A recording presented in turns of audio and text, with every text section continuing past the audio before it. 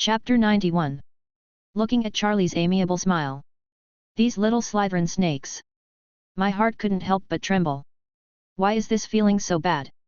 Watching Charlie's approaching figure. Malfoy's forehead was dripping with cold sweat. Charlie, what do you mean? As he spoke, his voice was trembling. Charlie didn't respond to him. As early as when he was still in Dumbledore's office, Charlie had already made a plan. These little Slytherin snakes. It's time to punish them. It's a bit more exciting. It's still a bit annoying sometimes. So, dear Draco Malfoy, your father's visit to care for me today has something to do with you, right? Charlie came to Malfoy. The smile on his face became more and more friendly. Malfoy stepped back. His body was shaking a little. He knew some of Charlie's abilities. In terms of magical strength, let alone his current one. A first-year Slytherin. Even in the entire Slytherin house, Malfoy couldn't think of anyone who could punish Charlie. Your father came today and expressed his cordial greetings to me. He asked me to take good care of you incompetent guys. I urge you to study hard. I originally wanted to refuse. However, it was hard to refuse such kindness, so after thinking about it, I agreed. Charlie said slowly. As he spoke, his eyes swept over the bodies of the little snakes one by one. After Charlie saw the little snakes, they lowered their heads unconsciously. He could only feel cold sweat dripping down his back. This is the first time they have seen Charlie like this. In the past, Charlie was quite friendly to them. Today, it seems that he was too friendly. Will Charlie be fired today? Do you want to take revenge on them? 200 This school is too unreliable. Let such a bomb go back to the dormitory. Classmate Charlie, I hope you remain calm. A Slytherin student said tremblingly. How to say? Charlie looked at him. We didn't complain directly about expelling you, we just accused you of assaulting the teacher. If you get expelled, it's the school's fault. You cannot retaliate against us at will. The student lowered his head slightly and stammered. Fired. Charlie looked surprised. I haven't been fired. The words just fell. All the heads of the little snakes were raised at this moment. They were not expelled? Then why did Charlie come over? It seemed that he was going to punish us in the next moment. Oh no. It seems that I just revealed that I was going to beat the little snakes. It's time to report something. Everyone looked at each other. They were a little at a loss. All right. Next I have to fulfill my promise. After all, I agreed to urge you to study hard. Today I will give you the first lesson. Charlie spoke with a righteous and awe-inspiring look. Then he raised his hand towards the student who had just spoken. The man suddenly panicked. Malfoy was just about to speak. When he saw Charlie's eyes, he immediately lowered his head. Classmate, did you know that there is a mysterious country? There is an old saying in it. Hair is called the thread of 3,000 troubles. There is a kind of determination called hair-cutting determination. The first thing that affects your progress is your hair. After Charlie finished speaking, the student's eyes widened. He immediately wanted to run away. But within a second, his body could not move. In Charms class, there's a spell you definitely won't have the chance to learn. It's not a forbidden spell, I'll teach it to you directly today. Hair loss quickly. The words fell. Charlie raised his fingers slightly, and a strange wave of magic power spread out. The classmate's hair began to fall off quickly. Charlie released his restraints. The student's face was immediately panicked. He was hurriedly arranging it. Hair. The next second, a burst of heart-wrenching cries echoed through the lounge. He was bald. But he did not become stronger. His hair was falling sparsely. For people who were born in an old wizard family like them said. They pay great attention to their appearance. This is their face. For them to suddenly become bald, it is a huge blow to them. Ah! The man roared. Tears burst out of his eyes. All the little Slytherin snakes couldn't help but tremble. It was terrible. This was much more painful than beating them. This was forcibly stripping away their glory and face. Especially some people. He also thought that his family was an established noble. For a moment, all the students present immediately began to flee. Hey, don't go, everyone is here. Today, there is both rain and dew. Charlie took out his wand and waved his hand. A series of confinement spells were issued. Those little Slytherin snakes who were running away crazily a second ago were instantly frozen in place. Their faces were full of panic. Look! The look in Charlie's eyes was filled with fear. Then, it turned into pleading. Tears were shed unconsciously. Classmate Charlie, please. You can hit me and take revenge on me. But please, please don't pull out all my hair, okay? I will never stand with Malfoy again. Charlie walked towards a student who couldn't move. The student was full of tears. Tears came out of his eyes. Rapid hair loss. Charlie whispered. He ignored him at all. Then he touched his confinement. Then he handed him a mirror. Murder and heart. Wrenching. The student immediately burst into tears. He no longer had the same air as before. Very quickly. Following the same pattern. Charlie walked towards the little snakes that could not move one by one. Within a few moments, they all became bald. The Slytherin lounge was full of long hair. Finally, Charlie arrived. In front of Draco Malfoy. Malfoy was already a little desperate. He watched the classmates around him become bald one by one. You can imagine the torment in his heart. The butcher's knife was hanging on his head. It would fall at any time. But there is nothing I can do. Charlie! Charlie, please calm down. If I look like that, my dad will beat me to death. Charlie, you can't do this. Do you know who my father is? Malfoy tried to get around him in various ways. Charlie remained unmoved. Finally, Malfoy threw out his father again in an attempt to make Charlie feel a little more afraid. But it was a pity. Charlie just chuckled. Rapid hair loss. Ah! Malfoy yelled. His fair white hair fell out one after another. Malfoy scratched his head frantically, as if trying to stop the hair from falling off. But it was to no avail. He cried.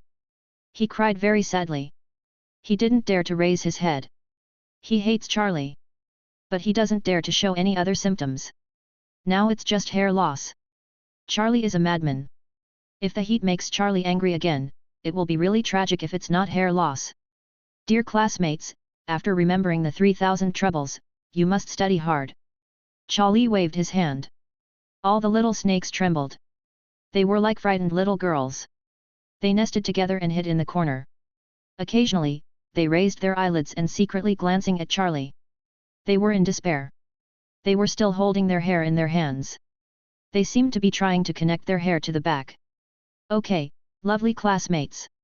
If you don't want any other trouble. When the teachers ask you later, I hope you will take the initiative to express your determination to learn. All for learning magic. Charlie chuckled. There was no hint of warning in his words. All the little snakes trembled. In the entire Slytherin lounge, only Malfoy's sobbing voice could be heard. That miserable look. It seemed that he had suffered. Like a big school bully. Charlie looked around them. He was very satisfied with today's masterpiece. He turned around and was about to leave. Suddenly, a crisp voice sounded. Charlie, I'm just looking for you to ask you a magic question. Looking around. The one standing at the door of the Slytherin common room. It was Cassandra. It was nothing at first. But now that Cassandra came, it was not such a coincidence. Those little Slytherins, the snakes, heard the sound instantly and immediately knew that Cassandra was coming. Cassandra was in the hearts of these self-righteous little snakes, but she had a very unusual status. Everyone wanted to be with Cassandra. Behave well in front of them. Leave a good impression. But today, fate seems to be taking care of them. The little snakes of Slytherin have ushered in the darkest moment. Hey! Cassandra just walked in. She was immediately surrounded by various colors on the ground. The hair is attracted. Charlie, why is there so much hair here? Why is there still white? Kn asked curiously.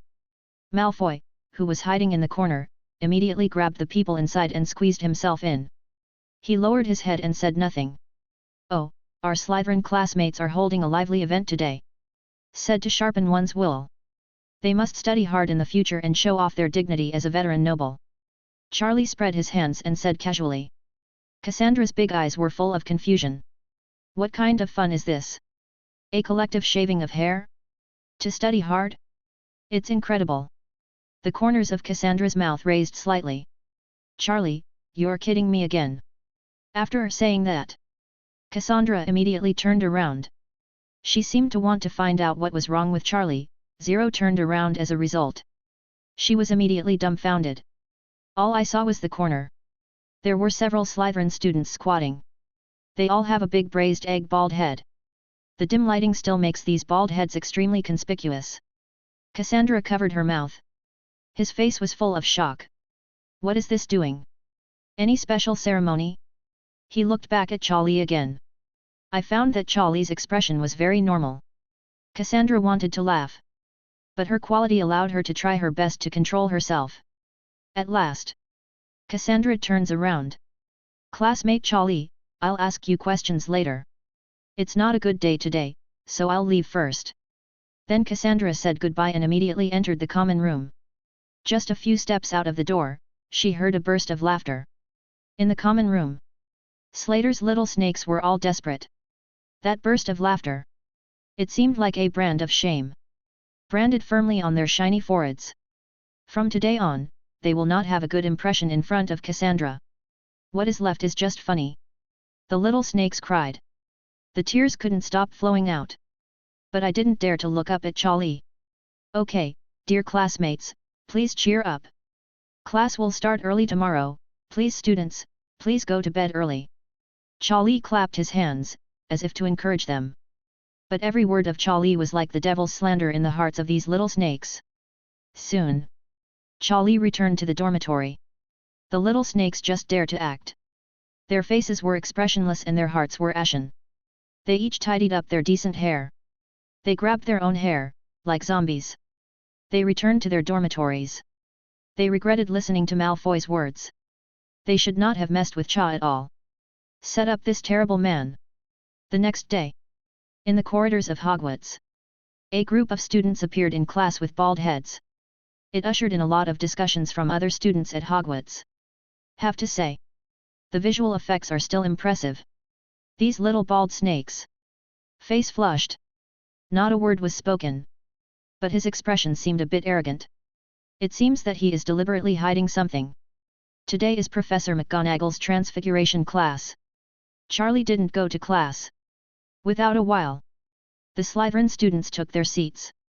It soon became the most eye-catching scenery in the entire classroom. A group of people looked shocked. Looking at this group of people, they are usually extremely decent. The little Slytherin snakes who now come to class with bald heads are full of doubts. Certainly. The smile on his lips was unstoppable. Professor McGonagall also discovered this peculiarity. A slight smile appeared. Soon I felt that this was not good. Put the smile back. Draco, can you tell us what happened? Professor McGonagall asked. There was some concern in his eyes. Malfoy stood up. His face was full of seriousness. Professor McGonagall, we call this haircutting will. From today on, we will study harder. 5.1 Lay a solid foundation for magic. This is our attitude and our determination. Malfoy looked out the window. His eyes seemed firm. Mag's face was shocked. For a long time, he clapped his hands. Classmates, applaud these brave teenagers. This is the attitude towards learning. Although I couldn't understand it, I was shocked. Then, bursts of applause broke out in the classroom. Some students who didn't know what was going on completely believed Malfoy's words.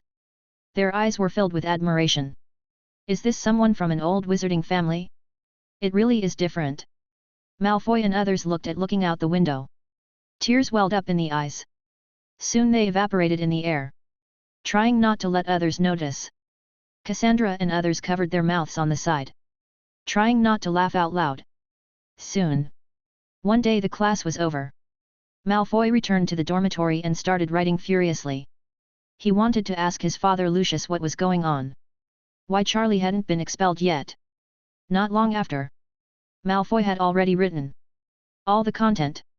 Of course, there was no mention of the embarrassing fact that he and his other classmates had become bald.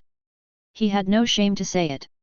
He only hoped that he could grow some hair before the end of the semester so that he could retain a trace of dignity. Returned to his family. After Malfoy finished writing, McGonagall and others next to him looked at Malfoy expectantly. How's it going? It's all written down, and we'll know the situation when my father writes. Malfoy looked resentful. I will investigate the matter of bullying my classmates, and I also hinted at it. I believe that my father will stand on the side of justice and will not let us down. Gao and others nodded expectantly. Chapter 92. At the dinner party a few days later. Charlie ate alone as usual. Now this time. Slytherin snakes. Very afraid of Charlie. Some of them wear hats. Some simply wear robes. Cover your bald head firmly. His eyes only dared to glance at Charlie furtively. After a while, some teachers also noticed abnormalities. Especially Snape. He had long noticed the movements of these bald students. It was discovered that Metropolis was secretly looking at Charlie. Snape still understood that this matter had nothing to do with Charlie. But Snape didn't even talk to Charlie. The cause and effect of these things. Snape still knew everything. Today, a man suddenly came to Charlie. His teeth are a bit buckled. The appearance is very distinctive. Captain of the Slytherin Quidditch team. Marcus Flint. What's up? Charlie raised his head slightly. Marcus is a senior student. Charlie knows this guy. His playing style is very brave and he always likes to injure his opponents. Charlie, I'm Marcus. Nice to meet you. You know our Slytherin Quidditch team, right? Marcus always has a hint of arrogance in his words. He seems to be very satisfied with his status as the captain of the Quidditch team. No. Charlie ate a steak. Very good. I value you very much. I saw you practicing flying skills last time. You are now eligible to join our Quidditch team. Marcus stretched out his hand and looked at Charlie with a smile. Quidditch team? The other first-year Slytherin snakes were excited. They had fantasized about it countless times. Being able to join Slytherin's Quidditch team. I didn't expect such an opportunity. I still gave it to Charlie. Especially Malfoy. The jealousy in his eyes almost burst out. He looked in the direction of Charlie. Without saying a word. Cassandra looked at Charlie. He winked secretly and signaled that this was a good opportunity. Thank you, I refuse. Charlie shook his head slightly. For him, there was no purpose in participating in the Quidditch game. First, it was of no benefit. Second, it took up his own time. Besides, he didn't have such a leisurely life when he was 30. Marcus frowned. What else could they have thought of? How could Charlie refuse so simply? No Slytherin student would give up such an opportunity easily. Have you thought it through? Marcus is still very proud. Kindness. Okay, he is indeed an arrogant boy. Marcus turned around and left. His face became a little ugly. The first-year Slytherin students all looked at Charlie in disbelief. The invitation from the Quidditch team. Charlie refused without even thinking about it. Everyone they all felt a little envious and regretful. Hateful. Malfoy lowered his head and snorted. He was so envious of Charlie. He had been thinking about it just now. It would be great if he was the one invited. Even if there is no chance to go to the game, as long as he can enter the team training. That would be great. Something happened. Suddenly, owls flew over. It was time to deliver packages and letters at home again. The students looked at the owls in the sky expectantly, hoping to have their own letters. In front of Malfoy, a letter fell suddenly. Malfoy and several other people were interested. Their faces were a little excited. This letter must have been sent by Draco's father. That meant that his father would still support them. Malfoy was a little excited. His chest was heaving. Goyle was on the side, motioning for him to open it quickly. Soon. Malfoy took a deep breath. Then he picked up the letter. Suddenly, the letter floated from Malfoy's hand. Suddenly, a huge mouth appeared. Malfoy and others were stunned. This is a roaring letter. Damn thing. Don't tell me any more about Charlie. If you have the ability, why don't you compare your magic abilities with Charlie? Why are other people's children so good? All I can do is cry and cry all day long. Don't let the Malfoy family lose face anymore. The words were not finished. Malfoy immediately lit up the shouting letter. His face was full of embarrassment. He looked around with some embarrassment. Fortunately, only some people saw it. Malfoy was confused. He didn't know why his father did it. Blaming him like this. Obviously the initial exchange was very pleasant. Whatever you say is on him. No one can bully the Malfoy family. Why do you directly insult me this time? So. Love can change, right? Goyle. They didn't dare to say anything. He was also frightened. They had never seen Draco's father look like this.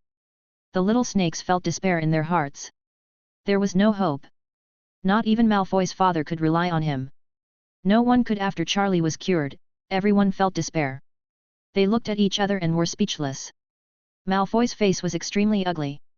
His father would actually scold him directly because of Charlie. Everyone was confused. Why did Malfoy's father's attitude change so much? Suddenly he thought of the time in front of Dumbledore's office when he saw Lucius Malfoy storming out angrily.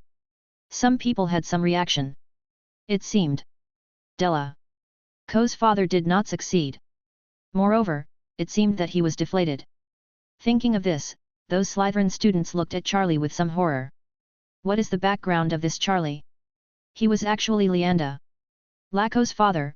Lucius couldn't do anything to him. Lucius was a dignified school director. Charlie was eating when he felt someone looking at him. He slowly raised his head. He happened to bump into those Slytherins. Students. Charlie smiled at them and waved. Suddenly, those students felt their heads were cold. They unconsciously took a step back and touched their foreheads. They were full of fear. The horrific scene that night. They can still remember clearly. For them, Charlie's voice and smile were more terrifying than the devil's face. Charlie raised his finger and pointed at his hair. Those students were even more frightened. They recalled that in their lives, the most terrifying scene. I almost lost my breath. I immediately left Malfoy's side. I found a seat far away and sat down. I peeked at Charlie very fearfully. Malfoy was furious. Those bastards around him. They all dispersed at this moment. When he looked up and saw Charlie, he knew the reason immediately. But he didn't dare to say anything more. Just his face turned red. Quiet. At this moment, Dumbledore's voice came with the blessing of magic. At the staff table, Dumbledore stood up and cleared his throat. Students, please stop what you are doing for a moment. Next, I want to announce an important thing. Students from all grades stopped one after another. They looked at the staff table with some doubts. It is rare for Dumbledore to announce something in person. It is especially rare today. Malfoy and others also looked around one after another. They were also confused. The whole restaurant became a little quiet. Everyone was waiting for Dumbledore to announce the matter. There is good news. Our first-year middle school at Hogwarts has an incredible student. His research broke through a difficult problem in academic circles. You must have seen it before. That is the article in the Magic Research newspaper that caused a sensation in the magic world. The anonymous author is our Hogwarts student. Dumbledore said loudly. The whole place was silent. Then it exploded all of a sudden. All the students, at this moment, were full of shock. This article, how could they not know it? It had a huge impact on the entire magical world at that time. Even their wizard parents praised the power of this article. I didn't expect it now. Written by their classmates at Hogwarts. What a terrifying thing this must be. Unbelievable. Even those professors have not made breakthroughs in such research. For a moment, everyone was surprised. They looked around. It seemed that they wanted to the man found them. Soon, they remembered the keywords Dumbledore said. First-year students. All the students turned their attention to the first-year students. Who could it be? Even the first-year students. At this moment, their faces were full of shock. Someone could actually write such a research breakthrough. They were still in their first year. But they were first-year students after all. They knew that there was a monster-like genius wizard in the first year. Everyone suddenly realized that. Harry was looking at themselves, his brother Charlie. Suddenly, the first-year students all thought of Charlie and looked at him one after another. That's right. If this thing is true, then only Charlie has this possibility. After all, first-year students. Who doesn't know the terrifying magic talent and strength of classmate Charlie? For a moment, Charlie became the focus of the audience. With the attention of the first-year classmates, students of other ages also looked at Charlie. Could it be that he is this guy? Apart from being a bit handsome, there doesn't seem to be anything special about him. Be patient and don't be impatient. Dumbledore's voice came again. I don't think I originally planned to tell you this. But the day before, I have received a letter from Sir Merlin. They have recognized all achievements and have made this clear to our school. This child will be awarded the Order of Merlin Level 2. Therefore, such a glorious thing deserves to be known to everyone. Learned by all the children. Dumbledore said slowly. This is completely shocking. The second level medal of the Order of Merlin. This is amazing. As long as you are from a wizard family, no one knows what the Order of Merlin means. This is a transcendent organization in the magic world. Those who can be commended by them are all those who have made great achievements. That's awesome. I didn't expect that they would have such a student in the first grade. Suddenly, more and more people are watching. Looking at Charlie. The first-year students are full of expectations. They feel that since they have this honor, only Charlie can get it. Of course. There are more shocks in their eyes. Even Hermione, Cassandra and others people who are familiar with Charlie can't hide their shock at all. There is no way. This Sir Merlin order is really too shocking. Students of other ages are not only shocked, but also curious. Malfoy and others are full of them. Unwilling to despair. They didn't want to believe that Charlie would actually get this kind of honor. Suddenly he thought of his father's attitude towards him. Could it be that his father suffered from this? So he blamed himself? This is what he said about Ja. The reason why he is someone else's child? Malfoy already had the answer in his heart. But he was unwilling to accept it. He didn't want to believe it. At the same time, he was also a little angry. When he couldn't get angry, he even took off his hat, revealing his own bald head. But at this moment, no one is paying attention to him. Charlie put his forehead with one hand. He was a little helpless. He never expected that Principal Dumbledore would create such a battle. If he had known it would be like this. Today. Not coming here to eat anymore. Snape looked at Charlie with relief. He started to applaud. Everyone also applauded. The scene became extremely noisy. Okay, my son. Next, I will announce the recipient of this great honor. The winner of this award is Mr. Charlie Potter, a first-year student. All rise. Please celebrate him with the warmest 670 applause. Dumbledore's voice resounded throughout the entire restaurant. With the blessing of magic, it could not dissipate for a long time. Suddenly, bursts of applause came one after another. Hermione and others stood up excitedly. Their eyes were filled with tears. There was a look of surprise. And the students of other ages finally recovered at this moment and started to applaud. Charlie Potter. I have long heard that there is a very powerful magic genius in the first grade. I knew he was powerful. But I didn't expect such a monster. He actually won the Medal of Merlin in the first grade. This is really amazing. Everyone stared at Charlie closely, as if they wanted to see something strange on his face. But this genius. It seemed that he had something to eat. Same as them. Okay kids. I hope that in the future of your study career, you will aim to be a classmate of Charlie. I strive to make a certain contribution to the magic world as soon as possible. Dumbledore's expression was also very gratifying. Anyway, this news has been leaked a long time ago. Let's announce it early. Today's banquet. From this moment on, no one can eat anymore. Everyone is affected by this. The news was shocking. Those who were familiar with Charlie were applauding happily for him. Those who were jealous of Charlie wanted to throw their jobs away at this moment. As for the other people who were eating melons, they were more curious about Charlie. Some of them were brave. The older senior sister even sat directly next to Charlie and had a cordial exchange with Charlie. Regarding this, a trace of displeasure flashed on the faces of Hermione and Cassandra. But there was nothing they could do. There were too many people. They couldn't squeeze in.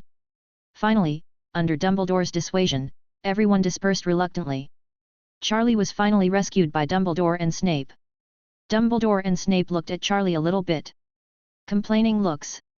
The topic was changed to avoid being caught complaining. Severus, the moon is so full today. Yes, yes, Headmaster Dumbledore. Charlie's head was black. There was nothing we could do with these two old guys. The door of the restaurant was around the corner. Marcus looked at Charlie's figure. A chill flashed across his face.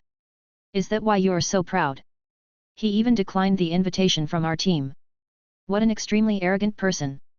The jealousy in Marcus's eyes was not concealed at all. Okay, Marcus. Let's talk about the next game. A dark place at the corner. A person spoke slowly. Quirrell. But what is a little strange is that Quirrell's hood has been taken off. His head is very smooth. There is no figure of Voldemort. When Quirrell's voice when the sound started playing, Marcus's eyes changed obviously. He was stunned for a moment. Then he slowly lowered his head and headed in the direction of Quirrell. Chapter 93. After Charlie was rescued from the dilemma of being surrounded by everyone, Dumbledore and Snape, he immediately headed towards Slytherin's dormitory. Along the way, there was always someone saying hello to Charlie. Even some senior students. After seeing Charlie, his eyes immediately lit up. A little bolder. I'm going to talk to Charlie. But Charlie was agile. Went around quickly. Until they were approaching Slytherin's common room. Charlie saw the familiar group of people. Hermione and Cassandra. And his brother Harry. Hermione and Cassandra looked at Charlie with somewhat complicated expressions. There seemed to be a hint of resentment. Harry was very excited. Holding a broomstick in hand. Brother, this is the broom that Professor McGonagall gave me. Charlie glanced at it. Nimbus 2000. It is indeed a good thing and worth a lot of money. For this reason alone, Professor McGonagall treats people very well. It's only a few weeks until my first Quidditch match. You will come to watch my game then, right? Harry received a gift from Professor McGonagall today. He was a little excited. Charlie thought for a moment and nodded. I'll go take a look then. After hearing Charlie's reply, Harry was very happy. Today's news made him very excited. Whether it was his own gift or the honor of his brother Charlie receiving the Order of Merlin, Charlie was a little confused. Glancing at the two girls aside. So, you are here. Hermione glanced at Charlie strangely. Then he glanced slightly to the side. We want to express our gratitude to you, but we haven't had the chance just now. Hermione said. Yes, you were surrounded by so many seniors just now. You can no longer see the whole person. We want to say thank you, but there is nothing we can do. The enthusiasm of those senior students is like a flame and will engulf you in the next second. Cassandra finished her attack. Her words were full of resentment. Thank you. To be honest, I didn't expect such a situation to happen today. Charlie spread his hands, expressing that he was also helpless. He also clearly felt it. The eyes of Hermione and Cassandra contained some personal resentment. There was no time to prepare, so I wrote you a greeting card. Hermione took out a greeting card and handed it to Charlie. Cassandra looked at the greeting card in Hermione's hand, and then silently took back what she was holding. She also prepared a greeting card. Thanks. That's what he said. But the two girls still seemed to be very concerned about the situation where he was surrounded by senior sisters just now. Harry was very sensible. He felt the sudden drop in pressure in the air. Alas, brother, didn't you say you wanted to study something and go back to the dormitory early? When Charlie heard this, he immediately gave Harry a thumbs up secretly. That's right, it's really too late. Charlie suddenly realized. Hermione and Cassandra immediately understood what Charlie meant. The eyes looking at him were full of resentment. The surrounding air pressure rose a little.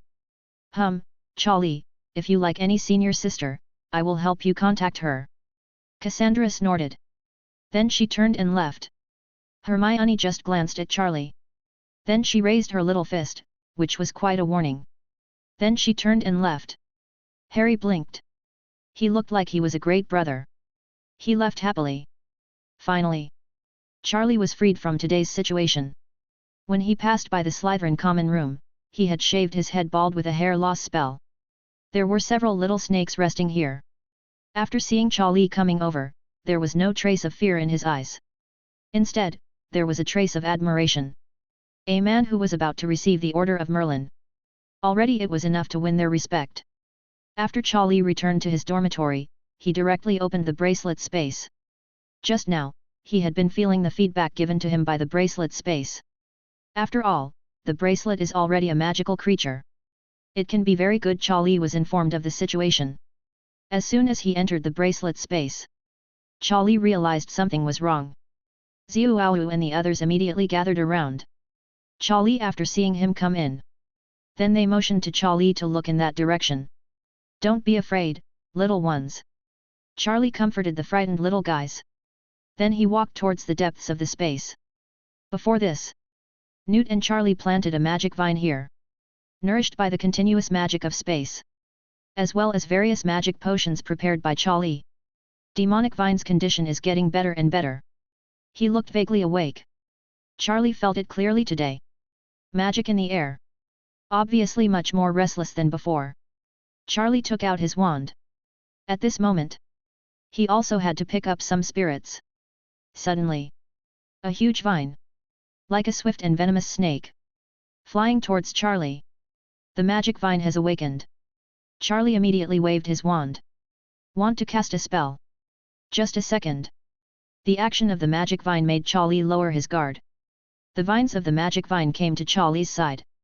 It stopped immediately. He rubbed Charlie's arm anthropomorphically for a while. Then slowly wrap it up. There was a flow in Charlie's body. Suddenly, Charlie felt that his soul seemed to have established a special connection with the magic vine. There is a lot more information in my mind. The magic vine recognized its master. It knew that it was Charlie's care that brought it back to life. Very close to Charlie. Charlie raised his hand slightly. The magic vine flew out quickly. This is an attack form of the magic vine. Charlie opened his hands. The magic vine actually began to grow in size on the spot. It didn't take long. Just like a towering tree. Shrink freely. Extremely fast. Extremely powerful. Chalado had to sigh with emotion. What a magical creature. Special ability. The wisdom is not low. But investigate. It's still just the awakening stage. Doesn't seem to be fully recovered. You just woke up and you still need to recover. In the next time, I will come regularly to prepare the magic potion for you. Continue to help you recover.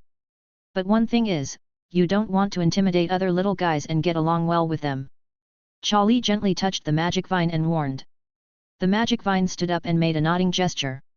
When the other magical animals saw this, they slowly lowered their guard and ran over with some curiosity.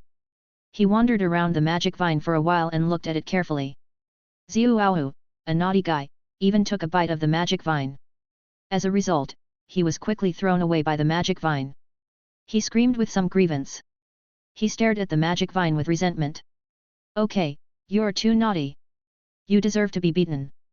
Charlie gently touched the aggrieved Ziuahu.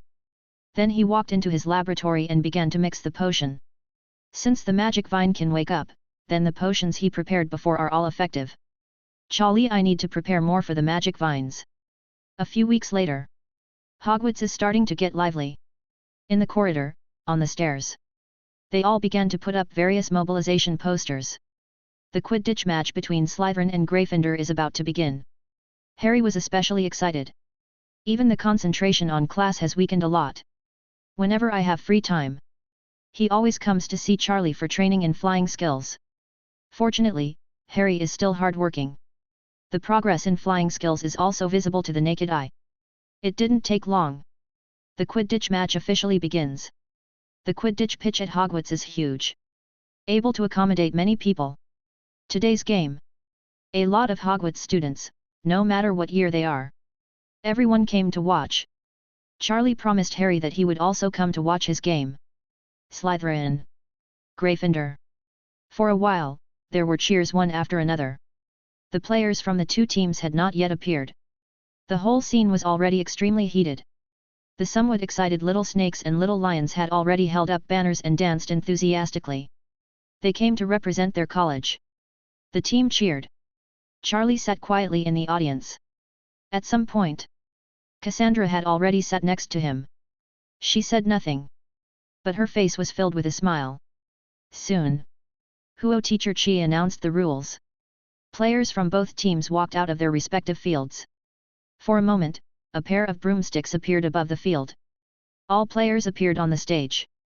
The scene suddenly became more exciting. It must be said that this was also the first time for Charlie. Feeling such a passionate scene, Harry was obviously nervous. After seeing Charlie's reassuring look, Harry calmed down a little and felt more at ease. I hope today's game will be legitimate and bright. Let's have a fair showdown. Mrs. Hooch was in the middle of the grass. She began to read her declaration. Everyone stood up and applauded at this moment. Then I saw Mrs. Hooch gently kicking the ball box. Quaffle, bludger, golden snitch. Several. The ball instantly shot up into the sky. The audience immediately burst into cheers again. The Gryffindor players immediately rushed out. The Slytherin players were not to be outdone. Especially Slytherin's captain Marcus. He was extremely fast. There were a lot of small moves. Just a few. Already a Gryffindor player was almost knocked off his broom. As a seeker, Harry quickly found his position and quickly locked on the golden snitch. He used a little force. The speed of Nimbus 2000 increased. Within a few seconds, it left Slytherin's seeker behind. The Gryffindor audience immediately burst into cheers. Charlie sat in the audience. Look. Harry's performance was also quite satisfactory. Harry's ability to master flying has improved a lot. Suddenly, a person crossed in front of Harry. Marcus, the captain of the Slytherin team. His body hit Harry directly at a tricky angle. Harry was stunned. He didn't react. He was directly knocked out by Marcus. He fell off the broom. The Gryffindor screamed. Even the teachers in the staff stand became nervous. Dumbledore's eyes were serious and he raised his hand slightly. But the next second, he took his hand back again. Harry actually stretched out his hand in the air. That light wheel 2000 was immediately under control and quickly returned to Harry's hands. Harry stabilized his body again and took off. He looked at Charlie with some luck. The Gryffindor let out a sigh of relief. This technique. Exactly the same as Charlie's. Even Huochi, the teacher of the flying class, couldn't help but nodded. Thinking of this, some people who knew that Harry often went to Charlie for special training all cast their eyes on Charlie. Their eyes were filled with excitement. It was a look of admiration. If Harry hadn't learned this method from Charlie, there would have been an accident today. Marcus, the captain of Slytherin, had a look of surprise in his eyes. He was also a little surprised by Harry's method. Can this flying technique still be used in this way? The game entered normal conditions again. Not long after, both teams began to score points. Harry and Slytherin's chasers worked hard to chase the golden snitch. But the gold in the snitch was very agile. There was no chance for them to get it. Marcus was chasing after the captain of Gryffindor. But the captain of Gryffindor seemed to be very familiar with Marcus' methods. QZ failed to gain any advantage. The game entered a fierce stage. Charlie also focused slightly at this moment. In his premonition, Harry should be able to get the golden snitch soon, thus allowing Gryffindor to victory. Suddenly, out of the corner of his eye, Harry noticed that Dumbledore, Snell, and others had left the faculty auditorium. This was beyond Charlie's expectation. What was even more strange was that Quirrell also left today. Didn't come to watch the game. The whole thing seemed to have been completely disrupted. Charlie took a closer look and began to observe the changes around him. Marcus in the stadium seemed to also notice the changes in the staff bench. The staff bench at this moment. Only a few teachers and staff were present. A sneer flashed across Marcus' face. The broomstick began to accelerate. The whole person's style became violent again. Constantly bumping into other players. The Gryffindor players glared. Some are annoyed. They all began to focus on fighting Marcus. Both sides are at war with each other. But with the departure of the heavyweights in the faculty auditorium, Marcus is getting more and more arrogant. Even Harry. He was knocked away again. The rivalry between the two teams became increasingly fierce. Gradually, some people are already getting hurt. Another teacher left and sent injured students to seek medical treatment. If anyone paid attention to Marcus' expression. Marcus at this moment. The smile has become more and more rampant. It seems to be the feeling of elation after achieving a certain goal. After knocking away a Gryffindor player again. The Gryffindor audience could no longer sit still. They all stood up and accused Marcus. But he didn't take it to heart at all. The scene was a bit chaotic and out of control. Mrs. Huochi also quickly signaled to the people at the staff table to use the loudspeaker to control the situation. Right now. Suddenly. On the lawn. There seems to be some strange movement. The stadium was originally covered in green shade. The grass suddenly started to stir at this moment. It seemed as if there were some creatures moving inside. Mrs. Huochi immediately noticed the abnormality. Heading over there, I wanted to investigate the situation. The next second, a shocking snake-like beast broke through the soil and flew straight into the air, directly overturning Mrs. Huochi. A basilisk. It raised its head and tried to swallow a Quidditch player. Silence. The noisy audience immediately fell silent. They were all frightened by the scene in front of them. Afterwards, the entire stadium immediately became panicked.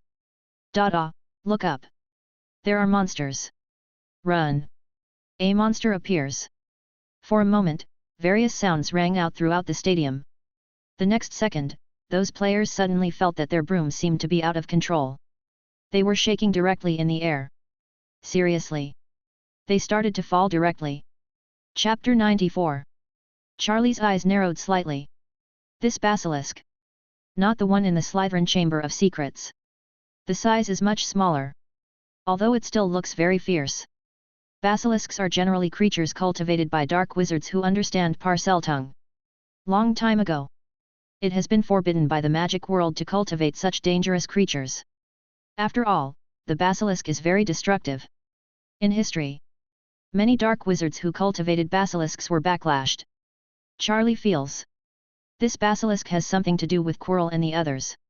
It's possible that Quirrell or Voldemort secretly cultivated it and hid it in a certain space magic weapon. After all, it looks to the naked eye. This basilisk is much smaller than the one in the Chamber of Secrets. Ah! The Quidditch player who had just been attacked by the basilisk immediately let go of his broom. At the critical moment, he escaped. Fortunately, he was caught by Harry, leaving a life. The basilisk missed the target.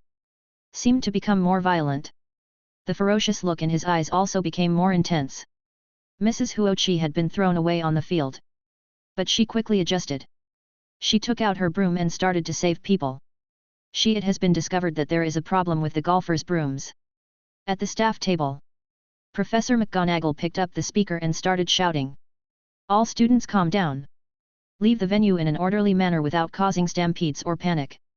All teachers present, follow me to stop the basilisk and save people. Mag quickly turned into a cat. He jumped off the city wall and quickly came to the center of the stadium. The other remaining teachers also began to use their own methods. They landed one after another. Mag began to cast spells to block the basilisk. But the basilisk. It seemed that he had lost his temper. Every time after being pushed back by Mag, the next attack would be even more swift. Charlie, what should we do? Cassandra was beside Charlie, and her hand directly grabbed Charlie's arm. Surprisingly, she was not very panicked. The other Slytherin students had already begun to flee. On the contrary, she felt somewhat at ease. It seems to be because of the feeling of sitting next to Charlie. Don't worry, I'm here. Charlie held Cassandra's little hand. Cassandra nodded seriously. Charlie gave him a sense of security that he had never felt before. In this critical situation, Cassandra also changed her previous attitude. The arrogant look turned into a well-behaved one. Everything was obeyed by Charlie. At this moment, a broomstick was thrown directly towards Charlie. Immediately afterwards, the body of a Slytherin player was like a meteor. It hit Charlie hard. 897. Mag was in the middle of the court and saw that scene. A trace of anxiety flashed in her eyes. But there was nothing she could do. She had been completely entangled by the basilisk. There was no way to worry about some people. In just a second, the broom slowly stopped in front of Charlie. The Slytherin player's body was also firmly caught by Charlie. McGonagall and the teachers saw this scene. Their hearts were hanging. Finally put it down. They all let out a sigh of relief. It was Charlie. Seeing Charlie take action, Professor McGonagall felt a lot more at ease for some reason. The player who had just been followed had a look of horror on his face and was breathing heavily. Looking back, he found that it was first-year Charlie who caught him. A complicated look flashed in his eyes. Then he thanked Charlie gratefully and left in a hurry. Charlie did not respond to him. You also follow them and leave first, there is some danger here. Charlie gently patted Cassandra's little hand. Then he called his broom and headed directly in one direction.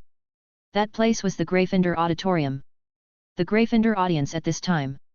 The little lions were already scared out of their wits. Hermione was squatting in the auditorium, looking around, as if looking for someone. But suddenly, Ron's mouth opened wide, revealing a trace of unprecedented fear. There was suddenly a shadow cast around their seats. Hermione also slowly raised her head. She also had a very bad feeling in her heart. The other students, while running away, suddenly couldn't help but stop. They made a sound screams of terror. Hermione! Ron! Run! The reminder voice from the classmate came. Hermione raised her head and met the fierce gaze of the basilisk. Hermione's face turned a little pale. Mag had just been repelled by the basilisk and had no time to come over. Everyone was a little desperate. Although the other students couldn't bear it, they still accelerated their pace to leave. After all, it was too dangerous here. Ron was scared to death. He couldn't move his hands and feet at this moment. Hermione took out her wand tremblingly. It seemed like it was trying its last bit. The basilisk roared. It stared at Hermione with its vertical eyes. Then it rushed over. Fight back quickly. Hermione cast the spell. It couldn't cause any harm to the basilisk. It didn't even affect it. Finally. Hermione was desperate. She couldn't run away from the basilisk. Hermione closed her eyes. Suddenly, a ray of air broke through. A sound came. The basilisk suddenly let out a painful roar. The whole body was smashed into the wall by a powerful force. Charlie came. He punched the basilisk away. Hermione stood there blankly. On the ground. Looking at Charlie's figure, my tense heart finally relaxed. I threw myself into Charlie's arms. Tears flowed out directly. Don't be afraid. Charlie patted Hermione's back gently. Those classmates who had just reminded Hermione to escape stood there in shock, with shock on their faces. Classmate Charlie actually knocked back the basilisk with one punch. Oh my god! It was said before that classmate Charlie could defeat the giant monster. Everyone still didn't believe it. Now I finally saw it with my own eyes. I am completely convinced. This visual impact is really terrifying. Is this still a wizard? The stadium is busy rescuing people. McGonagall and others. They were in a daze for a moment. They had all been in despair just now. Especially McGonagall. She had always regarded Hermione as her inheritance. If something happened to Hermione, she would be the least able to accept it. But she never expected that. Charlie would rush from the Slytherin seat to Gryffindor in an instant. What was even more unexpected was that Charlie would fight off the basilisk with one punch. It makes sense. In fact, except for a few people who were in the toilet at that time. Personally, no one has really seen Charlie attack. Especially this way of attack. Simple and crude. But miraculous. In the past, everyone only heard about Charlie defeating the troll as a gossip after dinner. Now they have witnessed this kind of horror with their own eyes. The power. No one will joke about this anymore. On the court at this time, Harry is also saving people. He can control his broom better. Unlike other players who lost control one after another. Others are needed the teacher's rescue. Suddenly, Harry's figure was knocked over by another person. He flew out heavily. It wasn't until he was about to fall to the ground that he regained control of the broomstick. Marcus. It was him again. The look in his eyes gradually turned evil. Looking at Marcus' figure, he slowly spoke. What are you doing? Marcus grinned. There was a lot of fun in his eyes. Don't do anything, just because you feel uncomfortable. Now is not the time for you to act hot. Harry's voice was a little cold. His hair was swaying in the wind. The lightning scar on his forehead was exposed. He looked a bit fierce. He was no longer the weak magic apprentice. Under Charlie's teaching and influence, Harry, my entire personality has undergone tremendous changes. Really, but I still feel uncomfortable with you, and your brother Charlie. Marcus thought of Charlie's showy appearance that day. His face became more sinister. But the next second, his pupil shrank. Harry raised his hand. Fight back quickly. Marcus flew out. Harry can also cast spells without a wand. And his determination and decisiveness are not much worse than Charlie. All of these I learned it from Charlie's side. I'll settle the score with you after I finish saving people. Harry snorted coldly. He sprang out again and met another player. In the Gryffindor auditorium at this moment, the basilisk had already reacted and opened its bloody mouth directly towards Charlie. He wanted to swallow Charlie in one gulp. The terrifying momentum shocked everyone present. Run quickly, classmate Charlie. Quick, come to us. All the students exclaimed. This time they felt that the basilisk was completely furious. The entire dangerous aura of the basilisk had also increased a lot. Mag had transformed into a cat form and was wandering around the city wall. Rush to Charlie. She is also in a hurry. If something happens to Charlie and Hermione, she will blame herself for the rest of her life. Charlie looked at the basilisk and slowly took out his wand, signing to Hermione and Ron back. Hermione held Charlie's hand and refused to let go. Charlie also walked with them. The classmates were a little stunned. Charlie actually took out the wand. This is... Do you want to go head-to-head with the basilisk? It's outrageous. From their point of view, Charlie's behavior is tantamount to seeking death. After all, it is a basilisk that eats people without spitting out bones. Their idea is actually not wrong. After all, everyone present. In fact, there are not many people I have seen Charlie actually take action. Some of my classmates in the class have only seen Charlie release some small magic. For example, playing tricks on Quirrell in Quirrell's class. These do not have real attack and defense capabilities. At least. Yes to the troll. Suddenly, Charlie's wand started waving. Fire curse. Mag saw Charlie's movements. His heart jumped slightly. This is not something that a first-year student can touch and master. Curse. The next second, Charlie's surroundings. Countless fire lights began to gather. Then they converged into a winding fire snake. Head directly towards the basilisk. Boom. The basilisk was knocked away again. Fell from the city wall. His whole body was distorted. Wrapped in flames.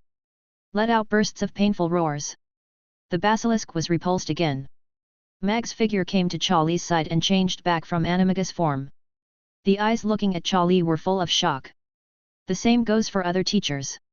As for those classmates, then he was as dumb as a chicken. Even the pace of escape has slowed down. Classmate Charlie actually has such terrifying magical power. The basilisk was defeated again. And it seems, it also caused considerable damage to the basilisk. Slytherin's team captain Marcus saw this scene from the air. A look of horror flashed in his eyes. He never expected it. Charlie was able to fight off the basilisk. This is too magical. Is this his confidence? It turns out that it is not just academically significant research results. This is Charlie. In the practice of magic, he also has extraordinary attainments. For a while, the expression on Marcus's face was very complicated. He was just a little jealous at first. But at this moment, there is jealousy though. But more importantly, there is a sense of powerlessness. The magical power to repel the basilisk. The roots are not something he can contend with. Soon, the basilisk recovered. He stared at Charlie, Mag and the others with vicious eyes. McGonagall quickly asked Hermione and others to leave. Hermione and the other classmates couldn't resist. Or was he dragged away by others? Classmate Charlie, please join me in fighting the basilisk. Mag said solemnly. After seeing Charlie's magical strength, she now completely regarded him as an equal fighting partner. After Harry saved people in the air, he quickly came to Charlie's side. He felt much more at ease. As long as he is by Charlie's side, Harry feels that no matter how big the difficulty is, it seems to be easily solved. Ge didn't say much. She felt that she couldn't even talk to these two brothers. Get ready! Professor McGonagall shouted. The basilisk's figure came up to him again. Suddenly, the basilisk's expression seemed a little strange. The next moment, the basilisk turned around and rushed towards other students. It was attacking in the east and west. The basilisk's wisdom was not low. It directly picked the soft persimmon and pinched it. At this time, the other students who were targeted by the basilisk panicked and ran wildly, shouting for help. Mag also did not expect the basilisk to come to this show. She directly transformed into the form of a cat and rushed towards the basilisk. Saving people was her first mission. Elder brother, Harry asked softly. Protect your classmates. Charlie ordered, and then he directly rode on the broom. He disappeared in place like a meteor.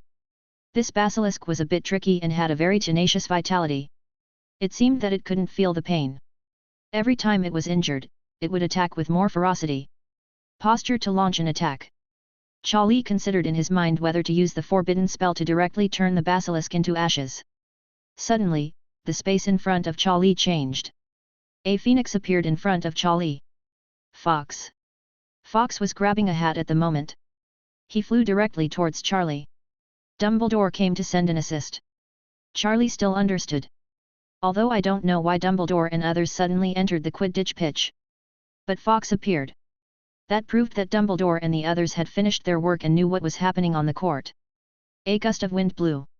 Charlie received the Sorting Hat in his hand. After the hat fell on Charlie's hand, he trembled. The shadow caused by Charlie to the Sorting Hat that night cannot be relieved until now. The Sorting Hat closed his eyes and put on a come-on expression. Charlie smiled for a while, and then directly reached in with his hand. Sorting Hat. The direction of the basilisk. Students running around. Ah! There was a scream. A classmate fell directly to the ground. His face was full of fear and despair. The basilisk was only a few breaths away from her. Don't want. The classmate closed her eyes. She had already felt the fishy smell of the basilisk. Mag's footsteps reached the limit, but could no longer keep up with the speed of the basilisk. Everyone was in despair. Suddenly, a floating spell was directed at the woman. A classmate came. A green vine sprang out from a certain direction. It rolled up the classmate. Then a sound broke through the air. A long sword, like a shooting star in the sunset, fell from the sky. Bang! There was a loud noise. The basilisk's head was firmly pinned to the ground by the long sword. The next second, Charlie's figure appeared in front of the classmate. He held the long sword. The Sword of Gryffindor. Chapter 95. Stab. Charlie drew the Gryffindor sword. On top of the basilisk's head, blood flowed. A huge column of blood rose into the sky. Charlie waved. A simple barrier spell to cast. Covering the front. Don't let blood stain your clothes. The basilisk's body swayed, staring at Charlie fiercely. However, the age and ability of this basilisk are much worse than the old monster in the secret room. Neither does it have the ability to petrify. Saved this riot a lot of trouble. Its serpents keep spitting out. But the speed has slowed down a lot. It seemed that the entire body had lost its support at that moment. 1 second. 2 seconds. 3 seconds. The basilisk's head collapsed. A cloud of dust was thrown up. A female classmate who was just chased by a basilisk. There was a trace of basilisk blood splattered on his face. But his body didn't dare to move at all at this moment. The turnaround was so quick. Just now his life was hanging by a thread. Suddenly a long sword appeared. Stare the basilisk in front of you directly. Then the figure of classmate Charlie appeared in front of her. And then, the sword was drawn out. The basilisk struggled unsuccessfully, lying on the ground motionless. It all happened in a flash of lightning. She was still tied up by Charlie's magic vines at the moment. Hanging high in the sky. His face was already pale. When she saw everything in front of her clearly, only then did he wake up. Everything was done by this person named Charlie. Charlie had a thought in his mind. The magic vine put the female student down. Landed next to the basilisk. For a while, she couldn't help it anymore and started crying. In an instant, a cat leaps into the air. It transformed into the image of Mag. He stared blankly at the basilisk in front of him. The basilisk has lost its breath of life. Like a statue. Only the gurgling blood gushes out like spring water. Reminding everyone that this picture is not fake. Basilisk. Nailed to death by Charlie with a sword. Charlie. Charlie. Charlie. Suddenly, those students who were still on the court suddenly burst into cheers. Then, more and more people began to exclaim. The danger was lifted. The basilisk was killed by Charlie. Everyone was rescued. The cheers on the entire stadium grew louder and louder. No one cared about the result of today's Quidditch match. Everyone was immersed in the rejoicing and joy of the rest of their lives. Not long after, several familiar figures appeared. In the auditorium, Dumbledore and others came back. Looking at the dilapidated stadium and auditorium, a trace of guilt flashed in Dumbledore's eyes. When Dumbledore and others appeared, Professor McGonagall pressed on the tense expression finally relaxed. He took a long breath. Everything was over. Dumbledore glanced at the body of the basilisk on the ground.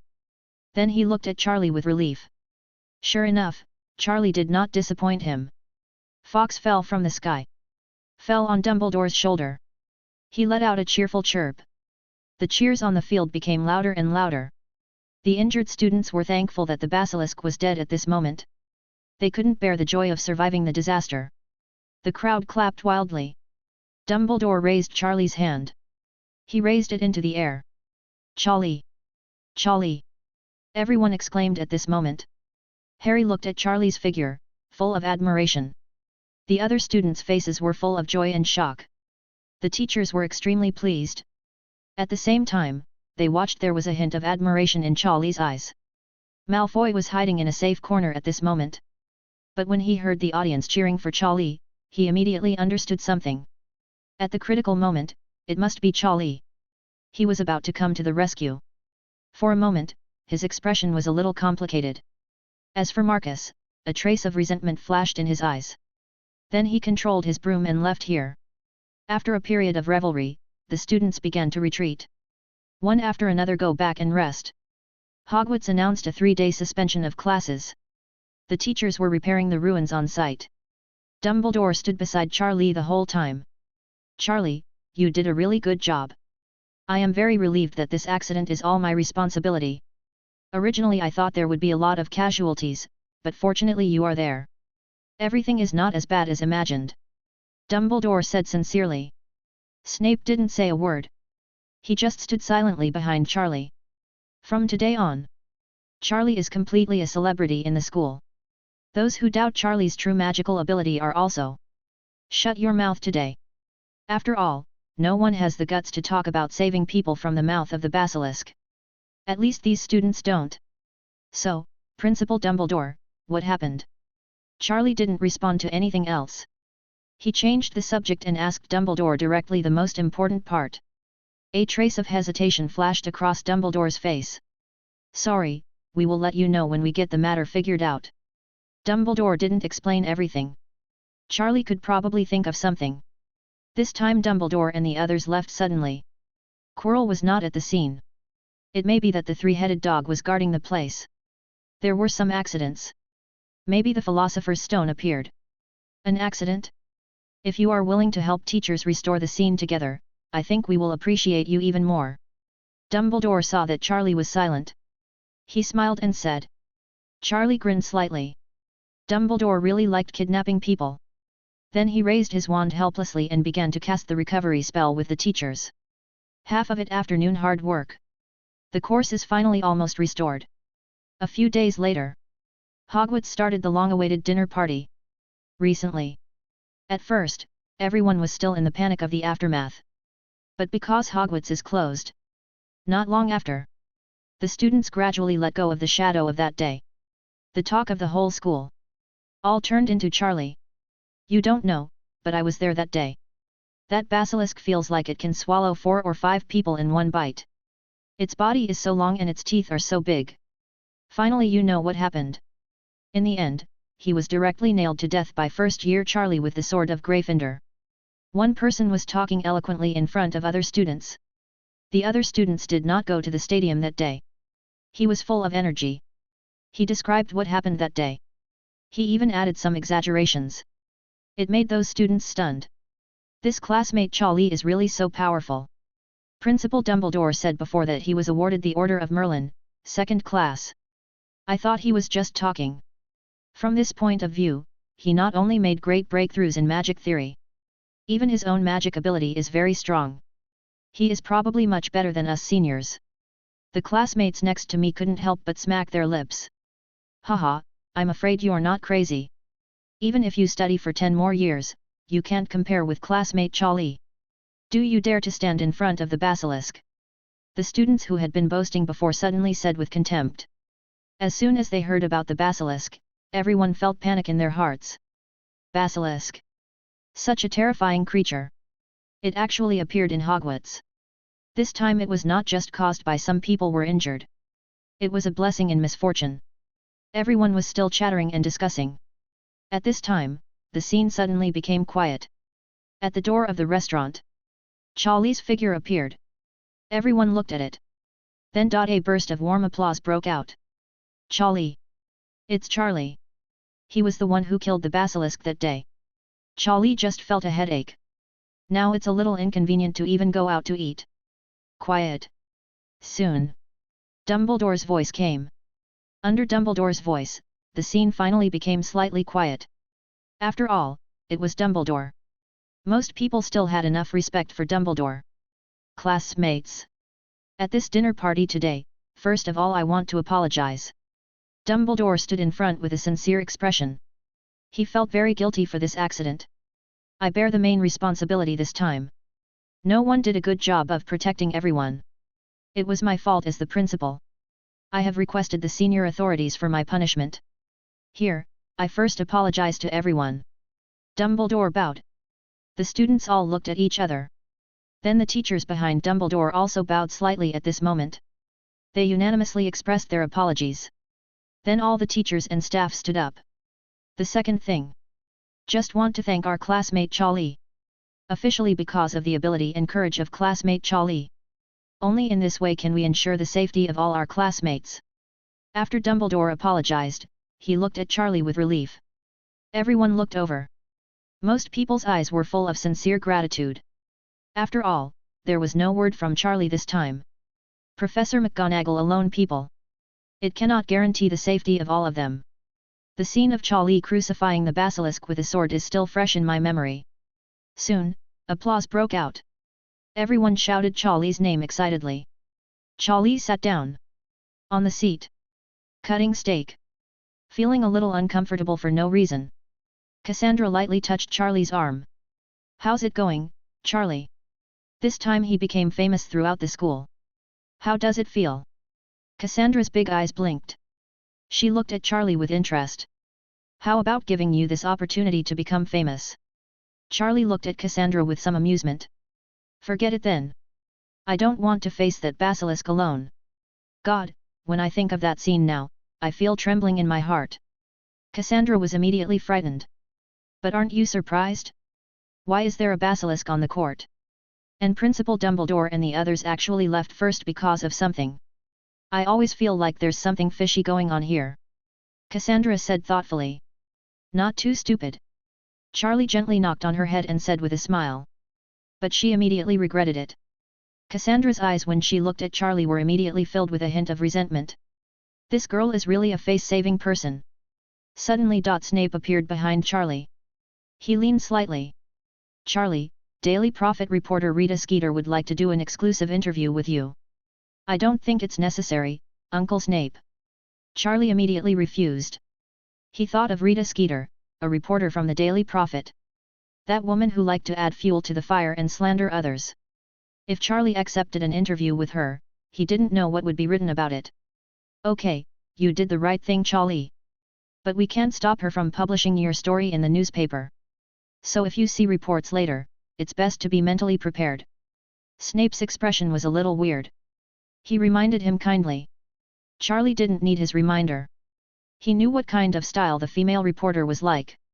Various exaggerated interview scenes immediately came to Charlie's mind. Soon.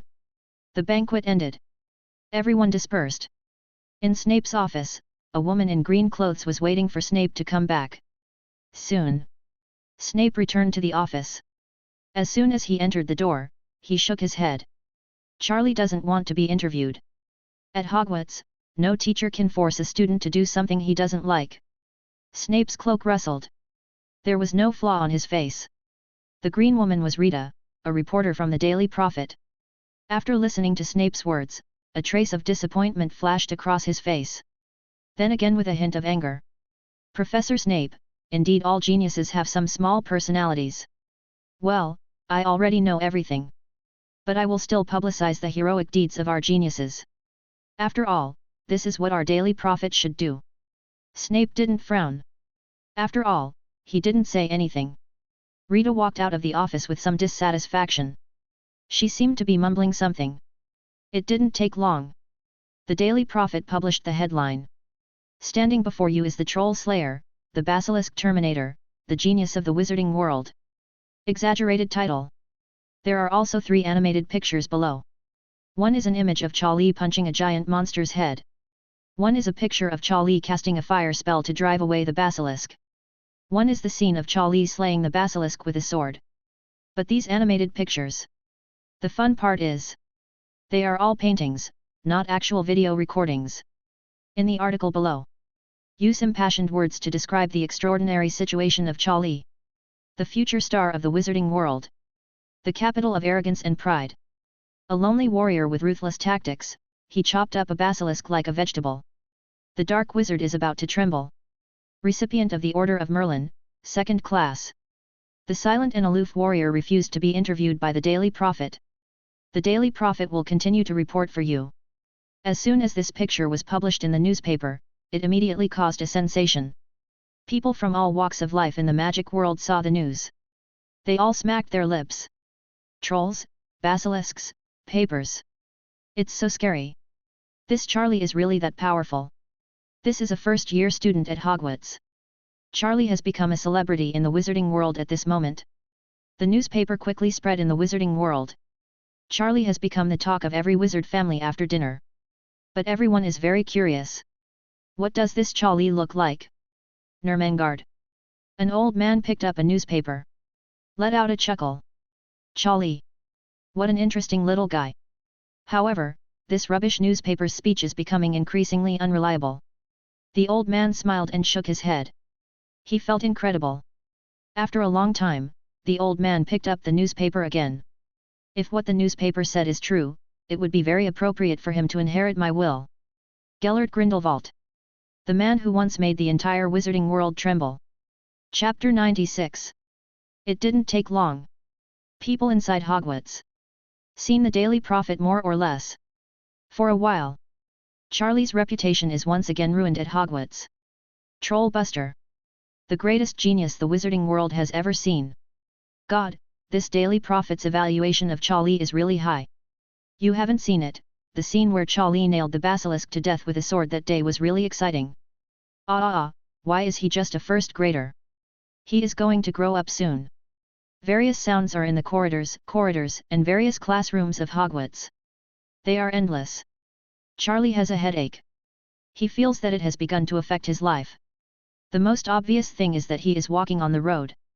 If any senior students see Charlie, they will recognize him at a glance. Some of them are brave enough to invite Charlie to give her an autograph. Even more outrageous seniors will come here under the pretense of asking about magic problems. Find Charlie. At first Lee was quite polite. After a few times, Charlie discovered that the goals of several girls were not simple. He began to refuse. In the end, Cassandra and others discovered the abnormality. They started to directly stand at the door of the classroom. Drive away those study-minded seniors. Charlie, you are now a celebrity at Hogwarts. Oh no, he is a celebrity in the magic world. Look at the senior students who block the door and want to discuss problems with you when you are in class. You should be very proud of yourself now. Cassandra once again helped Charlie resolve the dispute. She sat next to Charlie and said jokingly, "It's okay, mainly because it's a bit unsightly." Charlie took a sip of water. "You." Cassandra was even more angry. "Deal with them yourself next time." "No, you probably want to deal with them alone." Cassandra crossed her arms. The expression on her face was very arrogant. "If you have any beautiful ones, you can leave them to me." Charlie touched Cassandra's head. Cassandra's face turned slightly red and her head was empty. Charlie had already left the classroom. He had something to do today. Dumbledore told him.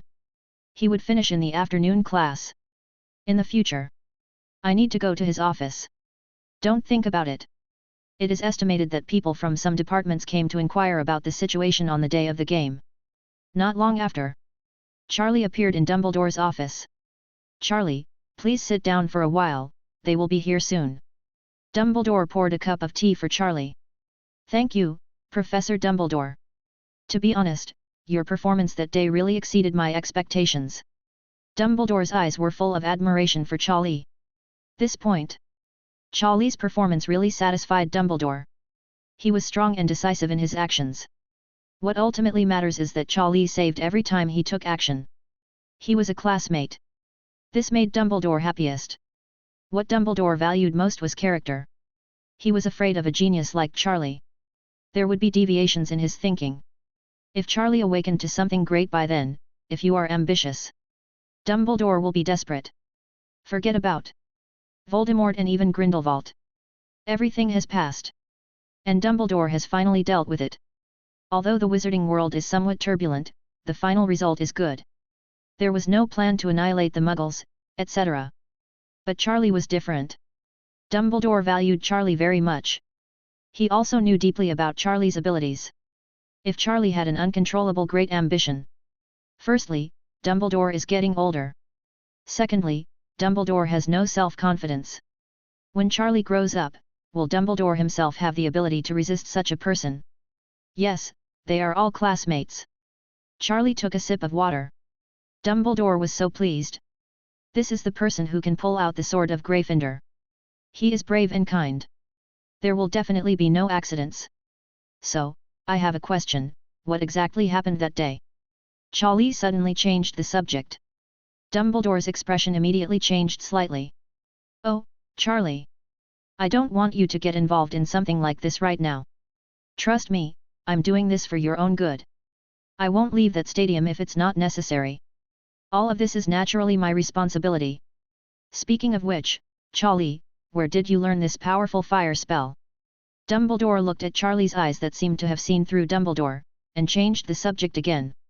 Oh, I dug it out from the library myself and transformed it. Dumbledore was startled for a moment. Then he was relieved. It is a normal thing to use the transformation and optimization spell. No wonder according to the student's description. The flames that day almost engulfed the entire auditorium. It was so powerful. Even he couldn't stop nodding after hearing this. So, there was something unexpected when I went to the vault to get something. Charlie whispered. Dumbledore's eyebrows jumped. His heart immediately stirred up. How could Charlie know? Hagrid is too unreliable. How could he tell Charlie this kind of thing casually? Oh, Professor Dumbledore, I know what you're thinking. Hagrid didn't tell me. Okay, I probably have the count. How is Teacher Quirrell? Charlie talked about Quirrell again. This time Dumbledore's eyes were more complicated. Why did Charlie mention Quirrell? Could it be that he had discovered something a long time ago? Is he also suspicious? Mr. Quirrell has been feeling unwell recently, and your first grade defense against the dark arts class has also been suspended, right? Having said that, your shot was hard enough. Dumbledore said leisurely. Charlie raised the corners of his mouth slightly. I remembered the scene of beating Quirrell that day. I don't know if Voldemort behind Quirrell's head can hold on. Right now. There was a knock on Dumbledore's office door. Please come in. Then, a group of people walked in politely. Charlie immediately made eye contact with the person walking in front of him. Hansen. It seems that he is doing better and better in the Ministry of Magic. This kind of task directly puts him at risk. Coming. Hello, Headmaster Dumbledore. I guess we don't have to introduce ourselves. We've talked about what happened on the Quidditch pitch before. Dumbledore nodded kindly. The problem now is this, and it is also the reason why we turned around and came back midway. Dumbledore motioned for him to continue. He looked at Charlie beside him. The group of people originally left after asking. But later, he sent a letter back midway. He said that someone from the department wanted to see Charlie. Deng Dumbledore thought for a while and finally agreed that they would meet with Charlie in Dumbledore's office. Of course, Dumbledore must be present. This must be Mr. Charlie Potter. The leader looked at Charlie. Charlie nodded. Is something wrong? Although Charlie was the main contributor to this accident, he did not know everything about the situation. After all, he is only a first-year student. Dumbledore interrupted. He was afraid that these people would stare at Charlie and ask questions. Oh, no. Please take it easy, Headmaster Dumbledore. Let my colleagues tell you the details. The leader said. Then Hansen stood up. Hello, Mr. Charlie Potter, Professor Dumbledore. I currently serve in the Auror Division of the Department of Magical Law Enforcement. The main reason I came today is to discuss cooperation with Mr. Charlie. After Hansen finished speaking, he raised his eyelids slightly and glanced meaningfully at Charlie. Charlie also chuckled in return. Mr. Charlie currently has a great reputation in the Ministry of Magic, especially after everyone knows that the research was Mr. Charlie's breakthrough. Our department where Aura works pays more attention to Mr. Charlie. We also admire the strength Mr. Charlie showed this time. In view of Mr. Charlie's special contribution to defense against the dark arts research, we in the Aura department have an inappropriate request. I hope Mr. Charlie can write a set of teaching materials on how to defend against black magic. Allow all wizards who participate in Auror training to learn systematically. This will be of great help to everyone in the Auror department and those in the future. This is something that benefits the world. After Hansen finished speaking, he looked at Dumbledore and Charlie. Dumbledore was slightly surprised. It turns out that this is the case. This is a good thing. I have to say. Charlie's research breakthrough is still very meaningful. Even I gained a lot from watching it. Then Dumbledore also looked at Charlie. Well, of course it is possible.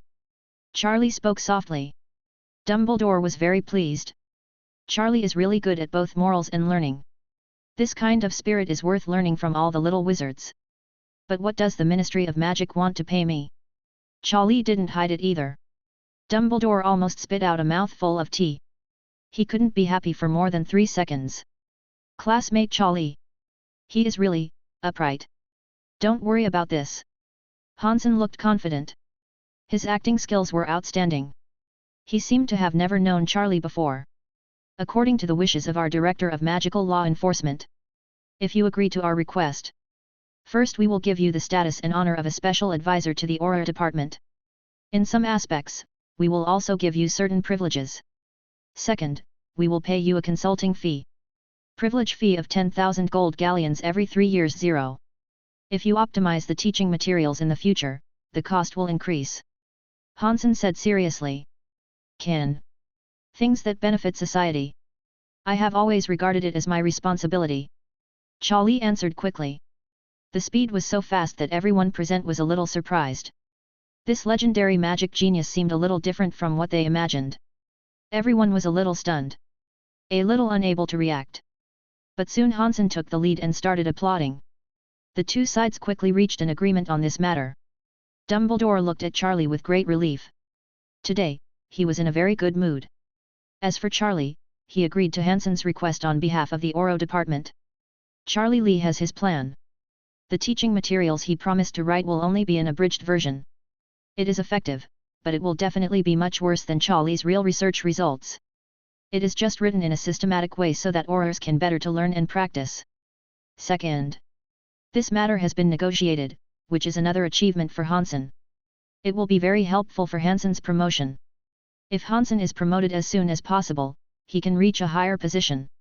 So what should Charlie do in the future? Even if he infiltrates the Ministry of Magic, it will be much easier. Finally, the money given by the Ministry of Magic is also a lot of money. It is still the kind of iron rice bowl that will last a lifetime. Soon. Everything comes to an end. Dumbledore seems to have taken care of everything. Accident on the Quidditch pitch. So it passed. It was announced that a basilisk had awakened underground in the Forbidden Forest of Hogwarts. Caused an accident. At that time, the important professors at Hogwarts were not present due to urgent matters. Of course Dumbledore et.al. He has also apologized publicly. Basically everyone agrees with this result. After all, it was under Charlie's intervention. There were no fatalities. Only Charlie could see it from Dumbledore's expression today. This matter is indeed related to the magic stone. There is a high probability that something happened to the place guarding the magic stone. Especially since Quirrell wasn't there yet. Recently, I heard that Quirrell even took off his hood. Everything has changed. But Hansen came to Hogwarts that day.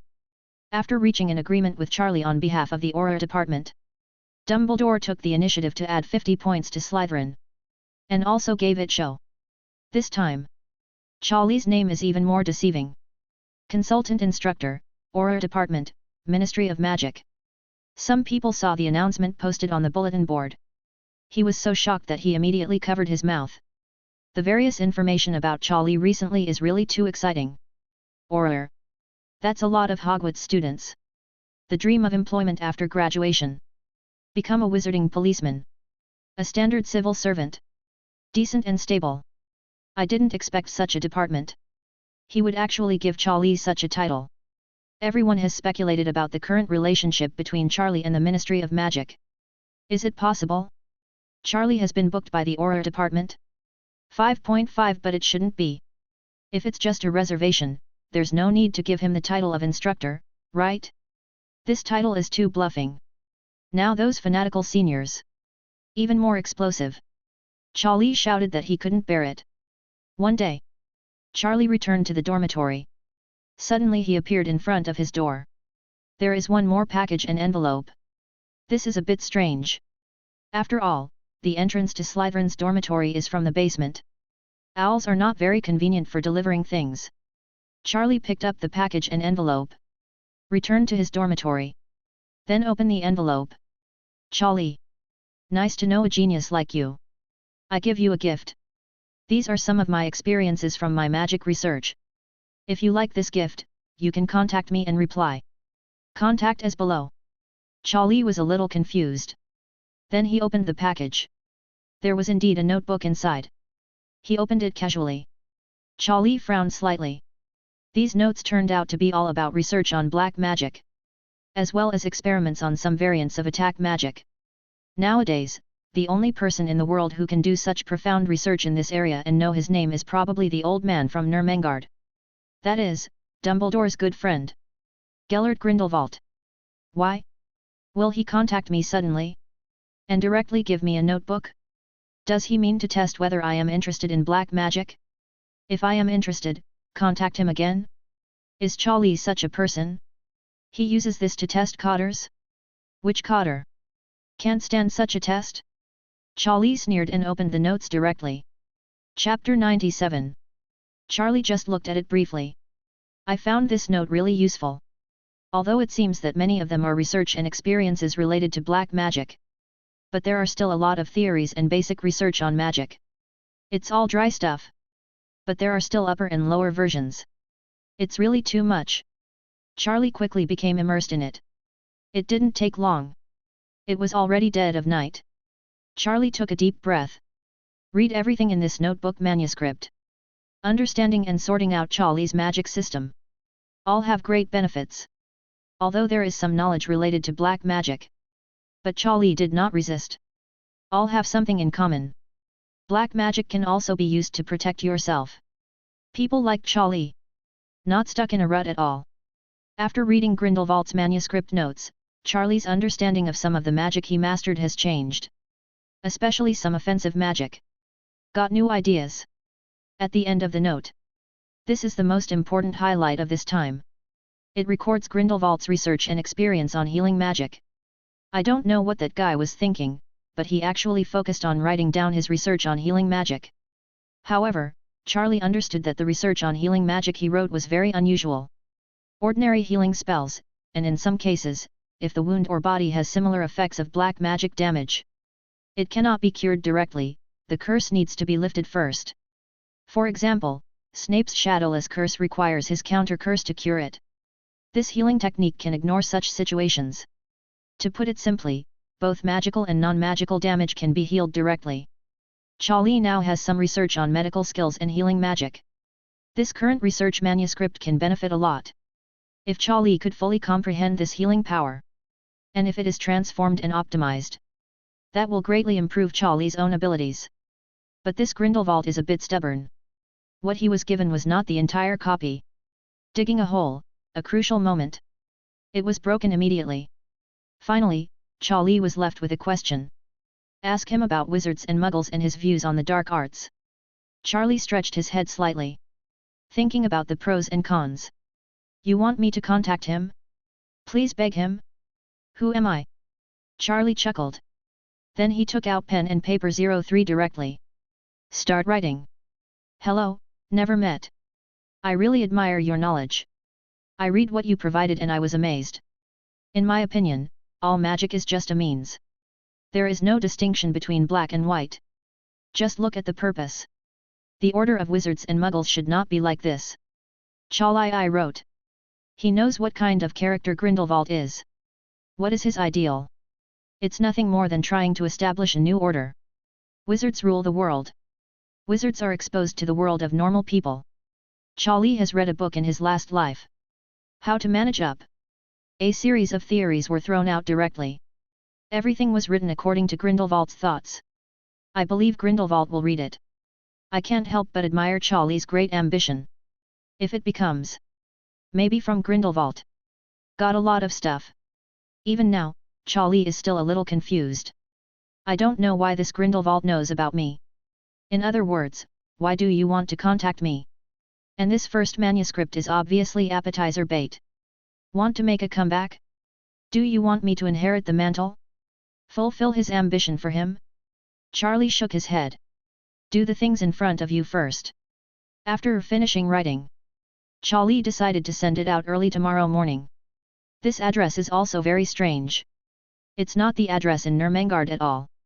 According to Charlie's estimate, it's a place where some specific teleportation magic has been cast. Wait for the letter to be delivered there. Can be transported to its true location by magic. This is always in line with that guy's methods. Everything's ready. Charlie began to rehearse the research on Grindelwald's healing technique in his mind. Although it is not complete, but there is not much problem in deducing Charlie's ability. Soon. You studied someone's healing manuscript and combined it with your own medical skills to understand magic and universal healing. Charlie opened his eyes. I sorted it out in my mind. Then he held his breath and concentrated. The fingers directly condensed the magic power. He gently opened his palm. Suddenly, a gash was opened. Blood oozes. The magic above has not dissipated. Charlie's right hand gathered slightly more magic power, gently brushing against his wound. Moment. The wound will heal as before. Charlie couldn't help but smack his lips. The effect is really amazing. Casting is instantaneous and does not require chanting a spell. This simple injury caused by a magic attack is basically healed instantly. As expected of that guy. At the moment, Charlie has another idea. But he still needs Grindelwald to send him another manuscript. This healing technique. You can try to combine it with your own physique. If Charlie's conjecture can be verified. That's when I got the next manuscript. There is a high probability that Charlie will be able to deduce a very unnatural method. The body can heal itself anytime, anywhere. No need to manually cast spells anymore. Once this research is successful. That's simply outrageous. Ordinary wizard. It is the magic output of Zhan Zhuang.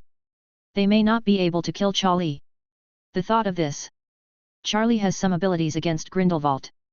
There is still some hope. Especially the fire shield that Grindelwald used in Paris. The legendary gas stove. I almost ordered half of Paris.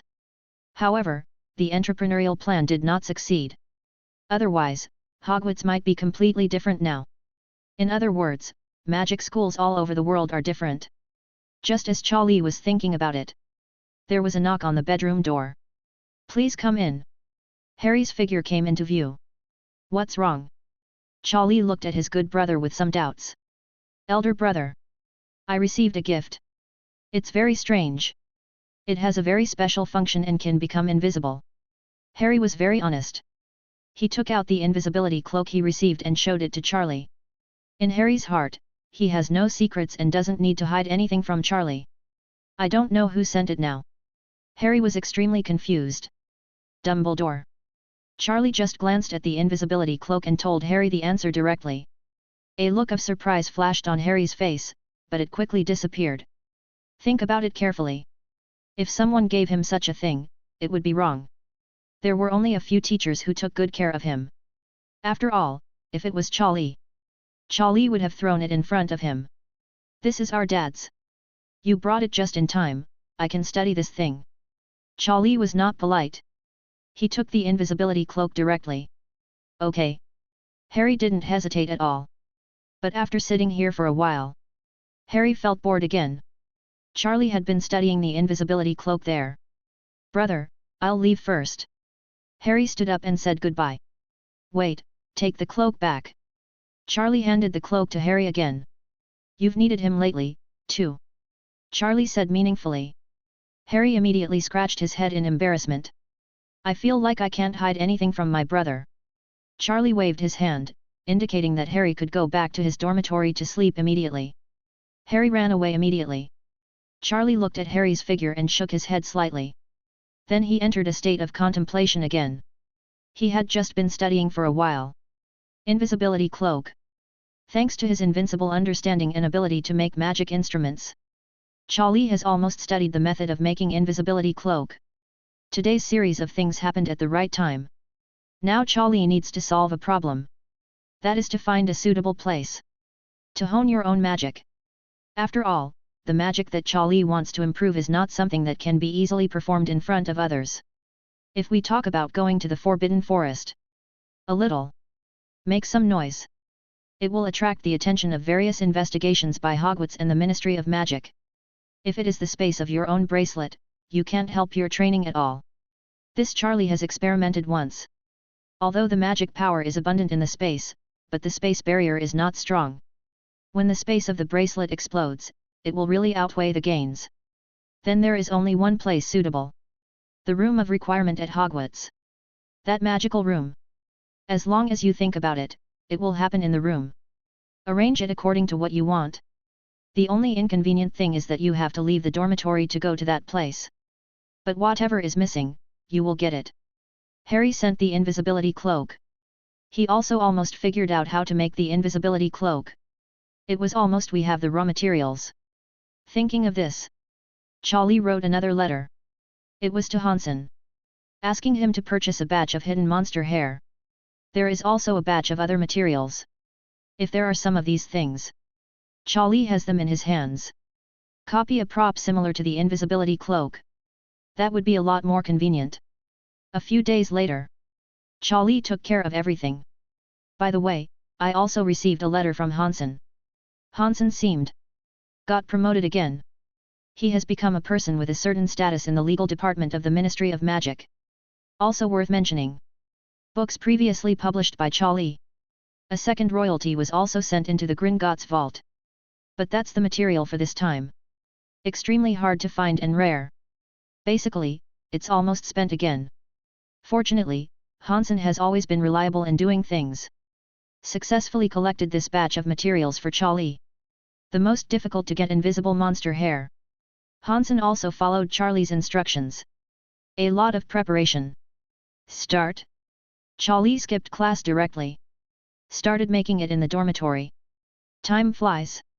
It failed several times at first. The craftsmanship and error tolerance of this invisible prop. It is indeed not comparable to ordinary magic equipment manufacturing. But Charlie's ability to review and understand is super fast. After several failures in each game, Charlie successfully made a prop item similar to bracelets. This thing. It has been improved by Charlie. You don't need to cover your whole body like an invisibility cloak. Instead, lightly touch a switch on the bracelet. The invisibility ability will cover the whole body. Convenient. Fast. And there are no big holes. Invisibility cloak kind of thing. If not completely covered, or accidentally blown away by the wind, that would be a completely exposed state. But this bracelet made by Charlie is different. Not those wizards with strong senses. It's basically impossible to feel it. The only fly in the ointment is the hair of the hidden monster needs to be placed in this bracelet. Can be used. This may have pros and cons. Think of this. Charlie incorporated the hidden monster into his breeding plan. It will be in your bracelet when the time comes. Raise a large number of them. Wait for them to shed their hair every day. Just collect them randomly and pick them up. Charlie put the invisible bracelet on his other hand. He tapped the bracelet lightly. There seemed to be another wave of fluctuations in the space. Then Charlie's body disappeared into the air. Reliable. Get away. The door of Charlie's bedroom creaked open. If anyone is here, you will definitely be shocked by the scene. After all, the door opens and closes. From the front, there wasn't a soul in sight. Destination. Room of requirement. In Charlie's impression, the room of requirement is on the 8th floor of Hogwarts. Located opposite the tapestry of Troll Beats Barnabas the Fool. This house is known only to a few people. If Charlie uses it now, he will basically not run into other people. Under the influence of Invisible Bracelet 333, Charlie had a smooth journey. Suddenly, on a staircase leading out of the basement, Charlie spotted a familiar figure. A head of long golden hair. Isn't that Cassandra? Much of the night. What are you doing sitting on the stairs now? Charlie was confused for a while. But soon, Charlie heard a burst of sobbing. The little girl is crying. Cassandra cried quietly. He buried his head between his legs. The whole person was sobbing slightly. This was not like Cassandra's usual self. Charlie became interested. Slowly walked to her side. But Cassandra was crying. But didn't say a word. Charlie waited for several minutes. Cassandra stopped sobbing slightly. Slowly raised his head. Take out a small mirror nearby. Started to watch. Hiss. Charlie saw the abnormality on Cassandra's face at a glance. The appearance is broken. There was a long trail of blood. Cassandra finally worked up the courage to look in the mirror.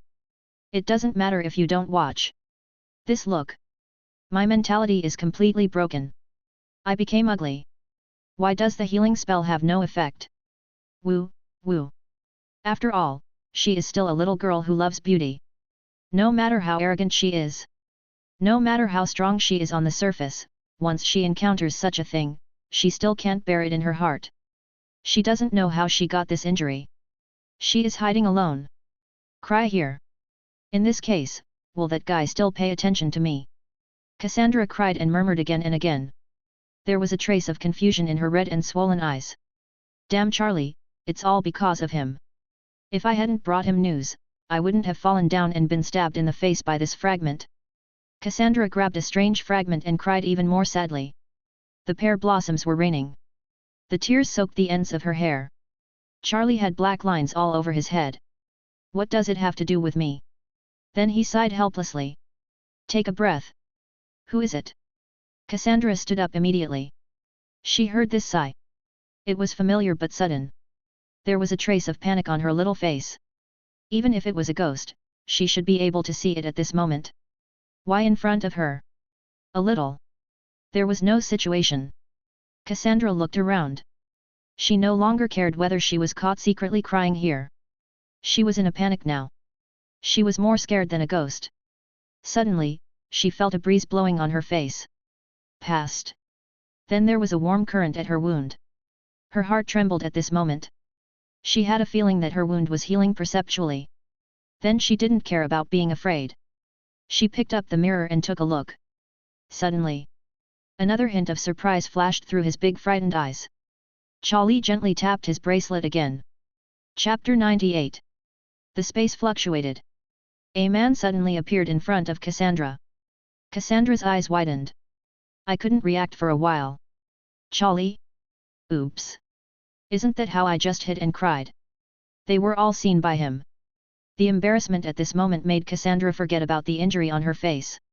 Soon. She seemed to be thinking about it again.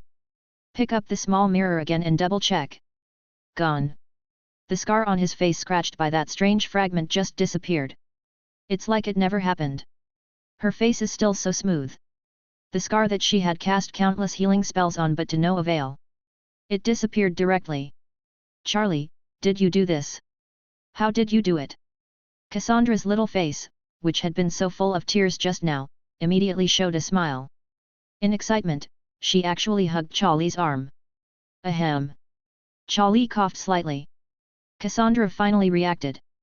Her face turned red. She let go of Charlie's arm nervously. She lowered her head and said nothing. In front of Charlie today, she was really embarrassed. First she was beaten by him. I saw myself hiding alone at the top of the stairs. I was crying in a panic. I was so rude again just now. Charlie, why did you appear suddenly? Cassandra lowered her head and suddenly said. It seemed that she wanted to break some embarrassing scenes. Oh, this is my latest research, and the effect is pretty good. Charlie waved his hand in front of Cassandra. A silver-white bracelet caught Cassandra's eyes. This thing can actually become invisible. Cassandra exclaimed. Charlie, where did you get something like this? Cassandra carefully examined Charlie's bracelet. She was very curious. If you say I did this, would you believe it? Charlie chuckled. Cassandra immediately retracted her hand. She looked at Charlie with a strange look. Then she shook her head. Charlie, you are getting more and more unexpected. You can create such amazing things. Although Cassandra didn't say it clearly, the shock in her eyes was beyond words. So, what are you doing here? Charlie stretched out his hand and waved it in front of her. Cassandra said with some reaction. Oh, I forgot to tell you. I just noticed that Harry seems to be out and about at night recently. But I found that he always disappeared around a corner. So I think it's strange and I'm going to tell you. The result was careless. Fell down and hit this weird piece of debris on my face. Then he cut his face. Speaking of which. Cassandra said no more. The next picture. Charlie saw it too. For Cassandra. Some characters collapsed. She didn't want to recall that image. But she handed the fragment to Charlie. Charlie took the fragment and looked at it carefully. All black. Like glass again. It's like a piece of iron. Even someone like Charlie, who has a certain understanding of various materials, would not be able to identify them directly. Are you interested in it? If you are interested, just take it. Cassandra noticed the change in Charlie's expression. Then I'll keep it first. It has bullied you, and I will repair it when the time comes. Charlie made a gesture. Cassandra was restrained and laughed directly. Then she immediately covered it with her hands. She wanted to maintain her ladylike image. So Charlie, it's so late, where are you going? And just now, why was my healing technique ineffective, but you were able to heal my wounds at will? Cassandra asked several questions in succession. She looked at Charlie with great interest. Your wound is quite special. The fragment that just scratched your face has a special magic on it. Ordinary healing techniques have no effect. Charlie said casually. He didn't mention where he was going. Cassandra nodded as if she suddenly understood. Then surprise flashed in her eyes. So your healing technique is not ordinary, is it? Charlie. This eldest lady is really a curious baby. It's been a few minutes. Already made a fuss several times. You are a lady. Cassandra didn't care about that. Now that she was alone in front of Charlie, she looked less and less like a lady. Instead, it's a bit of a return to nature. Lively, inquisitive, and soft at heart. Just when Cassandra wanted to continue asking questions. Not far away. Suddenly there was a burst of slow footsteps. At the same time, there were a few more cat calls looming. A look of horror immediately appeared on Cassandra's little face. This is Mr. Filch. And his cat, Mrs. Norris.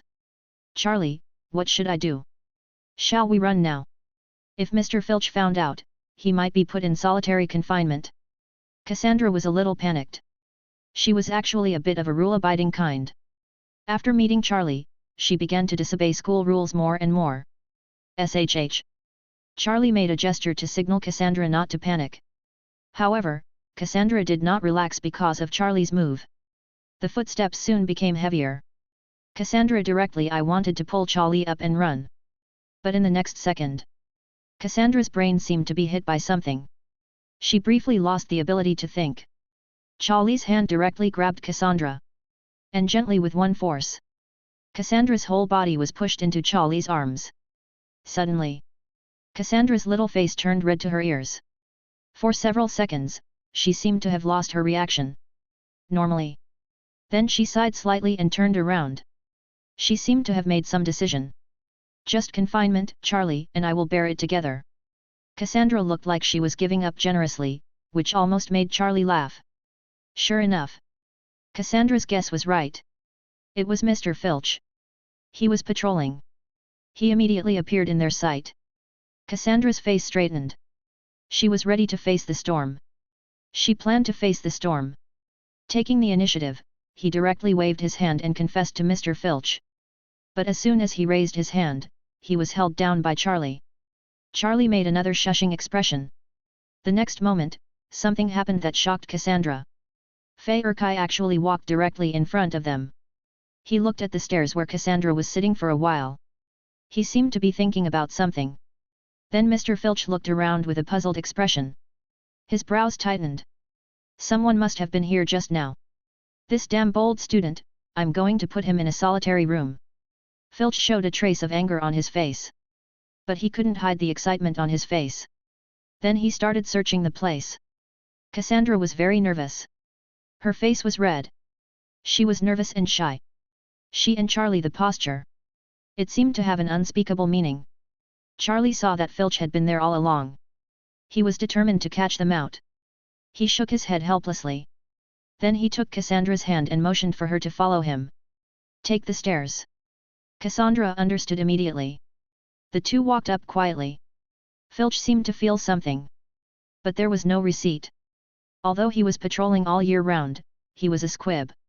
But in this regard, but has unique abilities. But there is still no trace of Charlie. Not long after, Charlie left Mr. Filch with Cassandra. Range of vision. Cassandra was so excited. Charlie, was I invisible just now? How did you do that? It's so awesome, so exciting. Mr. Filch was only more than 1 meter away from us, but he couldn't find us. We don't have to be in confinement anymore. Tell me about Charlie, okay? I'm just so curious. Cassandra danced, like a child who had experienced some fun project. Charlie raised the hand that was still holding Cassandra. Cassandra understood immediately. The expression on her face, a flash of blush suddenly flashed across my face. My ears turned red again. So that's what this invisible bracelet is for, right? Just because we hold hands and are close together, can you make me invisible together? Cassandra whispered. Her tone was a little embarrassed. She had lost her composure too many times today. Her image of a lady had completely disappeared in front of Charlie. But she did not regret it. Charlie had been pulling the strings just now. Holding her. Being so close to her. She felt very solid and comfortable. Let's go now that you're here. Charlie planned to take her directly to the room of requirement. Otherwise, she would have to send her back first and then turn back. There is nothing wrong with letting her know about the room of requirement. Huh? Where are we going? Cassandra's thoughts were a little confused. Maybe Charlie wanted to go on a date with me? Before she could react, Charlie pulled her away directly. He continued walking along the stairs. Finally, he was in Cassandra. When Law was out of breath, Charlie came to the 8th floor. Opposite the portrait. Charlie! What are we doing here? Here is a wall. Cassandra looked around curiously. This place. It seemed like it was completely beyond her expectation. She had thought about every situation. The only thing she didn't expect was that Charlie would bring her to face the wall. Charlie didn't respond to her. He imagined the scene he needed in his mind. Then he opened his eyes. Pulling Cassandra in. Cassandra let out a scream. I found myself walking through the wall. His expression immediately changed. She actually walked through the wall again. Oh my God! Cassandra was confused. She felt that she was no longer a normal living being today, but a supernatural being. Turn around. This time I was completely shocked. Before her eyes, a terrifying picture appeared. What comes into view is a neat lounge. But in front of the lounge is an area similar to a wilderness. Thunder and lightning. All kinds of magic power fluctuations gathered violently. Cassandra felt like she just had to get out of this lounge. Can be torn into pieces by these terrible magic fluctuations. Charlie, what is this? Cassandra murmured. She couldn't react at all. This is so inexplicable. She passed through a wall. And then came to such a strange space. Am I still in Hogwarts? Why is this happening? Don't worry, it's a Hogwarts secret. Throughout Hogwarts, there are many things that are not public, or that are not discovered. Charlie gently rubbed Cassandra's head and let go of Cassandra's hand. If you want an accurate description. This place does have a name, call it the Room of Requirement. It can build what you need based on your imagination. Charlie walked around the lounge and explained briefly. He also came to this kind of place in a real sense, and he was quite interested at the moment. Cassandra's eyes were full of curiosity. Take a stroll here. There. Take a walk too. I even want to leave this lounge. See what is going on in that place where the magic fluctuates violently. Hey, don't go. Charlie grabbed this curious baby. Just kidding. That place was built by Charlie to practice magic. The strength is very strong for Cassandra. It can only be said that it has nothing to do with her current level. Cassandra also reacted somewhat. A trace of joy immediately flashed on her face. She was so excited just now. She actually made such a bold move. Replied, look at Charlie. I just feel that Charlie is becoming more and more mysterious. Charlie, how many secrets do you have? Why do you know this kind of place? I have never heard of it, neither from my elders nor from anywhere else. Cassandra looked at Charlie with wide eyes. She completely transformed into a curious baby. It's all said to be a secret. Charlie chuckled and rubbed Cassandra's head. Cassandra immediately became angry again. Classmate Charlie, please don't rub my hair like this, okay? I am a lady, and having my hair messed up is very disrespectful and disrespectful. Cassandra, okay, put her hands on her hips slightly, pretending to be angry. Good lady. Charlie pinched her cheek again. Then he walked towards the wilderness. Cassandra was immediately shocked. Charlie, that place is dangerous. It's okay, just stay where you are. I need to experiment with something. Charlie waved gently. Cassandra's body flew lightly to the chair in the lounge. She looked at Charlie with some worry. Charlie stretched out his hand again and threw out a booklet. If you are bored, you can read this book, which contains some things I wrote. It will definitely be helpful for you. After explaining all this, Charlie ignored Cassandra. Then he walked to the place where the magic riot was most intense in the wilderness. This was a scene he conceived. It was used to sharpen his magic and so on. But this space, the magic power limit, seems to have something to do with him. The power of these magics is related to Charlie's own strength. Then Charlie walked into the center of the wilderness. He lowered his entire body's defense to the minimum. Suddenly, the wilderness, the thunder and lightning and flames in the center all came towards Charlie. Cassandra was just about to turn the book, but she found that Charlie was directly blown away. She was so shocked that she immediately threw away the book and flew towards Charlie. He grinned. It really hurt. There were many wounds all over his body. Above the wounds, there were faint fluctuations of magic power that could not be dissipated. Cassandra came to Charlie's side. She helped Charlie up in fear. Minister. How are you doing? Let's go to the infirmary. The look on Charlie was really scary. Cassandra was scared. It's okay, you forgot that I have powerful healing magic. Then Charlie stretched out his hand. A wave of waves flashed through. The wounds caused by magic on Charlie's body healed slowly under Cassandra's shocked gaze. Chapter 99. Charlie kept reviewing the adjustment points of this healing technique in his mind. The wounds are also healing rapidly. There are still some small problems. For example, some wounds were attacked by mixed magic. The treatment effect is much worse. Soon. Charlie closed his eyes. Continue the deduction in your mind. He conceived this room of requirement to hone his magical abilities and skills. As far as I can tell, Charlie's theoretical knowledge of magical power has reached a very solid state. You have tried the universal healing technique many times, summarized and optimized the flaws, and understood the advanced version of the universal healing technique. Not long after, a more advanced plan was deduced by Charlie. Charlie, Charlie. Cassandra's voice came to her ears. She kept shaking Charlie's body.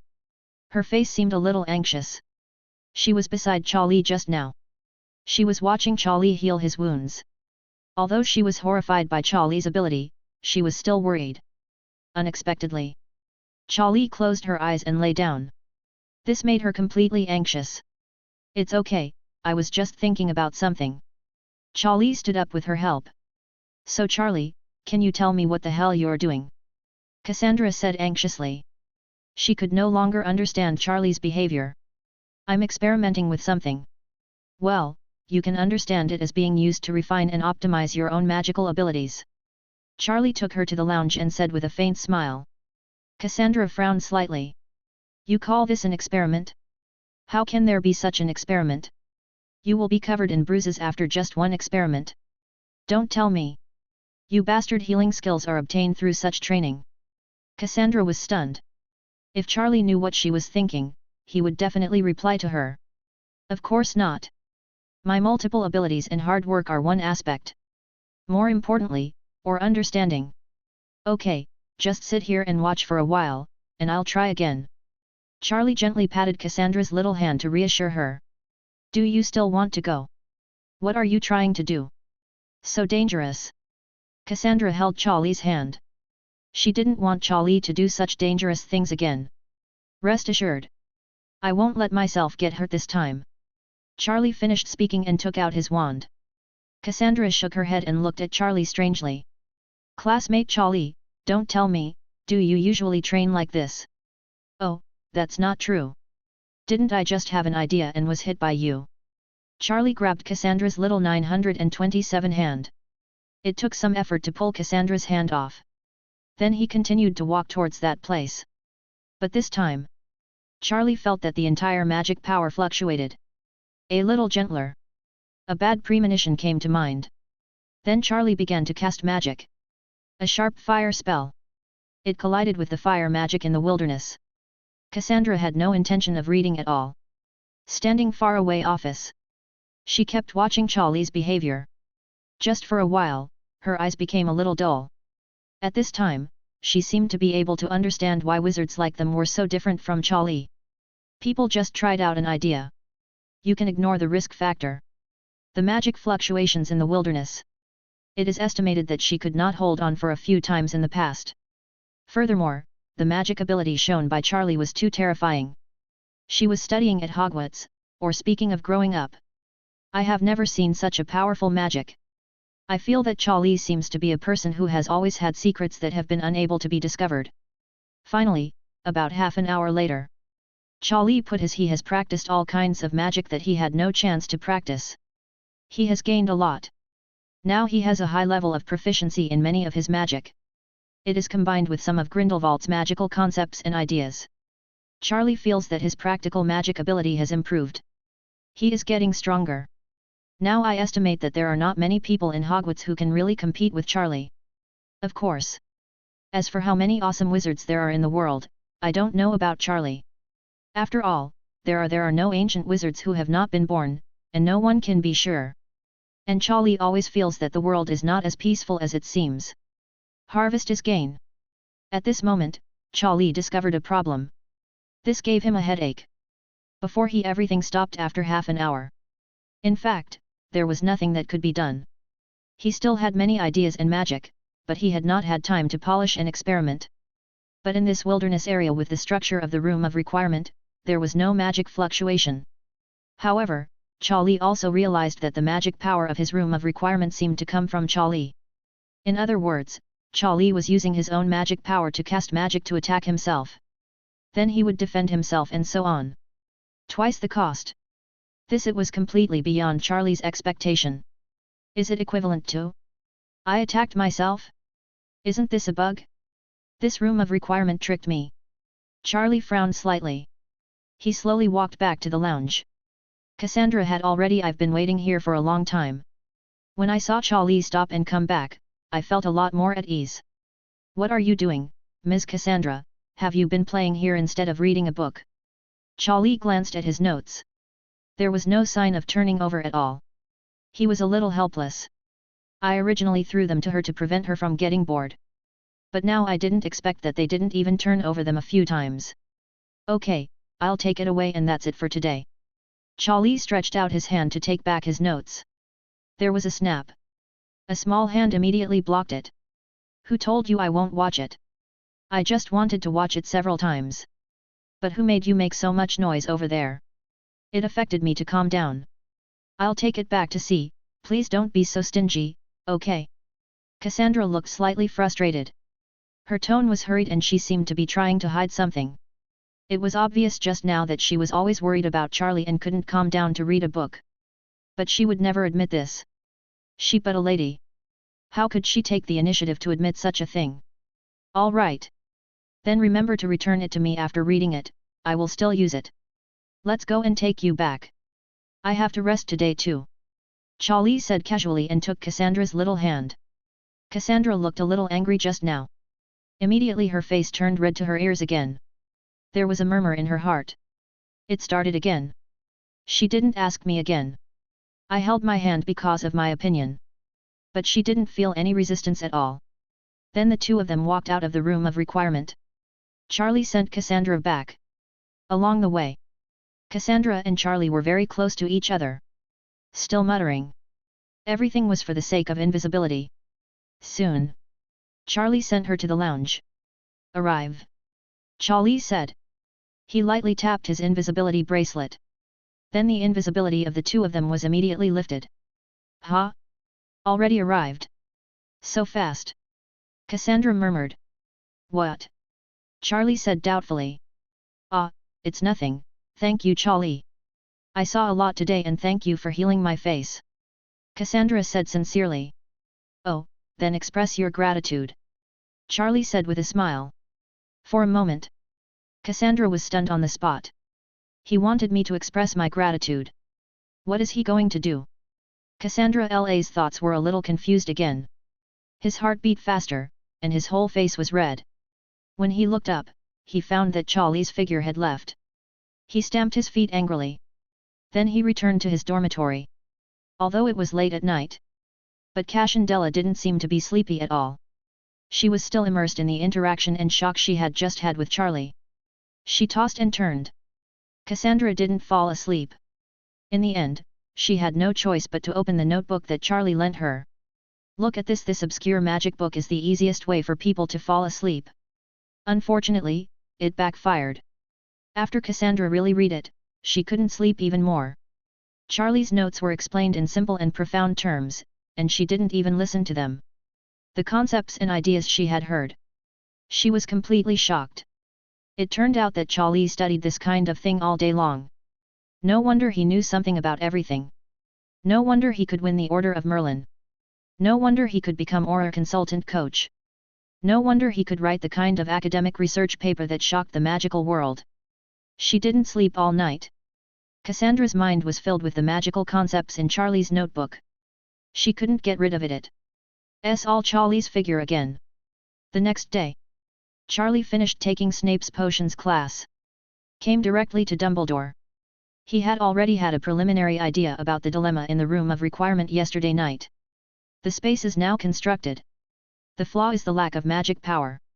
Charlie is equivalent to a host, directly providing magic power. This caused him to quickly run out of mana. After trying it for a while yesterday, he plans to use the room of requirement as his own separate training ground. It doesn't get more convenient than this. Able to change and arrange according to one's own thoughts. It just doesn't have staying power. To solve this problem, we may need to borrow some external force. Charlie thought about it for a long time at night. He thinks it can be done. For example, is it possible to forge something similar to a magic battery? To provide it with a steady stream of battery life. And Charlie also found out. The entire wizarding world. There don't seem to be many such magical tools in existence. In Charlie's vision, once this kind of thing is successful, that can lead to many interesting products. For example, modifying the magic wand to cheat. Directly use external force to increase the intensity of magic power. Or battery life. But it can be regarded as Charlie's small blind spot. Charlie knows how to make magic weapons. But there are some things related to alchemy. This is currently the case for Charlie. I can only say that there are some basic concepts. And this thing called alchemy. In Charlie's opinion, there are not many systematic teaching materials. Many things cannot be considered alchemy until they are successfully created. If you can't make a finished product, it's just a toy. For example, Nick Flamel's Philosopher's Stone. Throughout his life, he only produced one piece. It can extend your life and turn stone into gold. It is impossible to see this principle in textbooks. Soon, Charlie came to Dumbledore's office. He gently knocked on the door and walked in.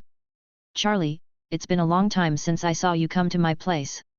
Waiting was a little surprised by Charlie's arrival. Professor Dumbledore, I need your help with something. Charlie got straight to the point. Oh, let me guess. Dumbledore happened to be feeding Fox. You must have asked me to find some books for you, right? Don't worry, I'm really skilled at this. Dumbledore is confident. Not really. Charlie sat down directly. I would like to learn alchemy from you. Charlie stated his purpose. Oh, of course that's no problem. What? Are you going to learn alchemy again? Dumbledore reacted. Then his mood calmed down. Forget it. This is Charlie after all. It is normal for him to want to expand his scope. But although he understands this alchemy, he cannot guarantee that he will teach well. Charlie. After all, the real master of alchemy. The one whose name everyone still knows is not at Hogwarts at all. The alchemy class currently taken by senior students at Hogwarts is just a popular science course. There is no problem for me to teach you, but I don't know if you have any understanding of alchemy. It doesn't mean that you will definitely get something if you put in the effort. So, you may need to be mentally prepared. Dumbledore said solemnly. I know this. I have read some books about introductory alchemy. There are some doubtful directions that need to be discussed with you. Charlie was very sincere. Dumbledore nodded, but he was a little happy in his heart. Finally. Charlie finally came to ask me about various subjects. He was still so solemn. God. I am a Hogwart. The principal of CI actually asked some students to come and ask me questions. Seeing Dumbledore nodding, Charlie was not polite. He directly expressed his thoughts. That is, he wanted to forge a magic battery similar to Container. Dumbledore also listened patiently. After Charlie finished speaking, Dumbledore began to speak. Your idea is very good. I discussed it with a senior back then. The theory is feasible, but some difficulties are not easy to solve. For example, the current container materials that can store magic power are either very large or have insufficient capacity. Things like your bracelet are very rare, and no one can make them now. There are also some other problems, including process issues, problems to avoid in actual use, etc. It is difficult to break through. Dumbledore said all his thoughts. Charlie also nodded. He probably also thought of these problems and disadvantages. But after all, Dumbledore quickly found out from his bookcase 2 books for Charlie. This book is written by a senior and is not open to the market. It contains many theories and assumptions. This book was written when I was younger, and it should be of some help to you. If you have any other questions, you can ask me at any time. Dumbledore handed it to Charlie. Charlie stood up and thanked him. No need to think about it. This thickest book must have been written by the Master of Alchemy, Nicholas Flamel. This is a real good thing. See it with your eyes. The goal was achieved. Charlie quickly said goodbye to Dumbledore. Dumbledore looked at Charlie's leaving figure and was very pleased. He was such a studious child. Then he thought for a while, then raised his pen and wrote a letter. Let Fox send him out. I haven't contacted him for a long time. Giving this book to Charlie should be the best choice. I've been waiting for so many years. Finally there are students at Hogwarts willing to study this. Chapter 100. Charlie quickly returned to his dormitory. Today his original intention was to ask Dumbledore if he had any valuable books to study. In other words, Dumbledore's experience in alchemy can help Charlie. But for now, none of this matters anymore. Charles had direct access to the writings of Nickholm. It's still a non-public version. Alchemy is in Charlie's cognition. It is a discipline that relies entirely on experience and experimentation. If you stand on the shoulders of those who came before you, you can achieve breakthroughs faster. Soon, Charlie entered an immersive state. I just skipped the afternoon class. I began to read the research on alchemy written by Nicholas Flamel and Dumbledore. Charlie's brain was working rapidly. At the same time, the pen and paper in his hand were constantly writing drafts. Deducing something. Finally, when it was already very dark, Charlie let out a sigh of relief. You have read and studied some people's works on alchemy and understood the advanced craftsmanship of alchemy. In my mind, various craft scenes are constantly play. Same. In addition to understanding this technique, Charlie also mastered the entire alchemical system. Various conjectures and research, as well as various formulas and drawings, they all have deep memories and impressions. Alchemy-related content written by Dumbledore. Mainly an overview and introduction. As well as some of Dumbledore's research discoveries, such as the uses of dragon blood and so on. And the works of Nickholm. The content inside is more essential. There is a lot of research and production in Nicholas Flamel's alchemical career. And his personal thoughts and so on. Charlie closed his eyes. Start thinking. My mind began to search for the materials listed in the 2 books. Since we want to make something similar to a magic power reserve device, materials are the first step. In addition, this kind of thing must have the ability to absorb magic power by itself. Otherwise, since there is a reserve device, we can't let Charlie instill magic power into it every day. That's too unautomate. A whole night, Charlie was thinking and studying. Overturned several assumptions. I also used a lot of existing materials to do research. Until daybreak. Only then did Charlie have a preliminary outline in his mind. And it has certain feasibility. He used obsidian, unicorn hair, and other materials. A small gem was refined. This gem is not big. The disadvantages are obvious. For example, it can only store a small amount of magic power. But Charlie's first problem has been overcome. It can automatically absorb magic power. Place gently on the table. The magic power around Charlie began to become somewhat chaotic, converging towards this stone. But there are some bad things about it. The success rate of making this stone is not very high. Think for a moment. General Charlie has thought up a rough plan. If you find a way to connect these small gems, then you can add up to a little. Form a large magic gem. Can automatically absorb a lot of magic power. And the battery life is very strong. Charlie is not worried about the plan that can connect all the gems. He is confident that he can handle it all. The main question first is, the success rate of making these small gems is very low and requires a large amount of gems. It will take a long time to establish a person by checking. He was not satisfied with such an inefficient practical solution. If this experiment can be completed as soon as possible, it will be of great use in the future. It's not just the room of requirement that gives Charlie a private place to practice magic. Even the entire wand world. All can be subverted. It didn't take long. It's daybreak. Charlie was still thinking about that. After washing up a little, I went to class. Not long after he walked out of the Slytherin lounge, he found Cassandra waiting for him. "Miss Cassandra, are you waiting for me?" Charlie was very generous and said hello first. "No, that's right. I just happened to meet you, so give this book back to you." "Thank you, the content is really in-depth and I feel like I learned a lot." Cassandra immediately denied that she was deliberately waiting for Charlie. "Oh, that's okay." Charlie held the note he lent to Cassandra. Suddenly he realized that Cassandra had not completely let go. "That, Charlie." Cassandra lowered her head. "There are still many things I don't understand. Could you please give me some time? I want to ask you for advice and learn from it." Cassandra's voice was very soft. She was a little embarrassed. "That's it." Charlie thought for a moment. Suddenly he looked at Cassandra. Walked around her a few times. He made a tut-tutting sound. Cassandra was confused. For a moment, the eyes looking at Charlie were a little confused. "Miss Cassandra, are you interested in alchemy?" Charlie suddenly said. A look of surprise immediately flashed across Cassandra's face. "Alchemy? Why did Charlie suddenly ask me about this? Are you interested?"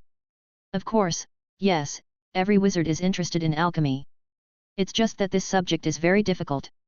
Many people can't even make a gadget. They may even fail to succeed in their entire life."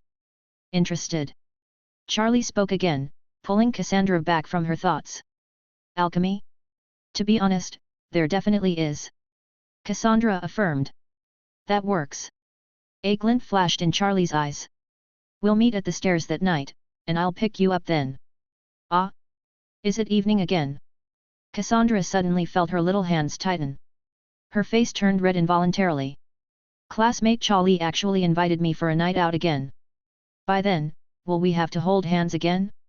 I'm still a little embarrassed." Cassandra looked up and was about to say something. She found that Charlie had already left early. The blush on Cassandra's face disappeared immediately and was replaced by a trace of anger. Charlie didn't care about this. He had just finished. He came up with a solution. Since he didn't have enough manpower, he just let the eager and curious babies participate in his experiment. He just had to spend some time in the early stage and teach them how to get started. The subsequent steps of making magic gems would be much faster. Then she only needs to break through the difficulty of how to refine the magic gems into a whole series. It can save a lot of time and cost. At this moment, Cassandra still doesn't know the purpose of Charlie. There are still some random thoughts in her mind. What she doesn't know is, Charlie had transformed into Joe Pappy. Soon, Charlie came to the classroom and sat directly next to Hermione. A studious baby like Hermione usually came to the classroom very early to prepare. Charlie lowered his head. "Miss Hermione, do you want a teacher or not?" Hermione frowned slightly and looked at Charlie with some doubts. But soon she understood what Charlie meant. The sun really came out from the west. Charlie actually wanted to teach her magic? She had always been brave in the past. He had the nerve to ask for advice. Although Charlie was quite patient, he had never asked himself so proactively whether he wanted to learn magic with him. "Is that the teacher you are talking about?" "Who else?" Charlie affirmed. "Of course I want it." Hermione agreed immediately. How could she miss this kind of opportunity? It's better to talk to Charlie about opening a small stove in private. She is willing to do so. Well, let me tell you first, I will teach you alchemy first, you have to make sure first. Charlie explained the details. Hermione's eyes brightened even more after hearing about alchemy. Oh my god, there's no need to think about it at all. Just being able to learn magic from Charlie. It's still alchemy. There's no need to think about it. Hermione's little head immediately nodded like a fool. Charlie was very satisfied. Another one was kidnapped. Ah, bah. Kidnapping is not a good word. He will teach them practical abilities in real terms, not by kidnapping. It made him seem like the leader of some strange brainwashing organization. Soon, the day's class was over. Today, Charlie was very satisfied. He didn't look for his brother. Harry is terrible at crafts, so don't waste all his materials by then. It's better for these two studious little girls. Hermione is also very happy today. She has another chance to learn from Charlie. Magic. And it turned out to be alchemy. Thinking of this, Hermione's admiration for Charlie became even more profound. Charlie actually knew how to do alchemy. She would not doubt Charlie. If Charlie wants to know something, then he must do it. Yes. It has never failed. Hermione is looking forward to it. Charlie said it. Today is the time when Charlie teaches her alchemy. In the classroom, there is also someone who always gets distracted in class. Cassandra. She was also looking forward to it. Unlike Hermione, she would occasionally let out a chuckle. Then a hint of shyness would suddenly appear on her face. The classmates next to her were stunned for a while. Finally. One day. The class ended. Charlie didn't go to class in the afternoon. He spent the whole afternoon in his dormitory. The main purpose was to sort out an easy-to-understand method that can be used quickly. After all, he was going to teach these two people tonight. Hey girl. Think about it carefully. It's true that I'm a little embarrassed. But in general, it's definitely better than those capitalists.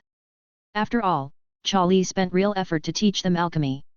He will also provide them with materials to practice making. This is a dream opportunity for those wizards who are interested in getting started with alchemy. Soon, night falls. Charlie turns on his invisible bracelet. He walks out of the room. He goes to make an appointment with Cassandra first. Location. Not long after, Charlie saw Cassandra. Cassandra was in a hidden corner, her face a little nervous. She seemed a little worried about being caught by Mr. Filch. Moreover, Cassandra's appearance. It looks a little unusual. It seems that she has been specially dressed up.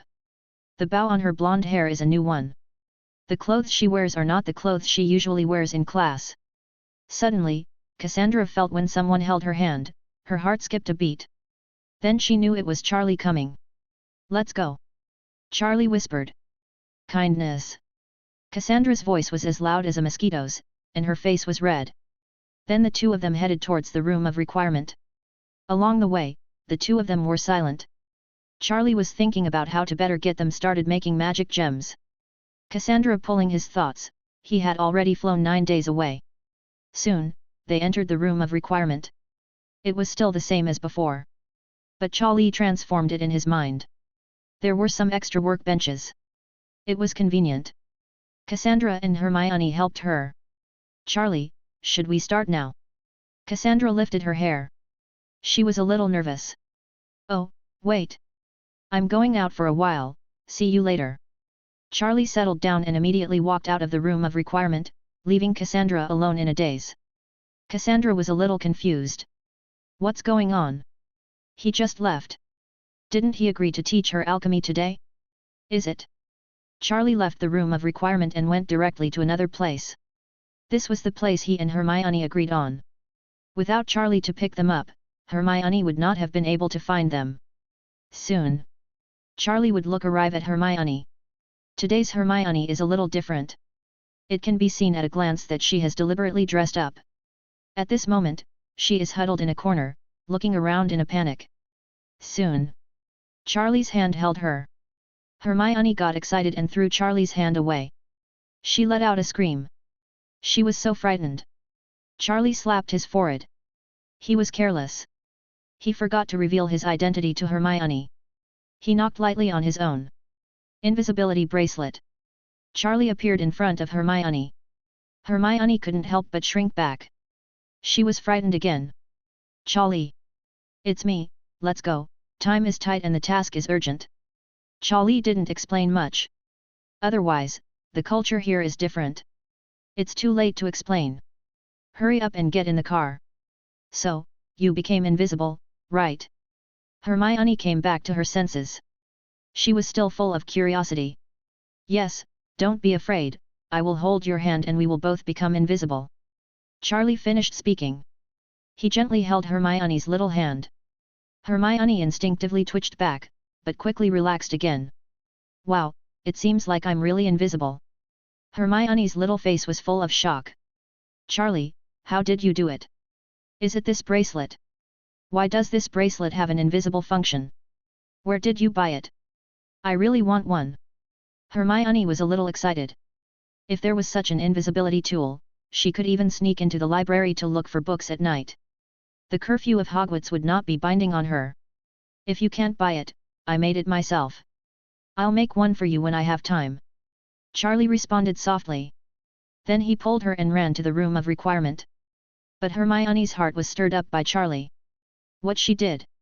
Charlie really did. He would die without saying anything shocking. He also is there something she can't do? Along the way, Hermione was like a marionette. Let Charlie lead her forward. Even now that she was invisible, she didn't have the heart to take a closer look. At this moment, her heart the emotions were very complicated. There was a trace of shyness. There was some expectation. More, there was also shock. Finally, Charlie took Hermione to the front of the room of requirement. Just listen to me and move forward with me when the time comes. You won't hit the wall, look at me. Charlie instructed. Hermione nodded somewhat mechanically. She just looked at the surrounding situation slightly. She had been here before, but she had never noticed anything different. She could not understand it at all. What on earth was Charlie going to do? The next second. Then Charlie pulled Hermione through the wall and came to the room of requirement. All of a sudden, Hermione's face froze. Her mouth was so big. Her eyes. It was the same, full of shock. She looked at everything in front of her with some horror. Hogwarts, there is such a place. Unexpectedly, there is a cave behind a wall. Charlie, what is this? Hermione said tremblingly. Oh, this is a secret of Hogwarts called. Charlie just wanted to explain something to Hermione. Suddenly, another voice sounded. With surprise, shame, and anger. Charlie! Why is she here too? Chapter 101. The voice was a little passionate. With a slight tremor, Charlie suddenly felt something bad in his heart. Even the air in the entire room of requirement turned cold at this moment. Hermione looked around and saw Cassandra, whose face was slightly red. His eyes were originally full of surprise.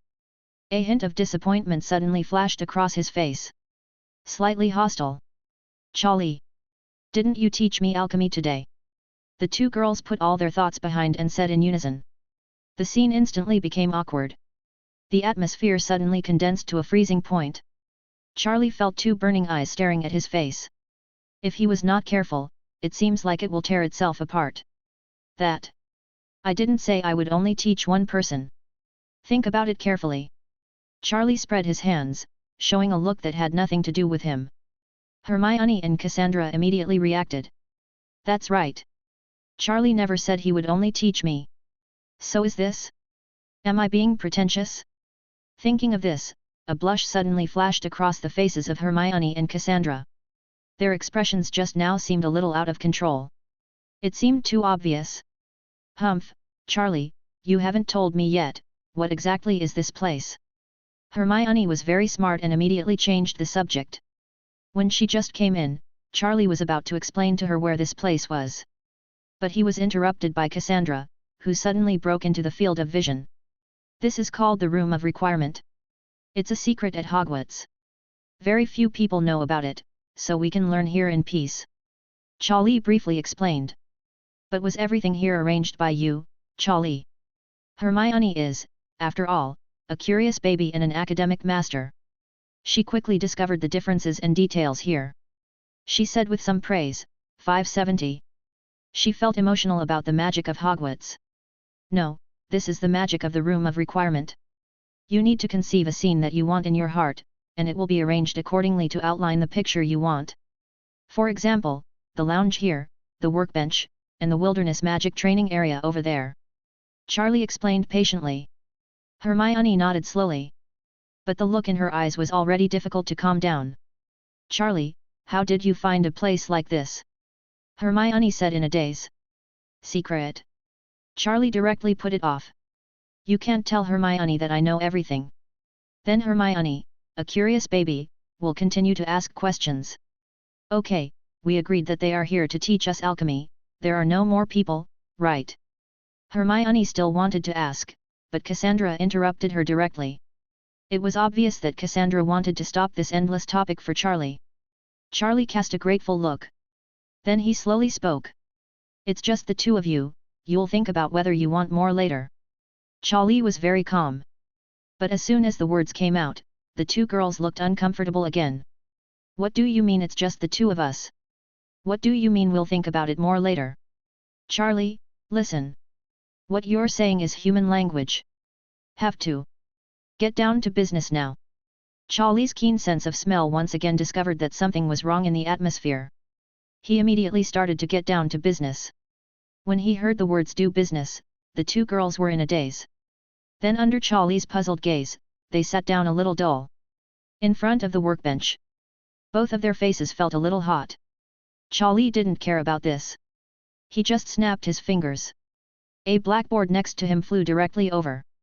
Then Charlie clapped his hands. Let's get started, concentrate, the next learning will be very intense.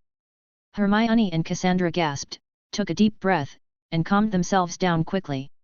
Next was Charlie's teaching time. They couldn't allow themselves to think wildly anymore. After all, Charlie is a truly capable person. The main thing today is the purpose is also to learn some alchemy knowledge. If you can also gain some abilities, it will be a complete profit.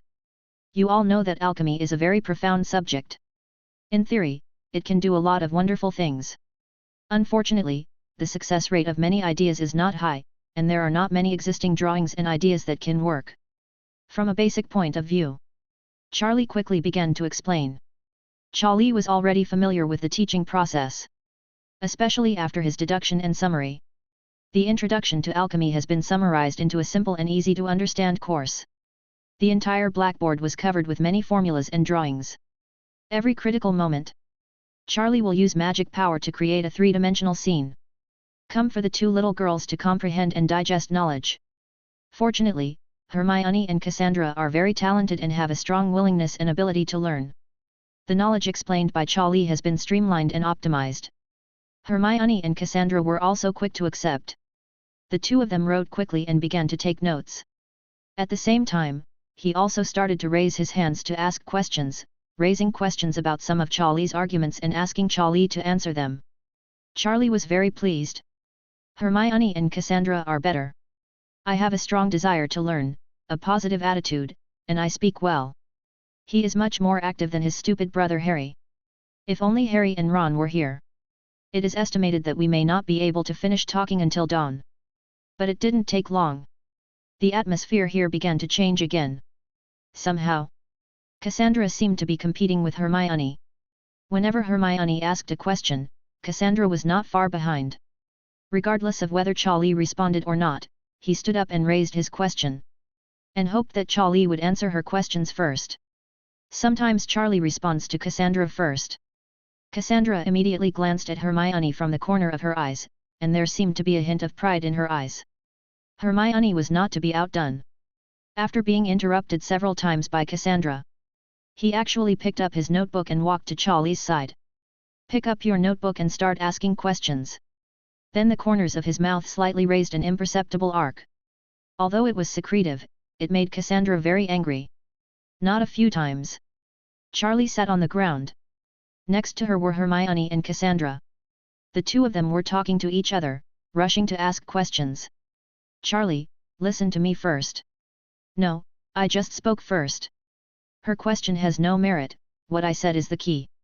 A few rounds down, Charlie felt a little overwhelmed. The two girls seemed to be like human-shaped pendants, clinging tightly to Charlie's side. Okay. That's almost it, these are just introductory knowledge. Now, back to your seats, I'm going to start explaining the key points of today. Charlie finally couldn't hold it back and clapped his hands directly. If he continues to be consumed by the two of them like this, he doesn't know how long the time will drag on. You two have almost understood the basic theory, and now you have a chance to practice it. Charlie stood up. He waved his hand gently, and everything on the blackboard disappeared. Then a prototype of a magic gem appeared on the blackboard. It was very complex and delicate. The methods of using various materials and accessories, and the forging techniques were all matched. Detailed annotations. This is... Cassandra sorted out her thoughts and looked up. She was a little curious. She was also a little excited. After all, it was her first time to practice alchemy. This was still worth looking forward to for her. Charlie looking at Cassandra's appearance, she nodded with satisfaction. Sure enough.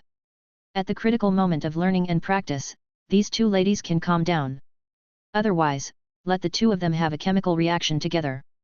I can't protect myself from being beaten today. Clicked. Hermione also restrained her previous actions and looked at the blackboard with some solemnity. Charlie, what is this for? Charlie glanced at the two girls, and then slowly spoke. This is an idea of mine, but it has been successful. Once it can be made, it is a container that can store magic power, which can be absorbed or borrowed by wizards at any time. More importantly, it has the ability to automatically restore and store magic power. As soon as he finished speaking, a look of surprise flashed across Hermione and Cassandra's faces. They had only seen this kind of thing in some ancient books. Is this really possible? Hermione was a little shocked. If this approach is successful, wouldn't it have many uses? Even the entire magical world will usher in many changes. Don't be excited, there are flaws. The current method used in practice has very little storage space. So I need your help, I need a lot of magic gems like this. Later I will find a way to connect these magic gems together. Once successful, the scenario you envisioned will be realized. Charlie said the shortcomings without hesitation. Hermione and Cassandra were a little unresponsive. Then they understood what Charlie meant and nodded solemnly. Once successful, the two of them can be regarded as witnesses and they were the ones who participated in the important moment. Thinking of this, the two of them were still a little excited. But the next second, something even more dumbfounding happened. Charlie snapped his fingers. A small space suddenly appeared in front of him. Crack! Then, piles of materials poured out like a waterfall. They were all high-grade and precious materials such as obsidian. They were densely packed and piled into hills. Hermione couldn't help but swallow her throat. Her voice became a little trembling. Charlie, are these all for us? Otherwise, we can't let you spend money to buy materials, not to mention that you can't buy some materials. As everyone knows, Cassandra's eyes are dull at this moment. Charlie, how much will it cost for so many materials? Even though Cassandra was born into a big family, she has never seen such a scene. Throw out so many high-end materials like garbage. This is simply a waste of natural resources. Okay, hurry up. Charlie snapped his fingers, bringing the two girls back from their thoughts. Each grabbed a handful of materials and returned to their workbench. Next I will explain to you the key points. Time is tight and the task is heavy. Hermione and Cassandra quickly selected the materials and sat back on the workbench. Soon, Charlie began to explain. This drawing and design idea were all streamlined and optimized by Charlie. The two of them digested it, there is no difficulty. Even for people like Hermione and Cassandra who are familiar with Charlie. At this moment, I have to admire Charlie's teaching ability. It is easy to understand and explains everything in a simple way. Everything is so smooth. Some professors compared with Charlie, it was much worse. An hour passed. Charlie had explained all the key points. Looking at the confused little faces of the two girls, Charlie couldn't help but feel a little funny. It seemed that the content of the indoctrination today too much. It seems like they have to let them digest it. How's it going? When can it start? Charlie asked softly. At this time, Hermione and Cassandra's thoughts were slightly pulled back. They were still thinking and digesting the key points that Charlie had just explained, and they were immersed in it and couldn't extricate themselves. I think I can give it a try. Hermione took a deep breath. Cassandra also nodded. The two looked solemn, but eager to try. Good. Charlie had a look of satisfaction on his face. The person he chose is really good. You can start trying today. Ahem. The next step is up to you. Charlie cleared his throat. To succeed, go crazy first, but then move forward. If you fight once, you will be rich for 3 generations, and you will not fail if you work hard. Start. Charlie gave the order. Hermione and Cassandra were stunned for a moment. Then they nodded immediately. A look of perseverance flashed in their eyes, with a hint of fanaticism. They began to operate. What Charlie said was very exciting. The two girls looked at each other. There seemed to be a hint of competition in their eyes. They began to work hard. Charlie exhaled slightly and could finally take a rest. The high-intensity explanation was quite mentally demanding for him. Looking at the two hard-working and energetic girls, Charlie was very pleased. Fortunately, Harry and Ron were not chosen. But now he felt that this scene was a little weird. It seemed that Hermione and Cassandra had entered by mistake. What a strange organization in general. Time passed by minute. It was close to early morning, and neither Hermione nor Cassandra had produced a small finished product. Charlie first honed his magical skills in the wilderness of the Room of Requirement. As the magic power was exhausted, Charlie had to stop and rest. When he has free time, he will come to the two girls and give them some guidance. But what bothered him the most was, every time he finished coaching one person, he would immediately feel the resentful gaze of the other person. The whole 2.3 people shivered unconsciously. In the end, I just couldn't stand this scene of freezing air. Charlie could only sit down and joined in the work of refining the magic gems.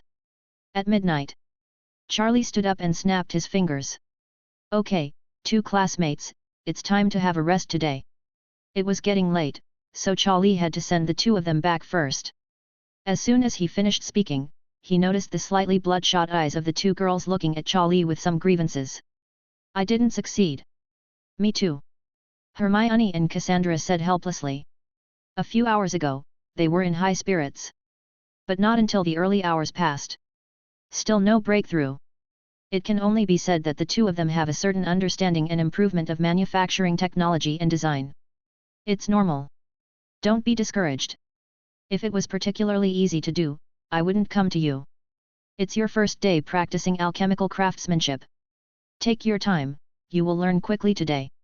Charlie comforted. Indeed, although Hermione and Cassandra are both very talented in magic, they are also smart and hard-working. But it is really difficult for them to learn alchemy for the first time and just want to get results. Okay, let's continue tomorrow. Hermione and Cassandra said in unison. Okay, I will pick you up at the same time and place tomorrow. Charlie nodded, and then took a girl by the hand. He held them and prepared to send them back. Hermione immediately stopped talking and was a little confused. Suddenly, Hermione saw Charlie's workbench. It was shining brightly. Dozens of gems were piled up. My heart felt like being struck by lightning. Endless shock and helplessness flashed through. There was some resentment in the eyes looking at Charlie. Charlie, don't tell me that you just made those magic gems. Chapter 102. The words just fell. Cassandra also immediately looked in the direction Hermione had just looked. For a while, his expression became extremely complicated. There is shock and grievance. Charlie, this thing is not that easy to refine, right? Cassandra also looked at Charlie a little aggrievedly. No way. This was a huge blow to them. They were enthusiastic and ambitious at first. After all, listening to Charlie talk about it, it didn't seem that complicated. All design processes and ideas have been streamlined by Charlie. They are also the best in magic learning. Basically, the speed of learning magic-related knowledge is among the best in the grade. According to their own understanding, at least a semi-finished product should be produced today. After all, if they don't have certain learning ability, Charlie won't ask them for help, right? Well, I just finished training and I don't have much magic power left, so I'm here to help you. Charlie said disapprovingly. After saying that, he regretted a little. He immediately felt that there was a strange emotion in the eyes of the two girls looking at him. It seemed to be resentment. Oops, I said something wrong. Charlie said something wrong. His heart trembled. Not everyone has his understanding and hands-on ability. This time, it directly hit the two girls. Don't think too much, I estimate that by tomorrow, after you get started, you will be able to do it much faster. Charlie immediately comforted him. At the same time, he pulled Hermione and Cassandra directly with his left and right hands. Before they could react, they walked out of the room of requirement. The two girls just wanted to say a few more words, but found that they had already. He was pulled by Charlie back to the stairs of Hogwarts. His face suddenly turned red. Even though he had all kinds of things to say, he just wanted to walk quietly with Charlie at this moment. But there was an extra person next to him. Both girls were a little uncomfortable. It didn't take long. Charlie sent Hermione back to Gryffindor's dormitory first. Hermione seemed to be a little reluctant to leave. It wasn't until Charlie reminded her that she was here that she blushed and let go. Sneaked into the dormitory without saying a word. Then Charlie continued to send Cassandra back. Without Hermione beside Charlie 06, Cassandra was very happy. She was holding Charlie's hand. My little hands couldn't help but exert some strength. Miss Cassandra, you seem to be tightening your grip a little. Charlie reminded slightly. Oh, it's late at night, I'm a little scared, it's reasonable. Cassandra explained. Her face was honestly red. Finally arriving at the parting place, Cassandra quickly let go of her hand and ran into her dormitory. She was afraid that Charlie would see her flushed face. Same face. The night passed. There were not many classes during the day today, and soon the little wizards had a happy time to finish class. Similarly, when it got dark, Charlie went to pick up Hermione and Cassandra as agreed. Today's goal is to complete the first refining. The two little girls worked extra hard today. They all seemed to be stimulated by Charlie yesterday. Although they knew themselves, it was impossible to catch up with Charlie. But the little arrogance in their hearts still makes them not want to be too different on the surface. Several hours passed. Hermione breathed a sigh of relief. He held up a small magic gem and looked at it carefully. Eyes full of surprise and excitement. Success! Charlie, I seem to have succeeded. Hermione was very happy and shouted directly. Haha, I seem to have succeeded too. Cassandra gently fiddled with the ends of her hair and said coldly. The air was immediately filled with a slight smell of gunpowder. Charlie stopped what he was doing and walked over. He was finally going to succeed. Charlie also felt a sense of emotion in his heart. If these two girls continue to fail, his decision will be completely overturned. After all, the cost and time of teaching are there. If the efficiency is really slow, then there will be no profit. He immediately came to Hermione and Cassandra. He picked up the magic gem made by the two and inspected it briefly. Feeling the flow and lines of magic on it, Charlie tried it again with his own magic. Sure enough, successful. The magic gems they made have the ability to automatically absorb the surrounding magic. It's just that the speed is a bit slower. Congratulations, success! Now you are a beginner alchemist. But you can't be proud.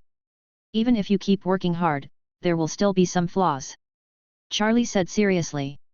But Hermione and Cassandra could no longer hear what Charlie was saying. Their eyes were full of excitement. Alchemy was successful.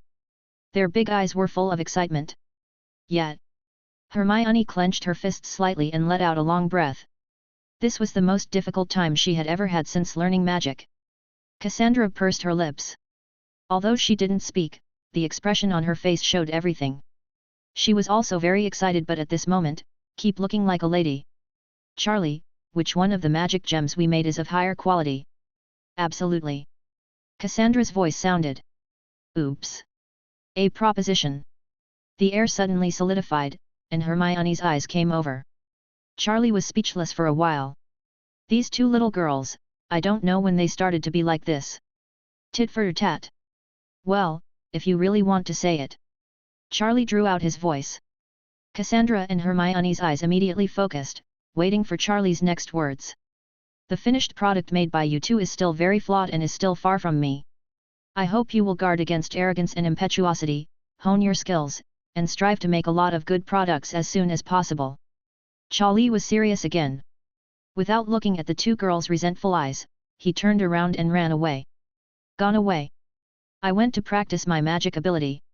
He left two girls with sad eyes staring at them fiercely. looking at Charlie's back. Then they each snorted coldly. They continued to work hard. Today they must make a good product. The two girls looked at each other accidentally, and there seemed to be a trace of competition in their eyes. Soon. Time passed. It passed again. In the early morning, Charlie walked up to them and looked around. He was quite satisfied in his heart. Not bad. There are already several good products. If we keep going at this rate, it won't take a few days. Hermione and Cassandra will be there. Ability to create a batch of magic gems that can be tested and assembled by Charlie. Yes, you two are making rapid progress. Charlie praised them without hesitation. Hermione and Cassandra also accepted it happily, and they also felt their progress. That's it for today, and we'll continue later. Charlie patted them gently, indicating that they were in place today. Then he sent them back. But fortunately, as long as Charlie sent them back, the tit-for-tat momentum between the two would weaken a lot, otherwise I don't know what I will ask as a gift. A few days later. The room is filled with requests. Hermione and Cassandra's refining speed has already made a qualitative leap. Charlie also stopped his magic training plan. Start experimenting with his ideas. In front of him were piles of magic gems refined by Hermione and Cassandra. It was enough for him to experiment several times. Beside the workbench, Charlie entered working mode. His expression was indifferent, yet solemn. Wave gently. The magic gems used as materials in front of me were suspended in the air one by one. Slowly, they were strung up like a bead curtain. It didn't take long before it was assembled into a special shape. Even though Charlie had some ability in alchemy, he had to be cautious at this moment. Cassandra and Hermione were also attracted by Charlie's operations. They all stopped what they were doing and concentrated on watching Charlie's operations. Charlie stretched out his fingers, and magic slowly surged out from his fingers. Like a trickle of water. Gradually, the raw materials of the magic gems in front of his body were implicated. For a while, waves of faint magic power surged out of those magic gems. Every trace of magic power is like a thread, tightly clasped together. Charlie frowned slightly. Boom. Suddenly there was a soft sound. The magic gems in front of Charlie shattered. It failed for the first time. Both Hermione and Cassandra's hearts skipped a beat. Not only the results, they were also immersed in Charlie's meticulous techniques just now. They were extremely surprised by the accurate use of magic power and strong control. They were deeply aware of the gap with Charlie. Charlie did not speak. He kept thinking. The failure just now. It took a long time. Charlie took a deep breath. He had already thought of an improvement plan. Then he stretched out his hand again, only to find that the materials in front of him were not enough. Two beautiful ladies, I wonder if I can get your support. Charlie raised his head and smiled. The meaning is very simple. You need to speed up the progress. Hermione and Cassandra also knew at this moment that Charlie was at a critical moment. They nodded solemnly. Then they also sped up the movements in their hands and began to speed up the refining of magic power. Gems. For Charlie to make the final product. Finally. Another few days passed. Charlie and the two girls were still working hard in the room of requirement. In the past few days, Charlie had failed several times in a row. But he was skilled. The idea of speed and improvement has been improved a lot. This time, Charlie is very confident. Hermione and Cassandra sat not far from Charlie, carefully observing Charlie's production techniques. The two of them did not miss this learning opportunity. Charlie's fingers jumped. The magic gems in front of him jumped happily and were assembled under precise control. Half an hour passed. Charlie took a deep breath. Then he clasped his hands together. A powerful force of magic began to squeeze the magic gem in front of him. There was a soft sound. Charlie breathed a sigh of relief. It worked. Charlie made a sound. Hermione and Cassandra were ecstatic in their eyes, and they immediately ran over. They gathered around the huge device in front of Charlie and looked at it. This thing has their contribution. They are not just participants. Is also a witness.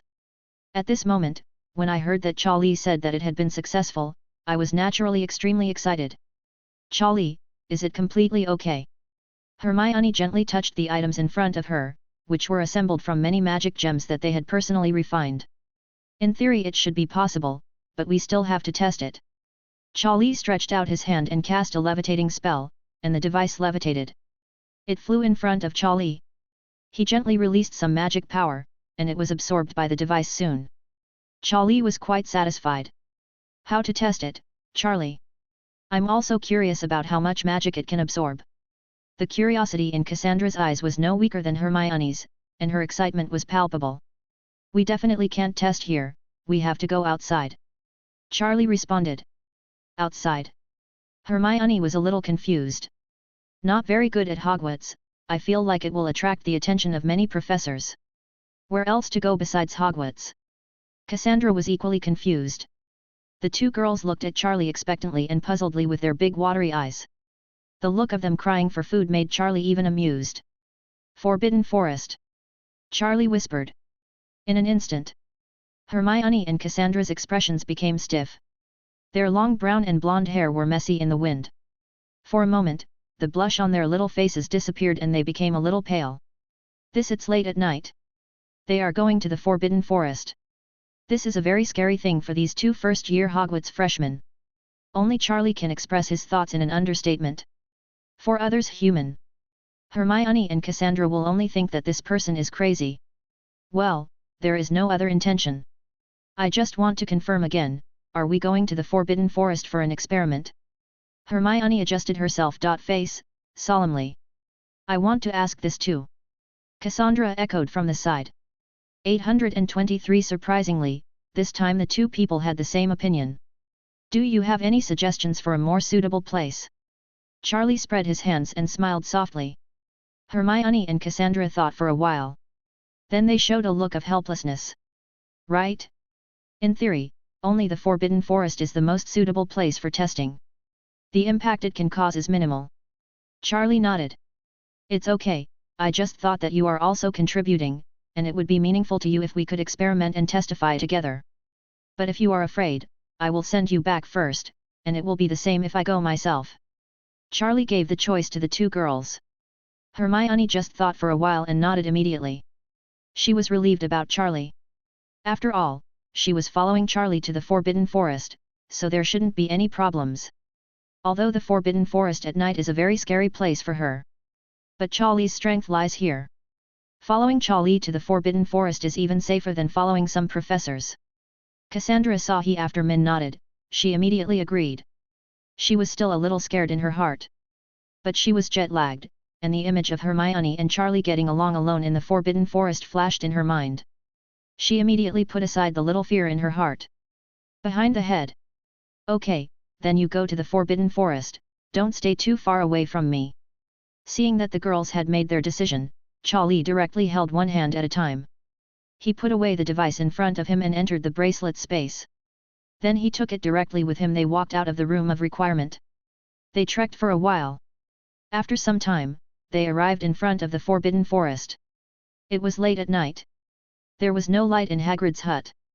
Because of the invisible bracelet, the journey was smooth. Check the moment he didn't stop. He directly dragged Hermione and Cassandra into the Forbidden Forest. The expressions of the two girls suddenly changed. They couldn't help but sweat dripping from their foreheads. The Forbidden Forest at night. Silent and profound. After a while, Charlie found a fairly large open space. Then he let go of the two girls' hands.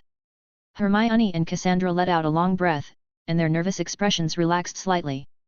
Let's do it here. Try it out early so you can go back early. Charlie observed the surrounding environment. Then a space crack in front of him opened.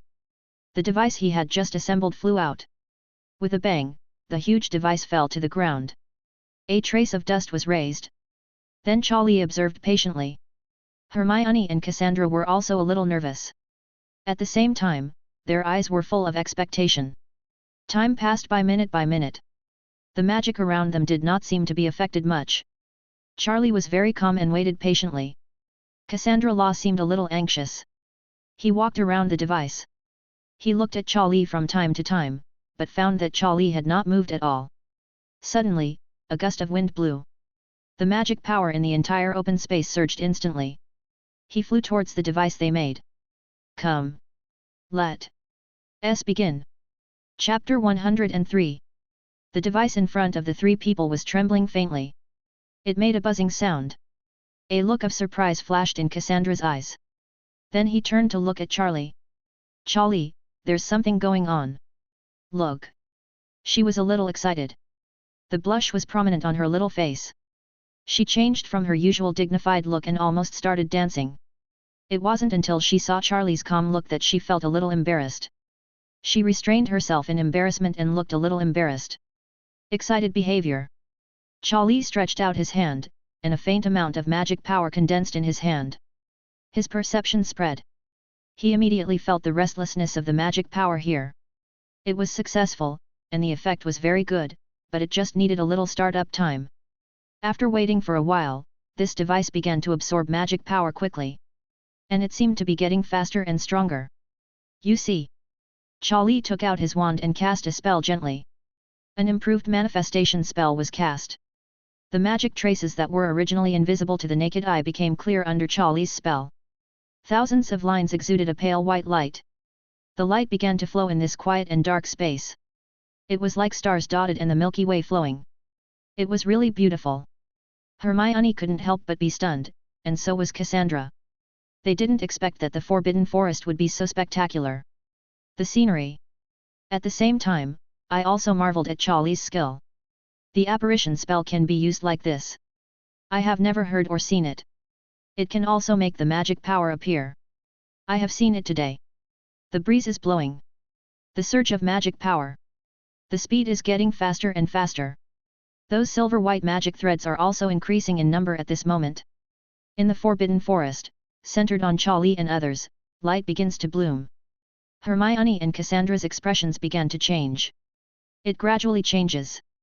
Just now, I was just amazed at this wonderful scenery. Now I can't react. The speed of absorbing magic is too fast. Those thin lines of magic that are materialized by Charlie's spell are like the Milky Way pouring. All rushing towards the device they made. Even the surrounding vegetation was affected. There was no wind, but it was swaying manically. And it seemed to be continuing without any intention of stopping. "Charlie, how much magic power can this device you made absorb?" Cassandra said slowly. Took a deep breath. "I don't know, aren't we still experimenting now? I estimate that the magic reserves of several Laodeng are not a problem." Charlie thought for a moment. "It may be higher, let's see first." After saying that, Charlie snapped his fingers. The magic threads that had just been substantively displayed by the spell disappeared at this moment and became invisible to the naked eye again. After all, this is in the Forbidden Forest, so it is better to keep the movement quiet. Just to show it to Hermione and Cassandra. So that they can better feel the production results. Laodeng. What does Laodeng mean? "Charlie, you don't mean Principal Dumbledore, do you?" Cassandra reacted and looked at Charlie in surprise. "Not him or anyone else." Charlie responded softly. Cassandra's pupils suddenly dilated. Her beautiful eyes were full of shock. "How many old Deng?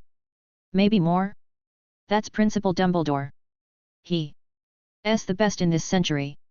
He is the greatest white wizard. At more than 100 years old, God knows how deep his magic reserve is.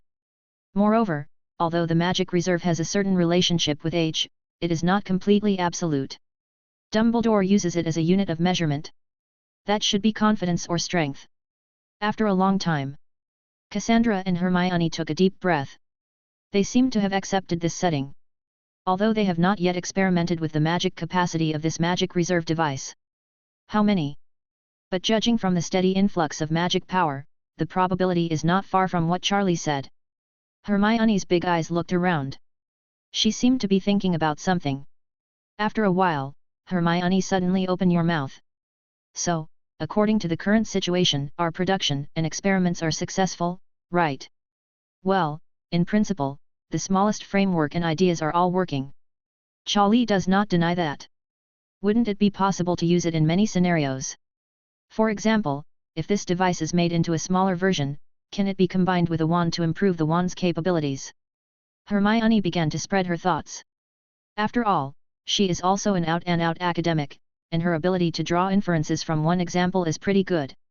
Now she is very curious about their research results. "That's natural. Lend me your wand, Miss Hermione." Charlie suddenly remembered something. Hermione immediately handed her wand to Charlie.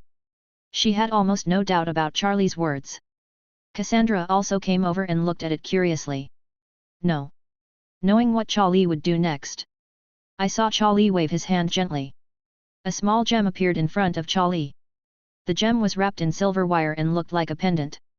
Then Charlie a levitation spell. Hermione's wand and the gem that Charlie took out were both suspended in the air. Under Charlie's control, the two began to assemble. Charlie was originally a master of wand making. His experience and skills in wands, it has long been known by heart. In just a few breaths, Hermione had an extra gem at the end of her wand. I took the time to experiment and came up with this, just give it to you. This magic reserve gem was made by me after compression.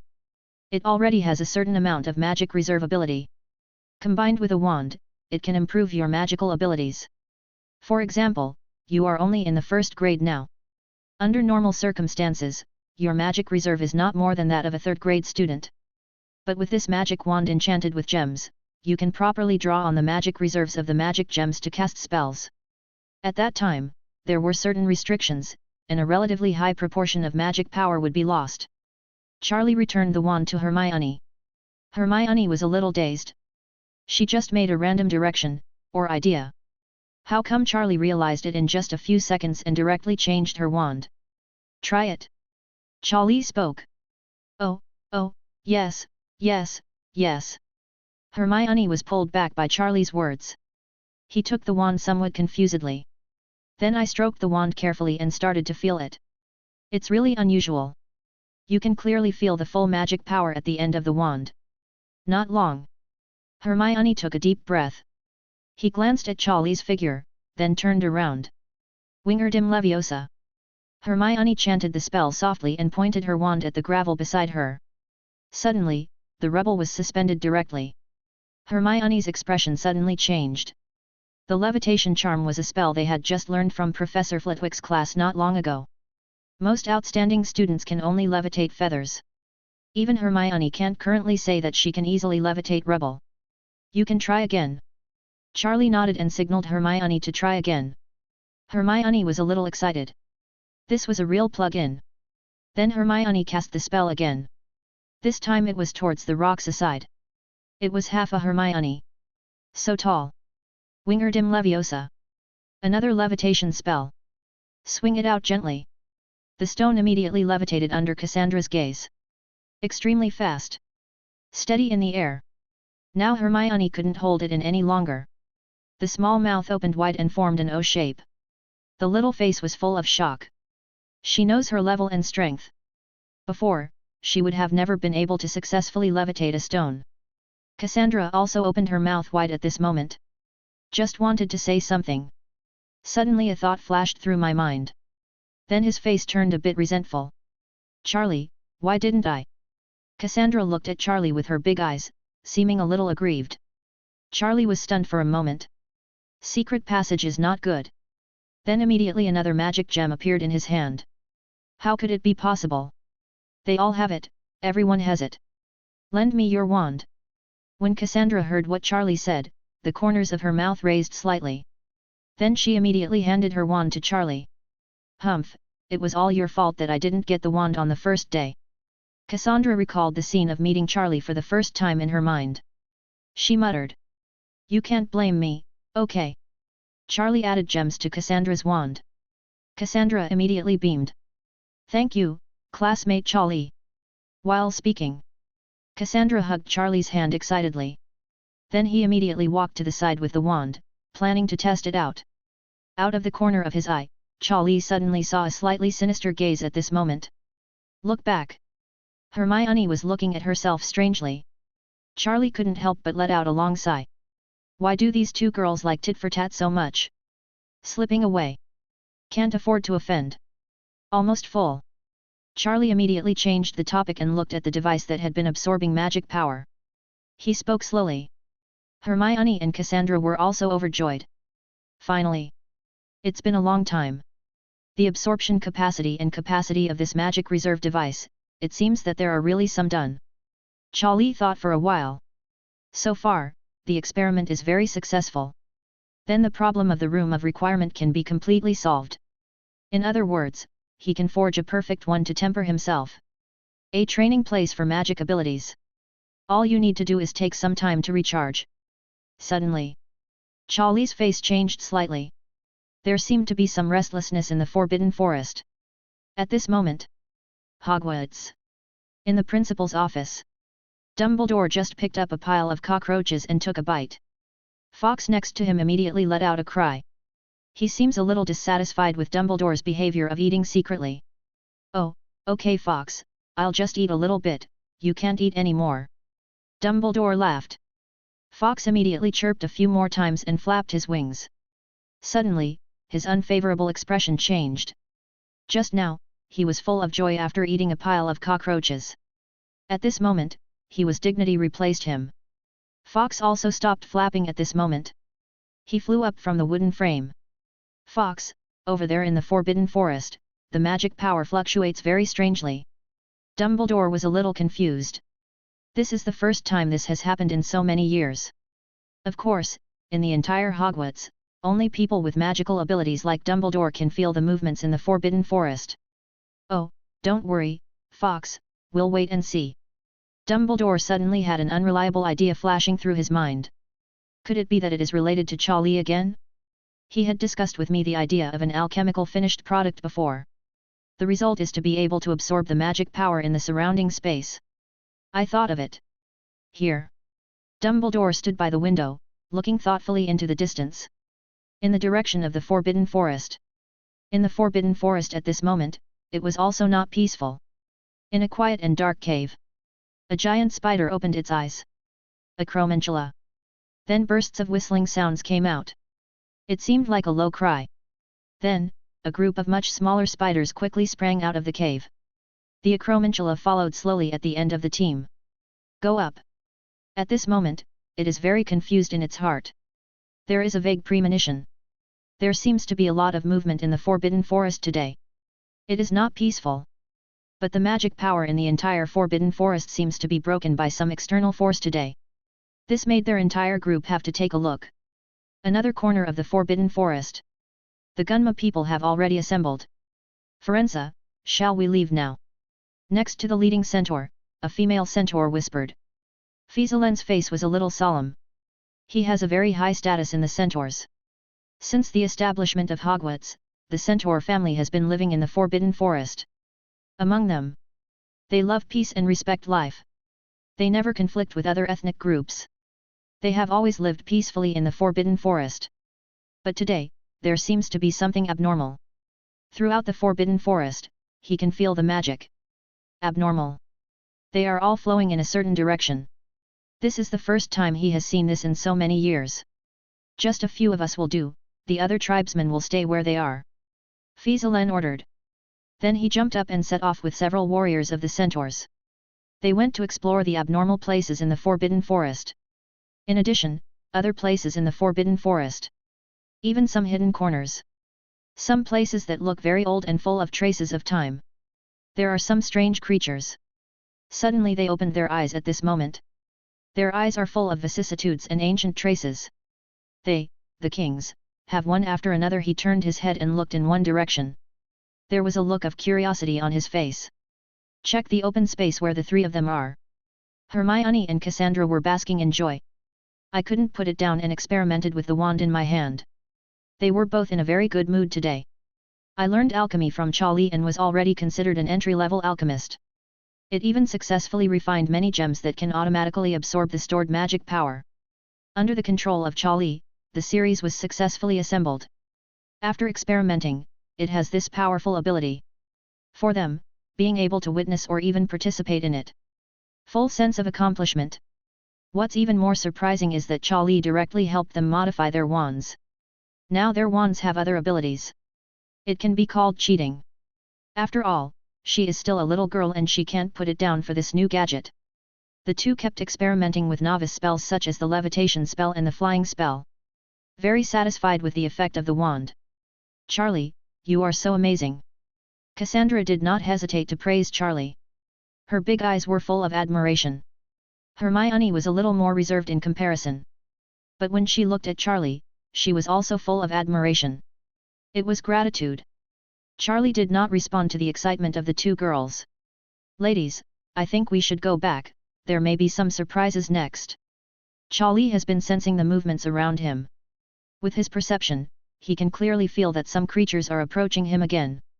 Accident. When Cassandra heard this, her expression immediately changed. Hermione did the same. At this time, the two of them remembered. This is the Forbidden Forest. Dumbledore had warned not to go there privately. Almost in the blink of an eye.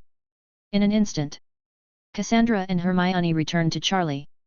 Their faces were a little nervous. It's a pity that it may be too late.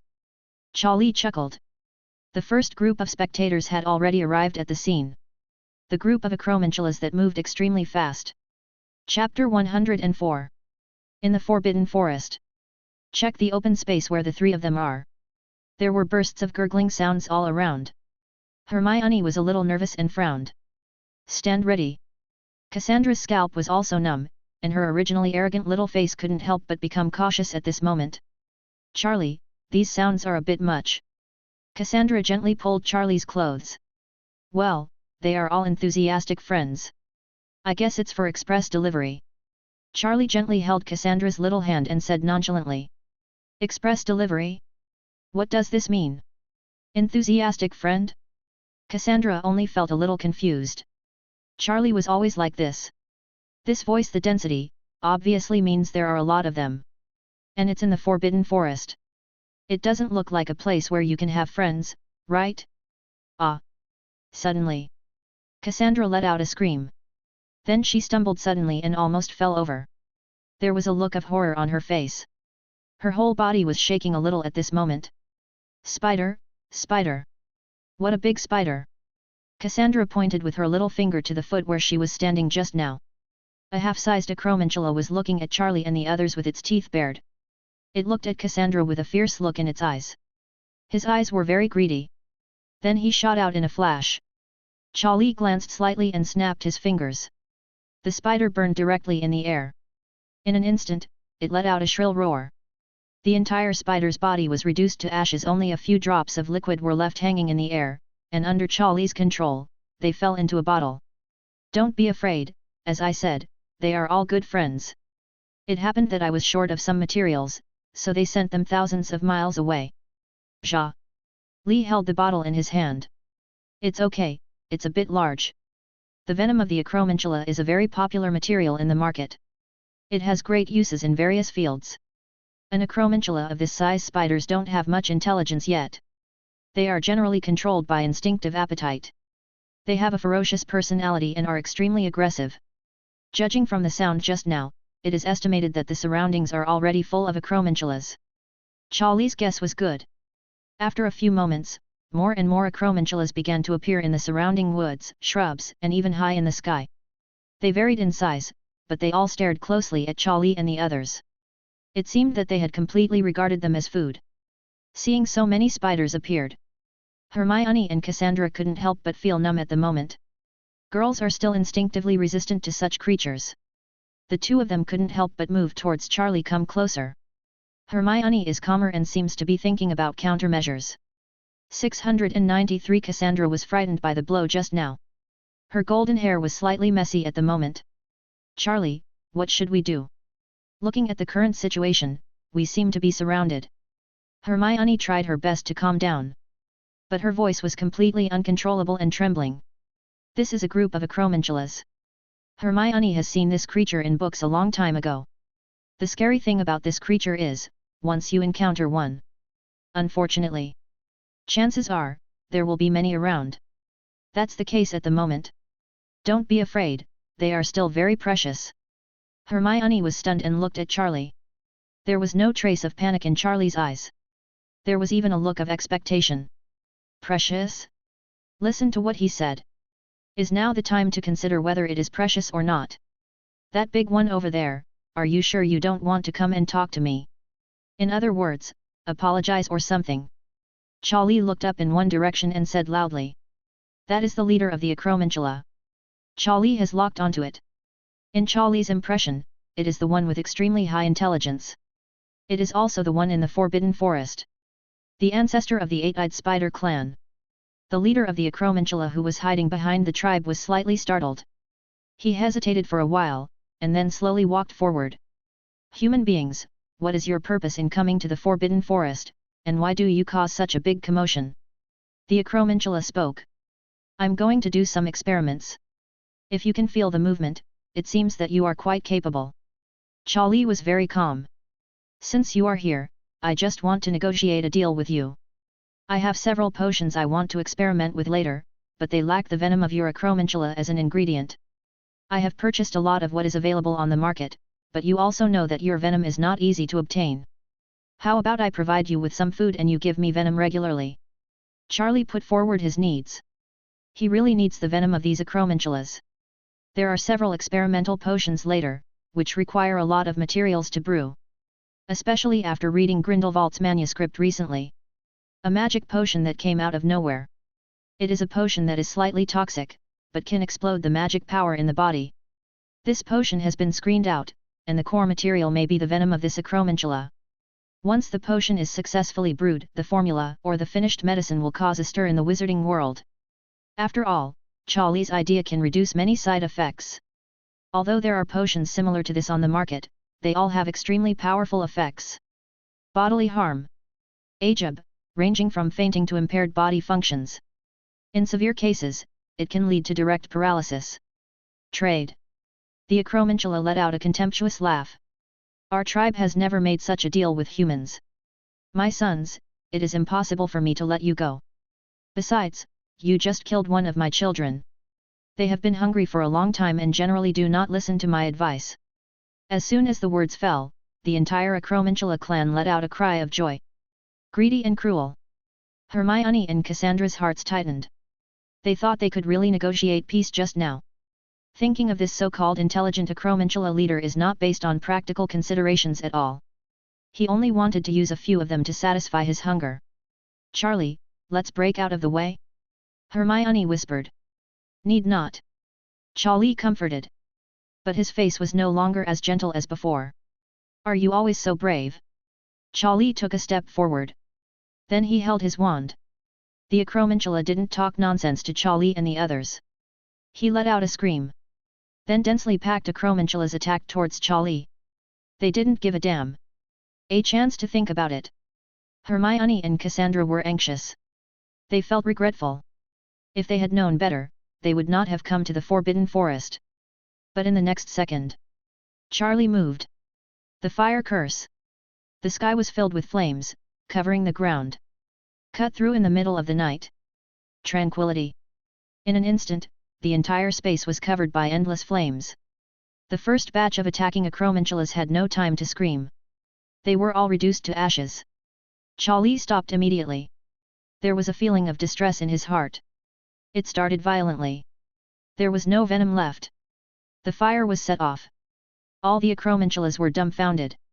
They had bravely rushed forward just now, but now they hurriedly stopped and retreated numbly. Okay, now we can have a nice talk. Forget it, let's not talk about it anymore. Robbery. You must hand over a batch of venom to me every week, otherwise I will sacrifice your tribe to heaven. A flash of fierceness flashed in Charlie's eyes. The leader of the Acromantula couldn't help but step back. Now the Acromantula was completely dumbfounded. How could this child have such a strong method? Judging from his size, he is obviously a junior wizard. Wait, he looks like, the fire spell, he can't be what Hagrid said he was, killing the giant monster with one punch and slashing it with his sword. The little first-year wizard who killed the Basilisk, Charlie Potter, right? The leader of the Acromantula suddenly panicked. It was put into the Forbidden Forest by Hagrid. Hagrid was also the only one who made it unable to attack. Human. Not long ago. Hagrid took the time to visit it. He told it some interesting things about Hogwarts. In particular, the little wizard who appeared in Hogwarts recently. He became famous. Charlie Potter. Even the entire magical world now knows how extraordinary Charlie is. The Acromantula is panicked. It is very upset. Just now, it ignored Charlie's needs and allowed its tribe to attack him. Now it is a little bit stuck. The wizard looked a little angry. Is your name Charlie Potter? The Acromantula trembled. So what? Charlie walked forward. Hagrid and I are good friends.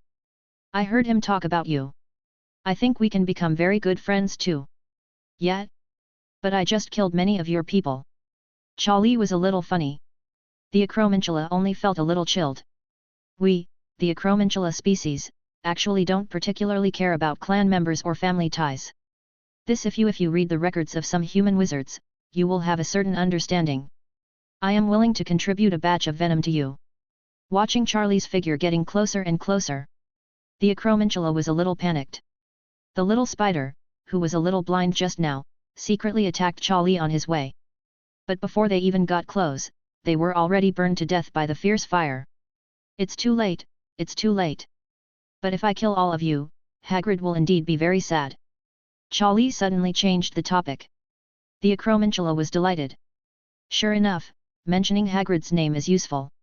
When you come out to hang out, you must be powerful. It's useless to know how to fight. But if my pets eat you, they don't seem to blame me. Charlie finished speaking. He glanced at the Acromantula with some interest. The Acromantula suddenly felt cold in his heart, and a bad feeling arose spontaneously. The next second, a space crack appeared behind Charlie. Then, there were several cheerful bird calls. 3 bird heads poked their heads out of the crack. They looked at everything around them curiously. Bird snake. Acromantula was completely panicked. A hint of surprise flashed in Bird Snake's eyes. They rarely have living things to eat. Now when they came out, they found dense spiders. After looking at Charlie, and getting Charlie's permission, he flew out of the space in an instant. As his body shape changed, he directly transformed into it became a huge form. One bite at a time. It started to peck happily. It made chirping sounds from time to time. It was very happy. Now the scene was completely panicked. The Acromantula felt regretful. It turns out that happiness really cannot last more than 3 seconds. Looking at those descendants who were only eaten by birds and snakes as snacks, Acromantula felt distressed for a while. But he didn't dare to say anything. Today, he kicked the iron plate. Originally, he just wanted to see what happened. But he met these children were greedy and wanted them to eat meat. But they never expected that they would end up like this. This ordinary little wizard would turn out to be the Charlie Beau that Hagrid praised so much. Special. The little wizard who shocked the magical world recently. The monster who used trolls as sandbags and used basilisks to practice swordsmanship. Regret. It is also useful to mention Hagrid's name now. These birds and snakes, appetite it's really big. Charlie raised his eyes slightly and glanced at the Acromantula. The Acromantula trembled for a while and took a few steps back unconsciously. Run? Can't run away. This little wizard. No. The little devil. So powerful. Plus those birds and snakes that are actively eating, where are they going? Not far away at this time. Hermione and Cassandra fell into a sluggish state again. Is this solved? All the Acromantulas actually started to retreat. They were all trembling and frightened. Oh, yes. This Charlie, how powerful he is. They didn't even count them. There are so many Acromantulas. The spiders were actually lit on fire by Charlie. Many of them were lit. They also remembered the way Charlie slashed the basilisk with his sword. The 2 of them couldn't help but feel at ease. This was Charlie. But then, they were depressed again. When did these 3 bird snakes appear? Why does Charlie have a bird snake as a pet? This is a bird snake. 4x other magical animals. There are 3 more. How many terrifying magical powers does Charlie have? Animals as pets. What is going on now? How do you feel? These Acromantulas have been used as feed for pets by Charlie. Thinking of this, Hermione and Cassandra looked at each other. All of them. I saw the shock, helplessness, and numbness in the other person's eyes. Forget it. Whatever Charlie did was reasonable. Charlie had already walked in front of the Acromantula. Now the Acromantula completely panicked. Crouching down. Trembling. Mr. Potter, if you have any ideas, please feel free to submit them. As long as I can be satisfied, I will be satisfied. Please give me a chance. I didn't understand before. Now I just want to be a good person. The Acromantula was extremely frightened. Finally, Charlie's hand was raised. The Acromantula still couldn't hold it back. Wow! A cry. Completely frightened. In 1 week, half of your tribe's venom production. Only more, not less. Otherwise I would put the bird and snake here. Charlie stretched out his hand and said slowly. After listening to the acromantula, the trembling body collapsed. But he finally breathed a sigh of relief in his heart. The rest of the life after the disaster. Although the price is higher, after all, he did not lose his life. The green hills are still there, so you don't have to worry about running out of firewood. Sure. I'll be waiting for you here then. See you or leave. After saying that, the acromantula opened its legs and saw that Charlie was not chasing him. He completely let go of his fear and ran wildly in the direction he came from. The little spider followed immediately. Trembling. Charlie didn't have much time. Long-winded. Now that we have made a verbal agreement.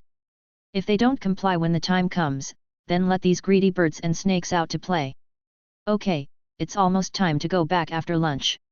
Charlie whispered. Several birds and snakes shrugged their heads, looking a little unsatisfied. However, they would not have any resistance to Charlie. They returned to the bracelet space in an orderly manner. Done. Today's experiment was successful. Magic power reserve device. We also met the express delivery from the Acromantula clan. In the future, we will have a stable source of venom materials. Today's harvest is great. Let's go back. Charlie shouted. However, Hermione and Cassandra did not respond to Charlie.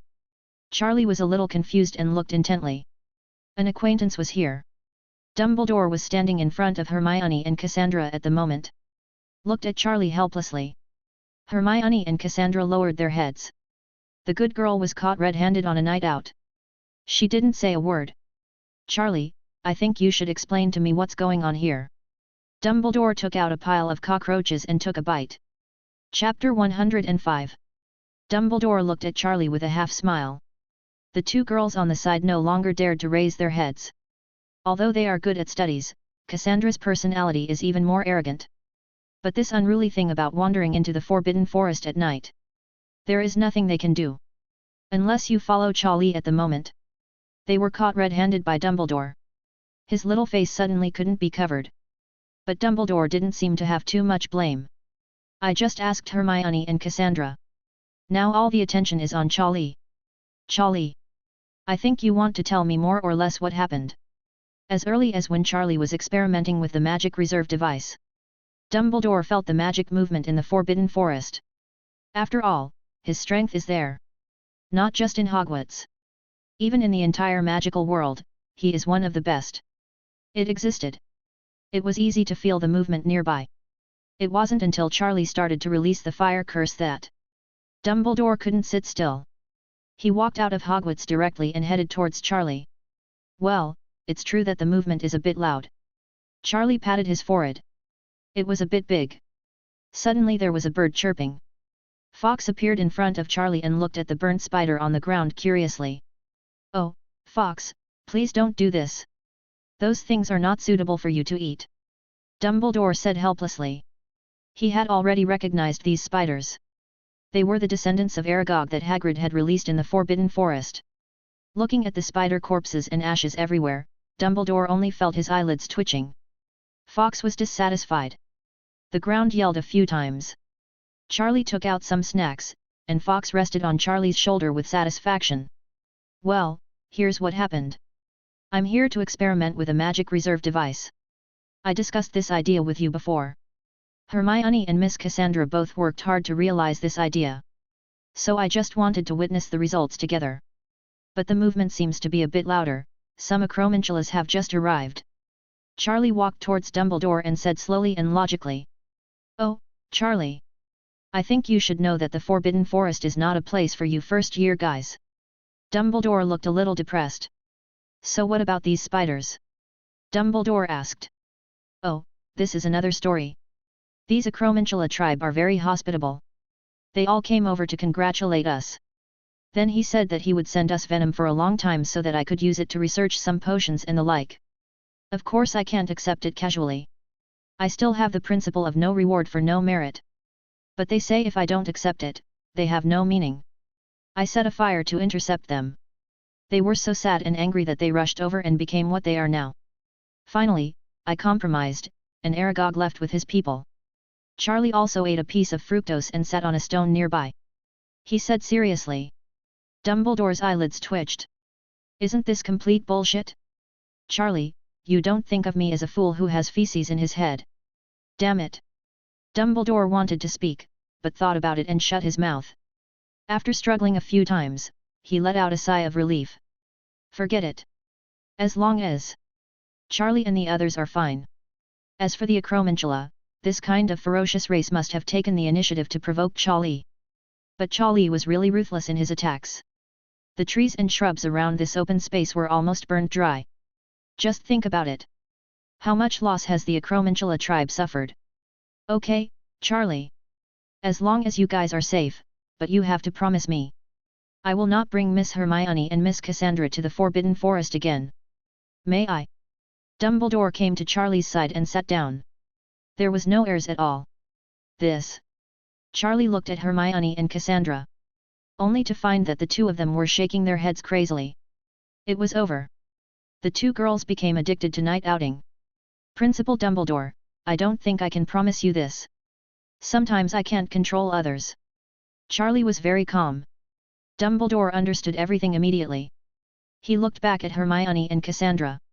Only to find that the two people immediately lowered their heads.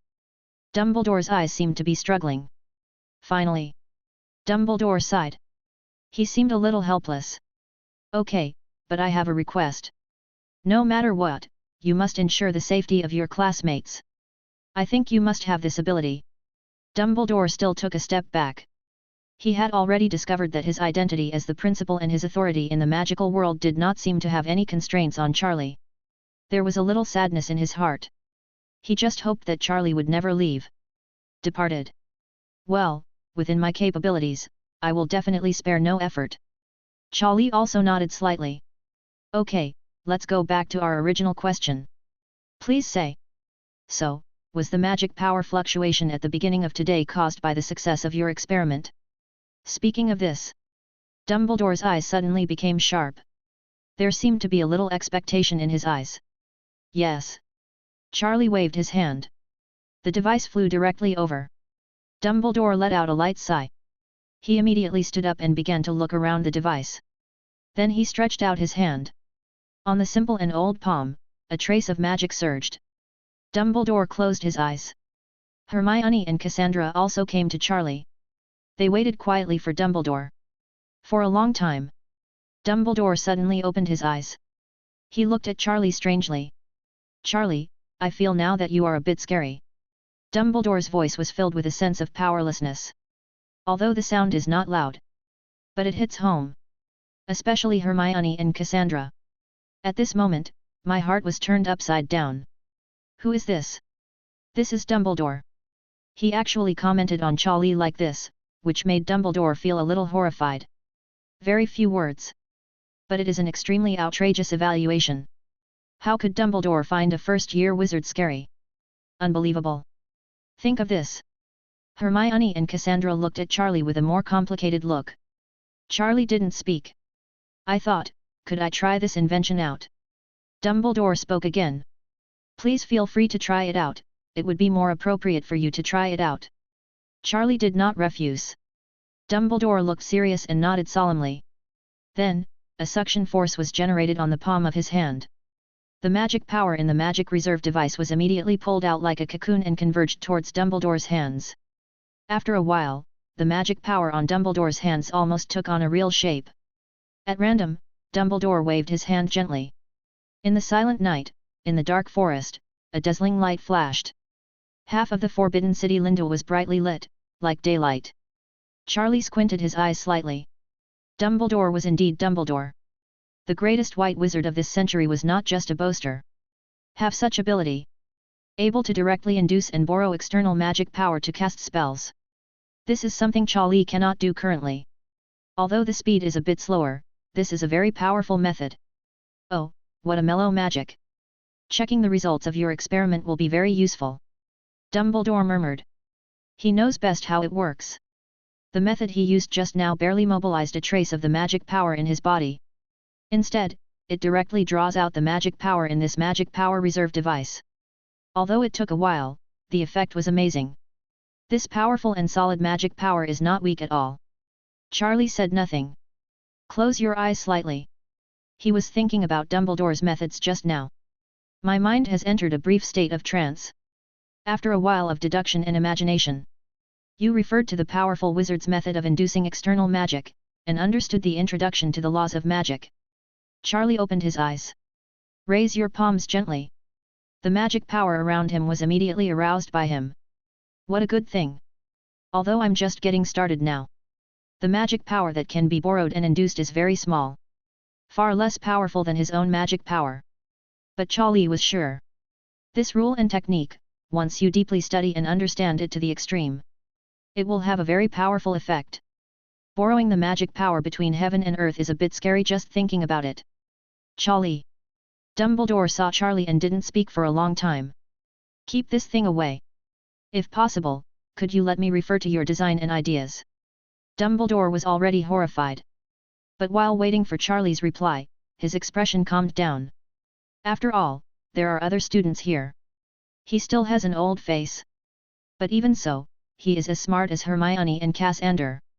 How could he not capture Dumbledore's emotions? The two girls swallowed their saliva. Sweat broke out on their foreheads. Dumbledore wanted to learn from Charlie. He actually asked Charlie for the design and drawings. Reference idea? Oh my god! What did we participate in making? Right now. Hermione and Cassandra were already in a state of panic. They only knew before that Charlie was going to build something very powerful. But they never expected this device. Even Dumbledore was alarmed. In other words, Dumbledore couldn't do it. In fact, Dumbledore was even very interested in this. In other words, Charlie managed to do something that Dumbledore couldn't do. Dumbledore could do it. Leto is also someone who has certain achievements in alchemy, right? The two of them dare not speak. At this moment, they can only breathe frantically to cover up their inner unrest. They feel that they must have participated in an incredible experiment. Process. Thinking of this, my heart is full of joy and excitement. The harvest has been great. I have learned a certain amount of alchemy knowledge and skills. I also directly participated in a very powerful invention. I followed Charlie to mix. The harvest is really great. No. We need to create more opportunities like this in the future. The two of them looked at each other. They seemed to understand each other's inner thoughts. Even if there is an obstructionist person next to them. Compared with these advantages, it seems that it is not unacceptable. The eyes of the two people looking at each other became a little softer. They were no longer as tit-for-tat as before. Faced with Dumbledore's request, Charlie did not hesitate. He directly took out a thick manuscript. It came with a lot of design drawings and drafts. Dumbledore helped him a lot during his learning journey. He also gave Charlie the privileges and green light. He helped him pave the way and collect books. This saved Charlie a lot of troubles and tedious things. What's more, Dumbledore brought him the enlightenment of alchemy. So Charlie did not hide his secrets. On the contrary, Charlie was confident. When Dumbledore consulted Charlie's research results, not only would there be no what's the problem, it may bring new knowledge and improvement to Charlie. After all, Charlie knows Nicholas Flamel, the most powerful alchemist in hundreds of years. He has been a close friend of Dumbledore for many years. Deng, a trace of gratitude and relief flashed in Bulido's eyes. Charlie is still Charlie. Although his abilities are incredible, he has never been arrogant. And he has always been modest and polite to his elders and teachers. Wait, Headmaster Dumbledore. Kindness. Dumbledore was still immersed in joy just now. But he was directly interrupted by Charlie. I'm not trying to blackmail you with conditions. I have some new ideas and I may need your help or sharing. You should be free, right? Charlie raised the corner of his mouth slightly. Oh, of course this is no problem. Who can say no to a studious student like you? Dumbledore broke out in a cold sweat. He thought Charlie was going to say something. Charlie smiled slyly and agreed. Another wave of great Dumbledore's wool can be collected. Well, I think it's time for us to go back today. Dumbledore put away his shocked expression. He forcibly smoothed his robe and stood up slowly. It was indeed late. Although Charlie made a bit of a noise today, fortunately, it did not cause any irreparable consequences. Hermione and Cassandra are not in any danger. As for the acromantula, just don't mention it. Okay. Charlie nodded. In front of Dumbledore, Charlie did not hold the hands of the two little girls. After all, they have been discovered. There is no need to be invisible. As for whether there is any trouble in the Forbidden Forest, Dumbledore is here. Here, trouble is not important.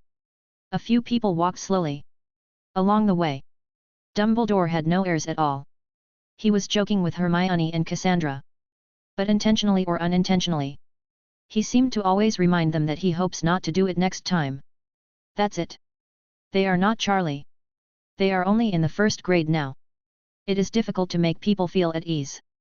The two girls feel a little lost. They like to follow Charlie's journey. It is exciting and rewarding. But what Dumbledore said, isn't it unreasonable? Everyone had their own ideas in their hearts. Suddenly, Dumbledore stopped. He looked at a hilltop in the distance. His eyes narrowed slightly. Let's go over there and have a look.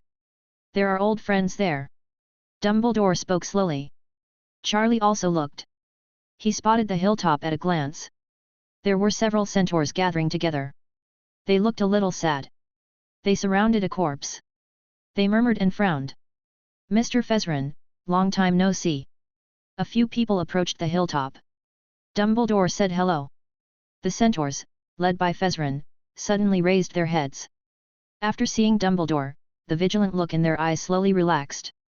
Oh, Albus! I didn't expect to meet you here. Fetherin's voice was a little weak. It sounded worried. Dumbledore looked around. His face, which had been relatively relaxed just now, immediately became serious. Unicorn. Dumbledore sighed softly. It was the body of the unicorn. It had almost been disemboweled at this moment. Silver-white blood flowed all over the floor. The breath had long since disappeared. Charlie also squinted slightly and looked at it. The corpse of Ichiban Unicorn. It seems that the noseless Senior, Mr. Voldemort, and Senior Tom are starting to make moves again. Can I ask, what happened? Dumbledore also looked a little sad.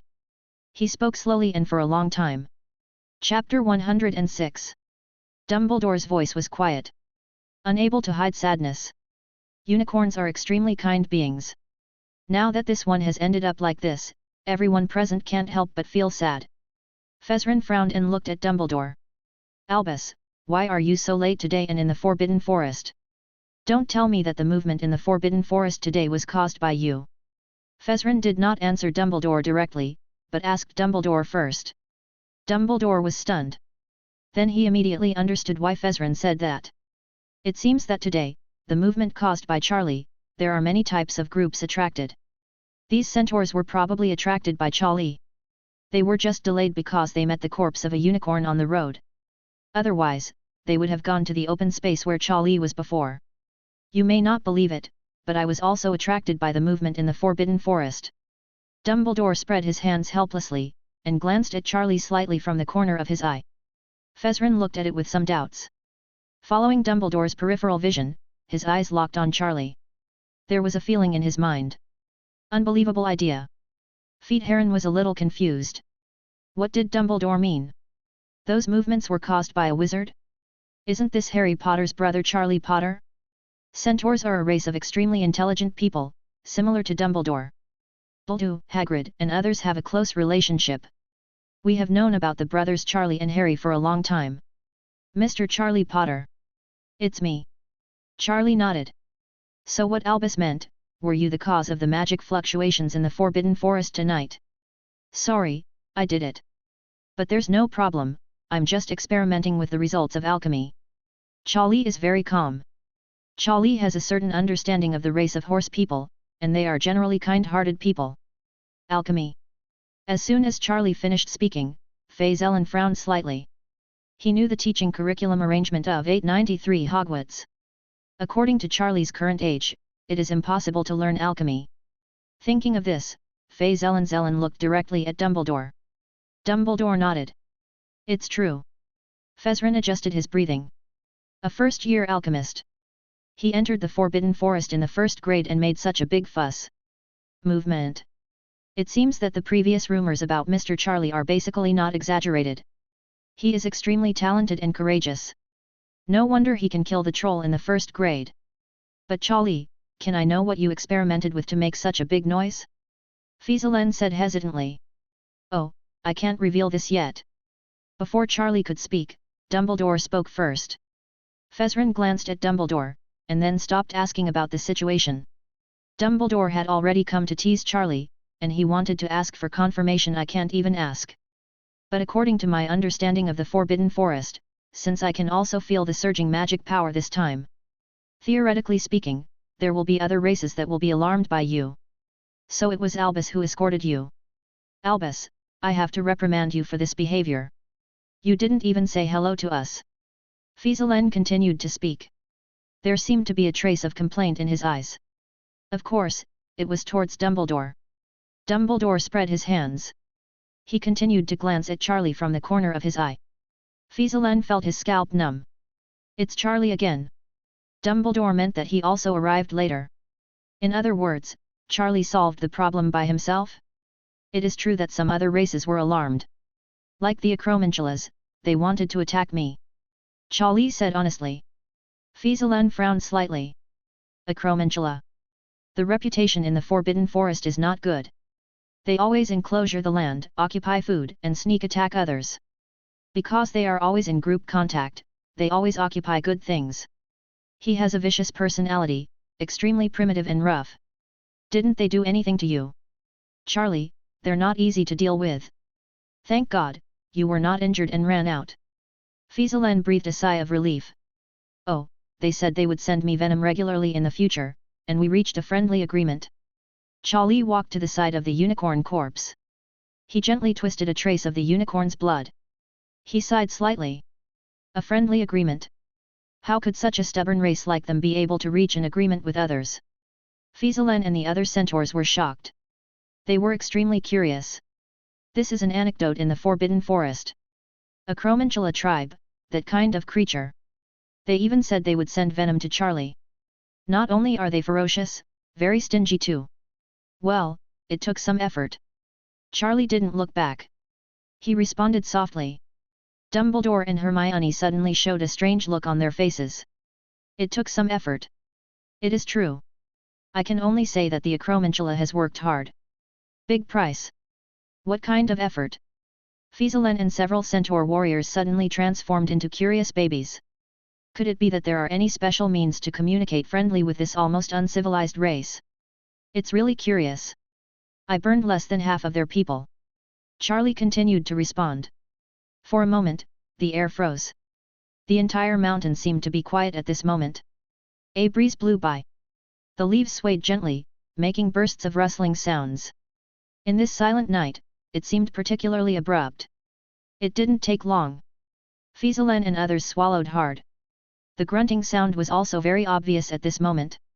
The centaurs looked at Charlie. Their eyes suddenly became a little weird. This Charlie is a very ruthless person. How come I have never heard of him before? He is such a straightforward and fierce person. He burned less than half of the Acromantula clan. Is this what you said took some effort? Fedheron looked at Dumbledore again. Dumbledore put on a helpless expression. It's true. Don't look at me, you know creatures like the Acromantula. He must have attacked Charlie first, and was finally repelled by Charlie with magic. Dumbledore opened his mouth to explain. The centaurs took a deep breath and looked at each other a few times. Their faces were full of shock. Now Charlie's status in their hearts was much higher. Seeing is worth hearing 100 times. Those rumors, see, it was always passed lightly. This Charlie was so extraordinary. He made such a big noise. He also directly coerced the Acromantula tribe to pay tribute with one person's power. Fezren, did you see who attacked the unicorn? Dumbledore saw that these centaurs were deeply shocked by Charlie and could not extricate themselves. He slowly said. A dark shadow. When we rushed over, he ran away immediately. Can't catch up. Fezren's face was solemn. Dumbledore stopped talking. They all knew who it was. But now here, there are Charlie and other students. They can't talk directly. Voldemort. Charlie wiped his hands and got up from the ground. Dumbledore's expression changed. Featheron's face was full of panic. Hermione and Cassandra's originally calm faces were suddenly filled with shock. He covered his mouth with his little hand to prevent himself from shouting. Voldemort! This is a cursed name. The entire wizarding world does not dare to call him by his name. It is said that this name has been cursed. Don't look at me so surprised. Charlie came back. Principal Dumbledore, do you think it is necessary to hide this from me? After all, his target is most likely my brother Harry, or maybe me too. Now he has become more and more aggressive. From trolls to Quidditch. Charlie clapped his hands. The smile on his face turned a little cold and serious. A change from the indifference of the past. When he came into contact with the unicorn just now, he could clearly feel the pain of the unicorn. That unwillingness and helplessness. It cannot be dissipated in the soul for a long time. Fezrin opened his eyes wide again. Charlie looked at him in horror. It seems just now. The evaluation of Charlie is still superficial. This is still a first-year little wizard. Call that terrifying being by name. It seems that there is still no fear. This is either a no-mage, or someone with extremely strong magical power. But if he knew. If Voldemort is currently possessed, he has been beaten by Charlie several times. Don't know what to think. I guess I feel like the sky is falling. Ahem, Mr. Charlie, I think these things are not appropriate for us to talk about here. Fezalin coughed a few times. Yes, I think we should go back to Hogwarts now, after all there are two beautiful ladies here. Dumbledore also coughed a few times. Hermione and Cassandra were a little nervous. After all, they were only first-year students. Okay, let's go back today. Charlie spoke. Suddenly, his right hand stretched out. A small crater was suddenly smashed into a tree next to the unicorn. Everyone looked. Charlie waved again. A furry little monster appeared in front of everyone. In the field of vision. The hidden monster. Dumbledore didn't speak. He found this little guy, but didn't say much. Fezrin and other centaurs had a cold sweat on their backs. This was what they saw with their own eyes. Charlie's method. Hidden monster. They didn't notice it at all. They were caught directly by Charlie. Just right. Charlie directly cast a levitation spell and dragged the hidden monster over. The hidden monster's hair was very useful. The hidden monster looked at Charlie with some horror. It struggled in panic and tried its best to escape. But in front of Charlie's under the confinement of magic power, it had no effect at all. Charlie took out a bunch of snacks. How about following me, little one? As long as you have enough to eat, you still have company. The hidden monster looked at Charlie with some hesitation. However, due to his instinct, he still took Charlie's food. Soon zero. As soon as the food entered the mouth, the hidden monster's eyes widened. Tasty. This is food prepared by Charlie.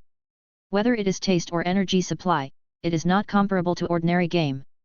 How about it? Charlie asked. The hidden monster blinked and seemed to be still hesitating. In this way, you go to my place for a while first, and you can decide later. Charlie spoke again. This time the hidden monster was a little relaxed. After thinking for a while, he nodded. It is not old, it is still a cub, and its nature is relatively simple. It was also curious and greedy just now, so it ran here next to the unicorn corpse. Charlie nodded and took the invisible monster into the space of his bracelet. When he turned around, he saw Dumbledore's helpless eyes again.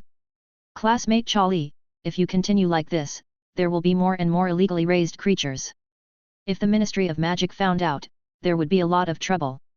Dumbledore's tone was a bit sad. Charlie was becoming less and less secretive now. In front of so many people, he blatantly did something that violated school rules. Ministry of Magic. Principal Dumbledore, you don't really think that the Ministry of Magic is an organization that benefits the wizarding world, do you? Charlie chuckled. He just glanced at Dumbledore briefly. Dumbledore couldn't help but blush. This Charlie seems to know a lot. Now I can't restrain him with official accent. Ahem, I think it's getting late, we should go back early. Charlie, your behavior today violated many disciplines. Slytherin deducted 50 points. Dumbledore spoke up. Charlie didn't care. Cassandra felt a pain in her heart. 50 points were deducted as soon as they were said to be deducted. Finally, today's affairs came to an end. There were too many things. Dumbledore felt a little bit headache. After saying goodbye to Fezrin and others, Charlie and others set out on their way back to Hogwarts. The whole journey seemed to be because of Dumbledore's presence. It went very smoothly. No magical creature came out, attack or make things difficult for them. Not long after, everyone returned to Hogwarts. Hermione and Cassandra said goodbye to Charlie with some reluctance. Then they all returned to their dormitories.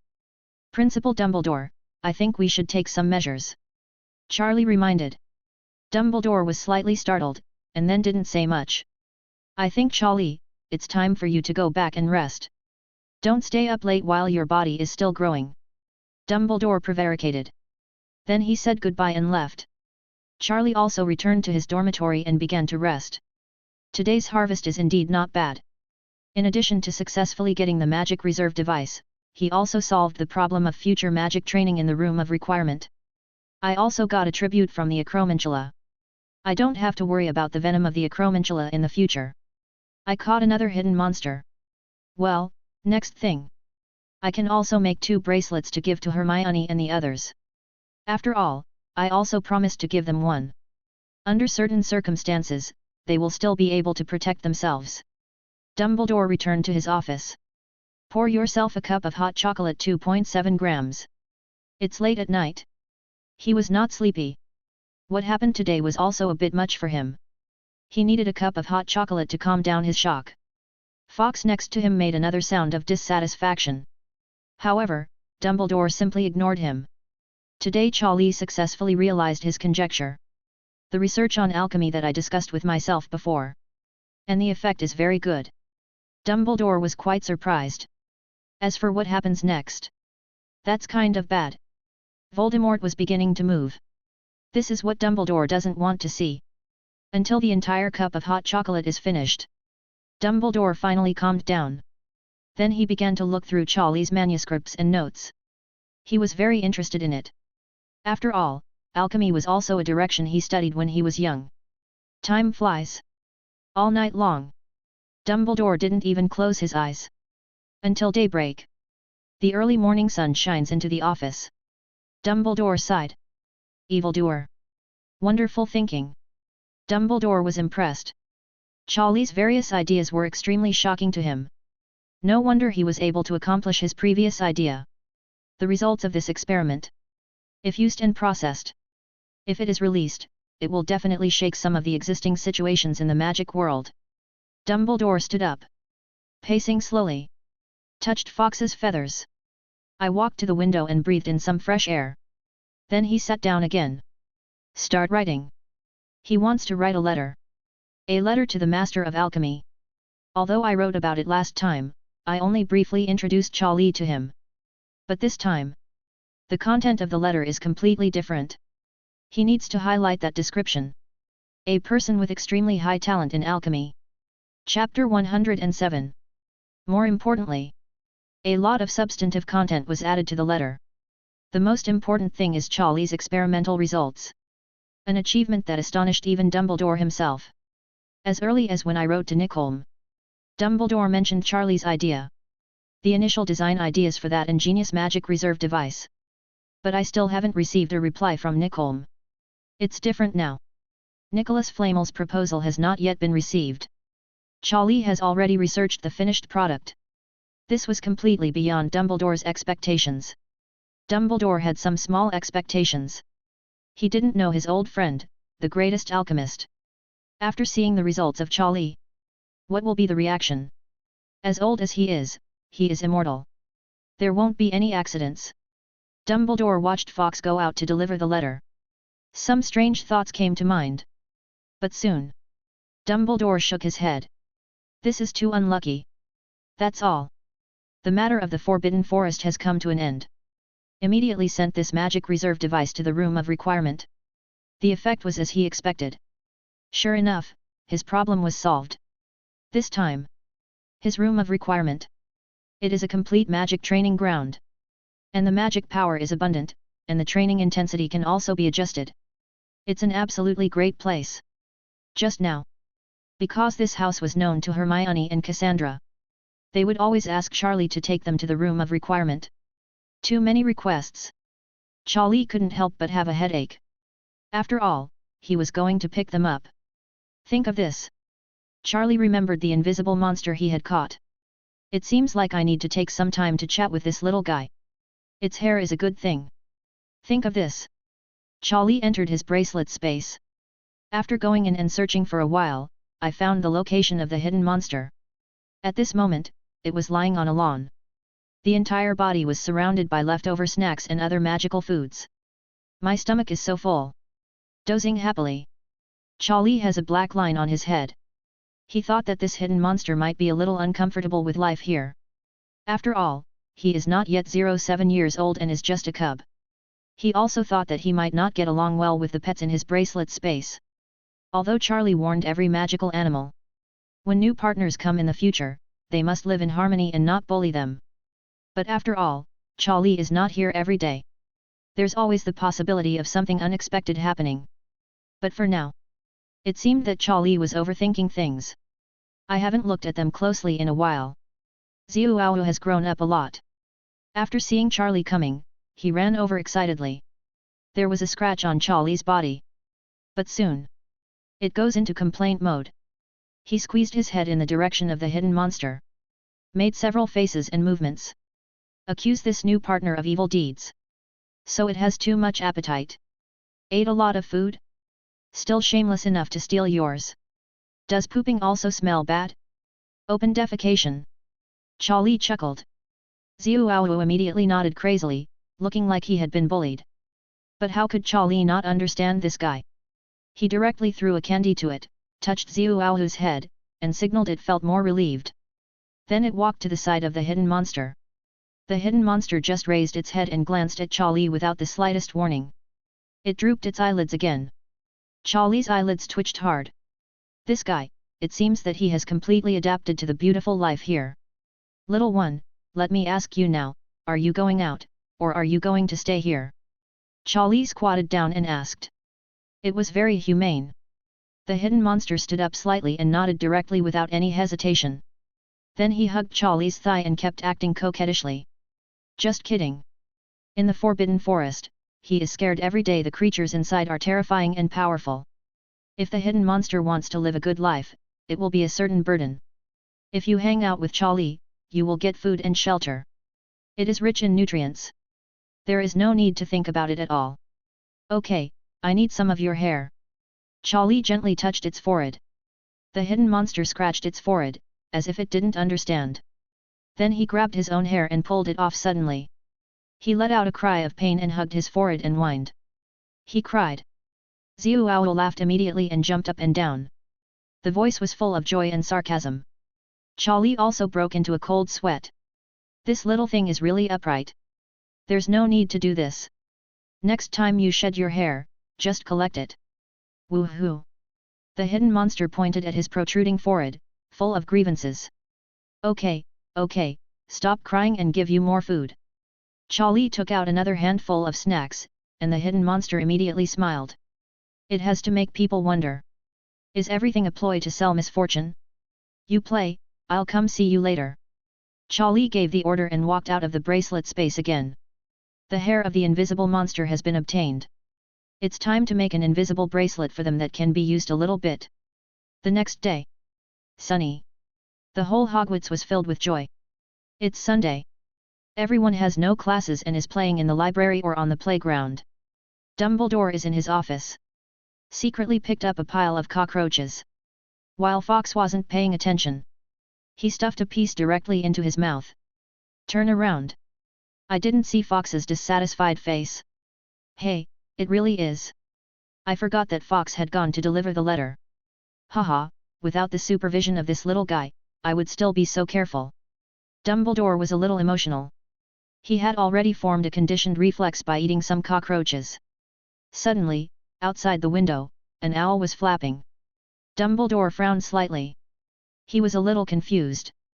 At this time, it would be who would send a letter to him? Nicholas Flamel? He shouldn't.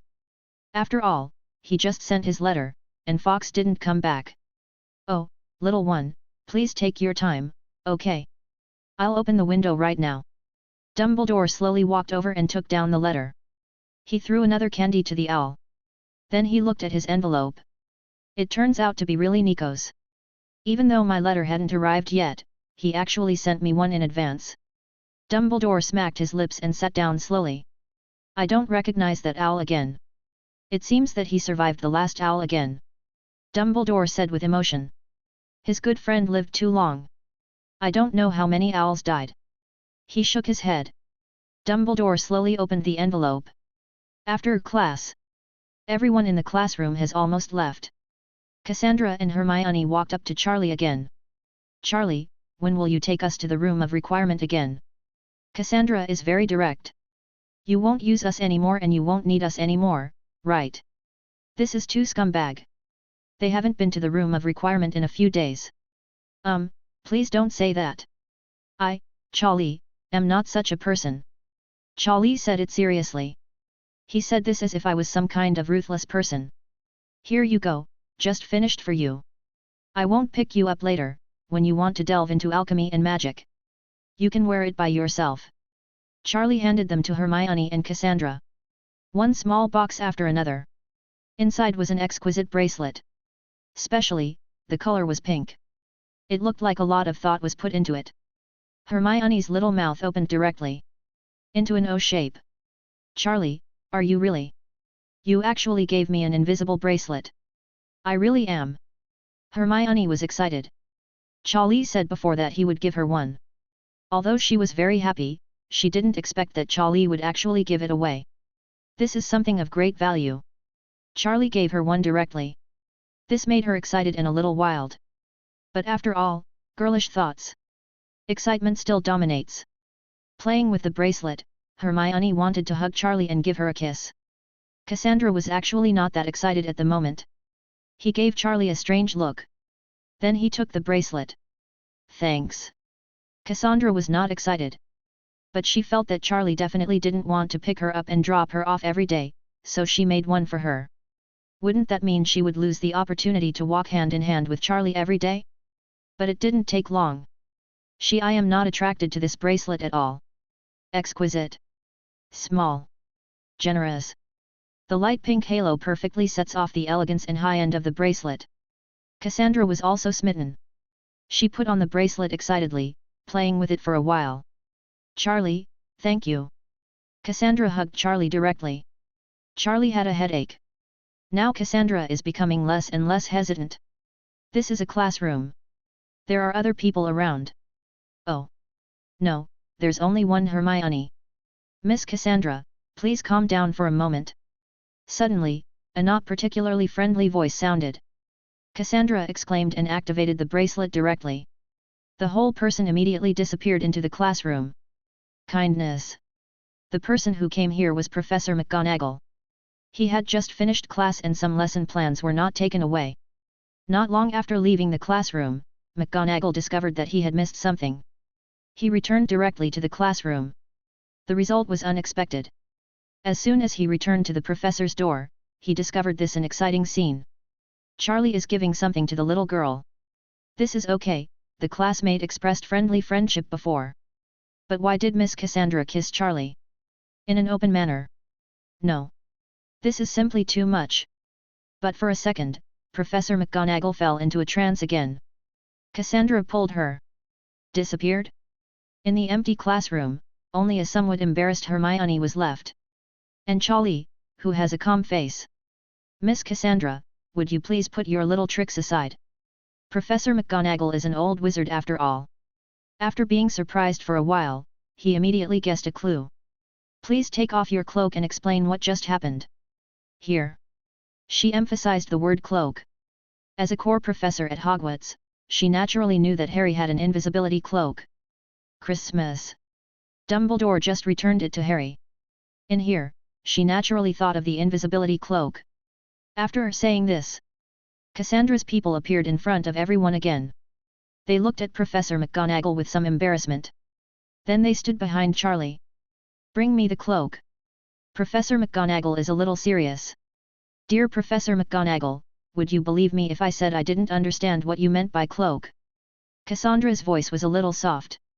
She was caught by the teacher again. The last time was in the Forbidden Forest, and she was caught on the spot by Dumbledore. This time it was in the classroom. In a moment of excitement, she hugged Charlie. She was caught again. Professor McGonagall caught her on the spot. She felt extremely ashamed inside. Her image as a good student had been shattered time and time again. She didn't look like a proud Slytherin at all. Instead, she looked like one of those Gryffindors who like to cause trouble everywhere. Miss Cassandra, if you are dishonest, it will greatly change my impression of you. Professor McGonagall's face became more serious. It's okay, just explain it to Professor McGonagall. Charlie signaled. He really couldn't stand the embarrassment of Cassandra. He wanted to explain the matter clearly, but was afraid of exposing Charlie. After hearing what Charlie said, Cassandra felt relieved. Then she put her hand. Tamaki took it off and handed it to Professor McGonagall. Professor McGonagall, I don't know what kind of cloak you are talking about. I admit that I was a little out of sorts just now, but I was a little excited and expressed my gratitude to classmate Charlie 757. The reason you saw me disappear just now was because of the bracelet that classmate Charlie gave me. He made two with his own hands, and Miss Hermione and I each had one. Cassandra said slowly. Hermione also nodded and took out the bracelet with letters. Mag frowned slightly. Was this made by Charlie? Then he looked at Charlie and withdrew his gaze. This hand ring can be invisible? This is too outrageous. But after seeing Charlie's calm eyes, McGonagall still pondered for a moment. It's Charlie. Forget it. Then I'll give it a try. Then Professor McGonagall studied the bracelet. Knocked softly. Suddenly, McGonagall's figure disappeared. In just a few seconds, Professor McGonagall appeared in front of everyone again. Without saying a word, he then handed the bracelet to Cassandra. Taking the lesson plan she forgot to bring, she walked straight out of the classroom without even looking at Charlie and others. Students, especially ladies, should still pay attention to their posture. Girls should be reserved. You are still young. Professor McGonagall's voice echoed in the classroom, causing Cassandra and Hermione to blush. Then Cassandra and Hermione immediately said goodbye to Charlie and thanked them. Then they lowered their heads and walked quickly. After walking out of the classroom, Charlie shook his head. He couldn't help but find this scene a bit funny. Then he returned to his dormitory.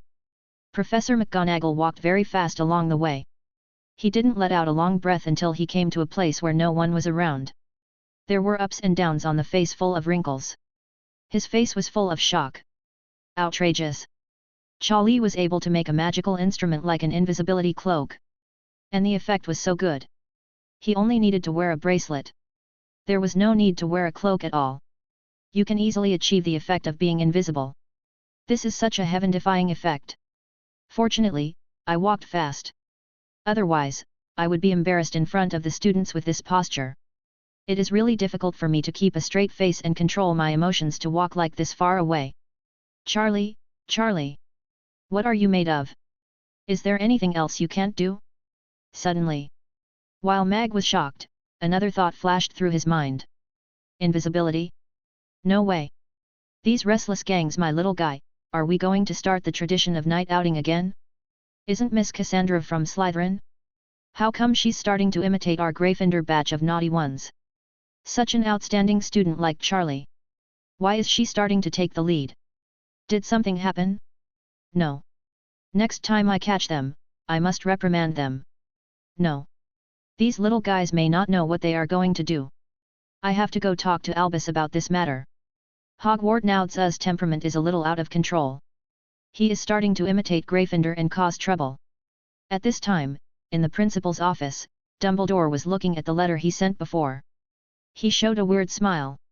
Nico, you are about to receive the letter now, right? Chapter 108. This letter of yours is too late. Dumbledore's smile was very strange. It was full of fun. He had read all of Nicholas Flamel's letters. Nicholas Flamel was older after all. Although he was immortal, he was doing things slower and slower. His reply to this letter has one theme. That is to respond to the first letter sent by Dumbledore.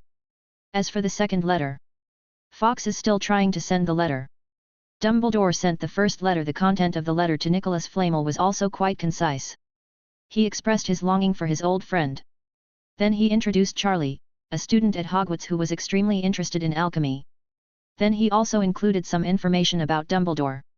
The content and results of the discussion between Leto and Charlie. The idea of how to design and manufacture a magic reserve device. After reading this letter, Nicole was also extremely interested. But the person who was interested was not Charlie. He has lived long enough. He has seen enough geniuses, white wizards, black wizards, etc. He just brushed through the brief introduction to Charlie.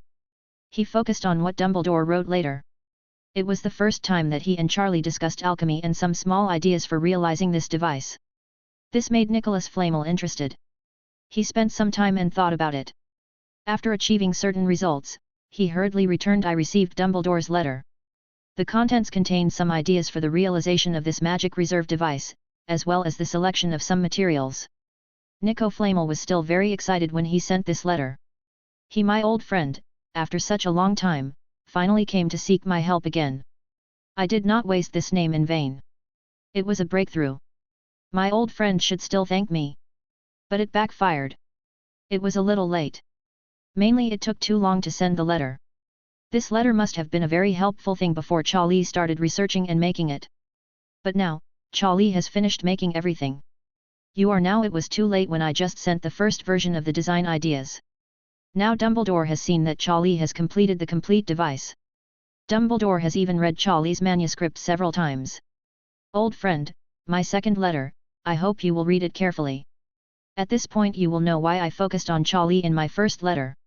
You are older, hee. I don't know how funny your expression must be when you see this letter. Dumbledore was very happy. My mentality is a little younger now. After such a long time, there were few things that could make his mood rise and fall. This is once. He was imagining it all. After Nicholas Flamel received the letter sent by Fox. Then slowly open it. In addition to his own greetings, there was also a serious introduction to Charlie. The last is Charlie's manuscript minutes. As well as the design drawings and ideas for the complete realization of the entire device. Including material selection and more. Forget it, he lived hundreds of years. You should also be so surprised that you open your mouth. The corners of Dumbledore's mouth couldn't stop rising. My own students are really earning face for myself. What a surprise. This is the surprise. The research and ideas you are proud of have been broken through long ago. Just as Dumbledore was feeling a little happy, he was slowly drinking a glass of hot milk. Professor McGonagall knocked on the door. Albus, I think I have something to discuss with you. Oh? Minerva, please sit down and have a cup of tea. Dumbledore restrained his smile under McGonagall's strange look. Then he stood up and poured Professor McGonagall a cup of tea. What's the matter? Please tell me. I found that some students, led by Charlie, are starting to become restless. How to say? Dumbledore raised his head slightly. Did you know that Charlie actually developed an invisible bracelet? We also gave them to some of the best students in our first grade. Hermione and Cassandra. McGonagall finished a series of words. Then he took a breath and took a deep sip of tea. Dumbledore's eyelids twitched slightly. It was them again. Then he shook his head helplessly. To be honest, I can't control Charlie. If we want to restrict his freedom, I don't think Charlie will appear in Hogwarts again in the next moment. In contrast, I am even less willing to see Charlie become an extreme person. In other cases, I think it's easy to talk about. Just give him enough flexibility. Dumbledore directly showed off his cards. Professor McGonagall's face changed slightly. Indeed. There seems to be nothing that can be done. Besides, Charlie didn't do anything. You must have felt the magic power fluctuations in the direction of the Forbidden Forest 2 days ago. Dumbledore spoke slowly again. Yes, but then I felt your breath and ignored it. You know, the Gryffindor Weasley brothers played another prank that day. I was too busy yelling at them. Mag responded. That fluctuation of magic power was caused by Charlie. Dumbledore continued. McGonagall's face twitched slightly. Sure enough, everything is inseparable from Charlie. Such a big movement can be felt by even those with a certain level of strength in Hogwarts. What a commotion this must be. That's the Forbidden Forest. What on earth did Charlie do? He's only in the first grade and he dares to cause such a big thing in the Forbidden Forest. Oh, don't worry, I've deducted points from Slytherin. Dumbledore mentioned again. You should look at this first. You don't need to read the ones below. Just look at the top ones. Dumbledore handed over Charlie's manuscript. Professor McGonagall was a little confused. But he still did it. The first version of the idea of magic reserve device. Purpose: automatically absorb magic power and store magic power for a long time. Mag whispered. Then he stopped talking. His face suddenly changed. Dumbledore didn't bother her, this reaction was too normal. Half an hour later. McGonagall suddenly raised her head and looked at Dumbledore. Then he slowly put the manuscript down. In the past half hour, Mag has been reading the goals and ideas marked on the manuscript. He can't even understand the rest. Albus, please don't tell me that this movement was caused by Charlie. In other words, he has implemented this device. Mag's voice was trembling a little. Bingo. Dumbledore nodded. Mag's heart immediately aroused an uproar. Dare to love. This invisible hand is just a scrap. Wait here. So I'm not surprised at all that the invisible hand you just mentioned is bad. With his ability, it is really easy to achieve this kind of thing. Dumbledore continued to take a sip of hot milk. As for what you said, are you going to start violating school rules?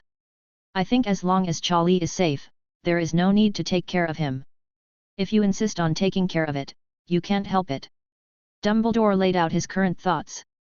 McGonagall thought about his words repeatedly. The shock here was so great.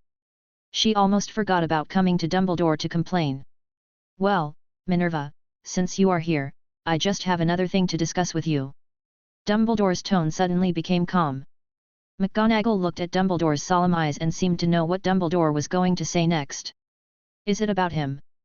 McGonagall asked back. Well, I found a trace of him in the Forbidden Forest that day. Good.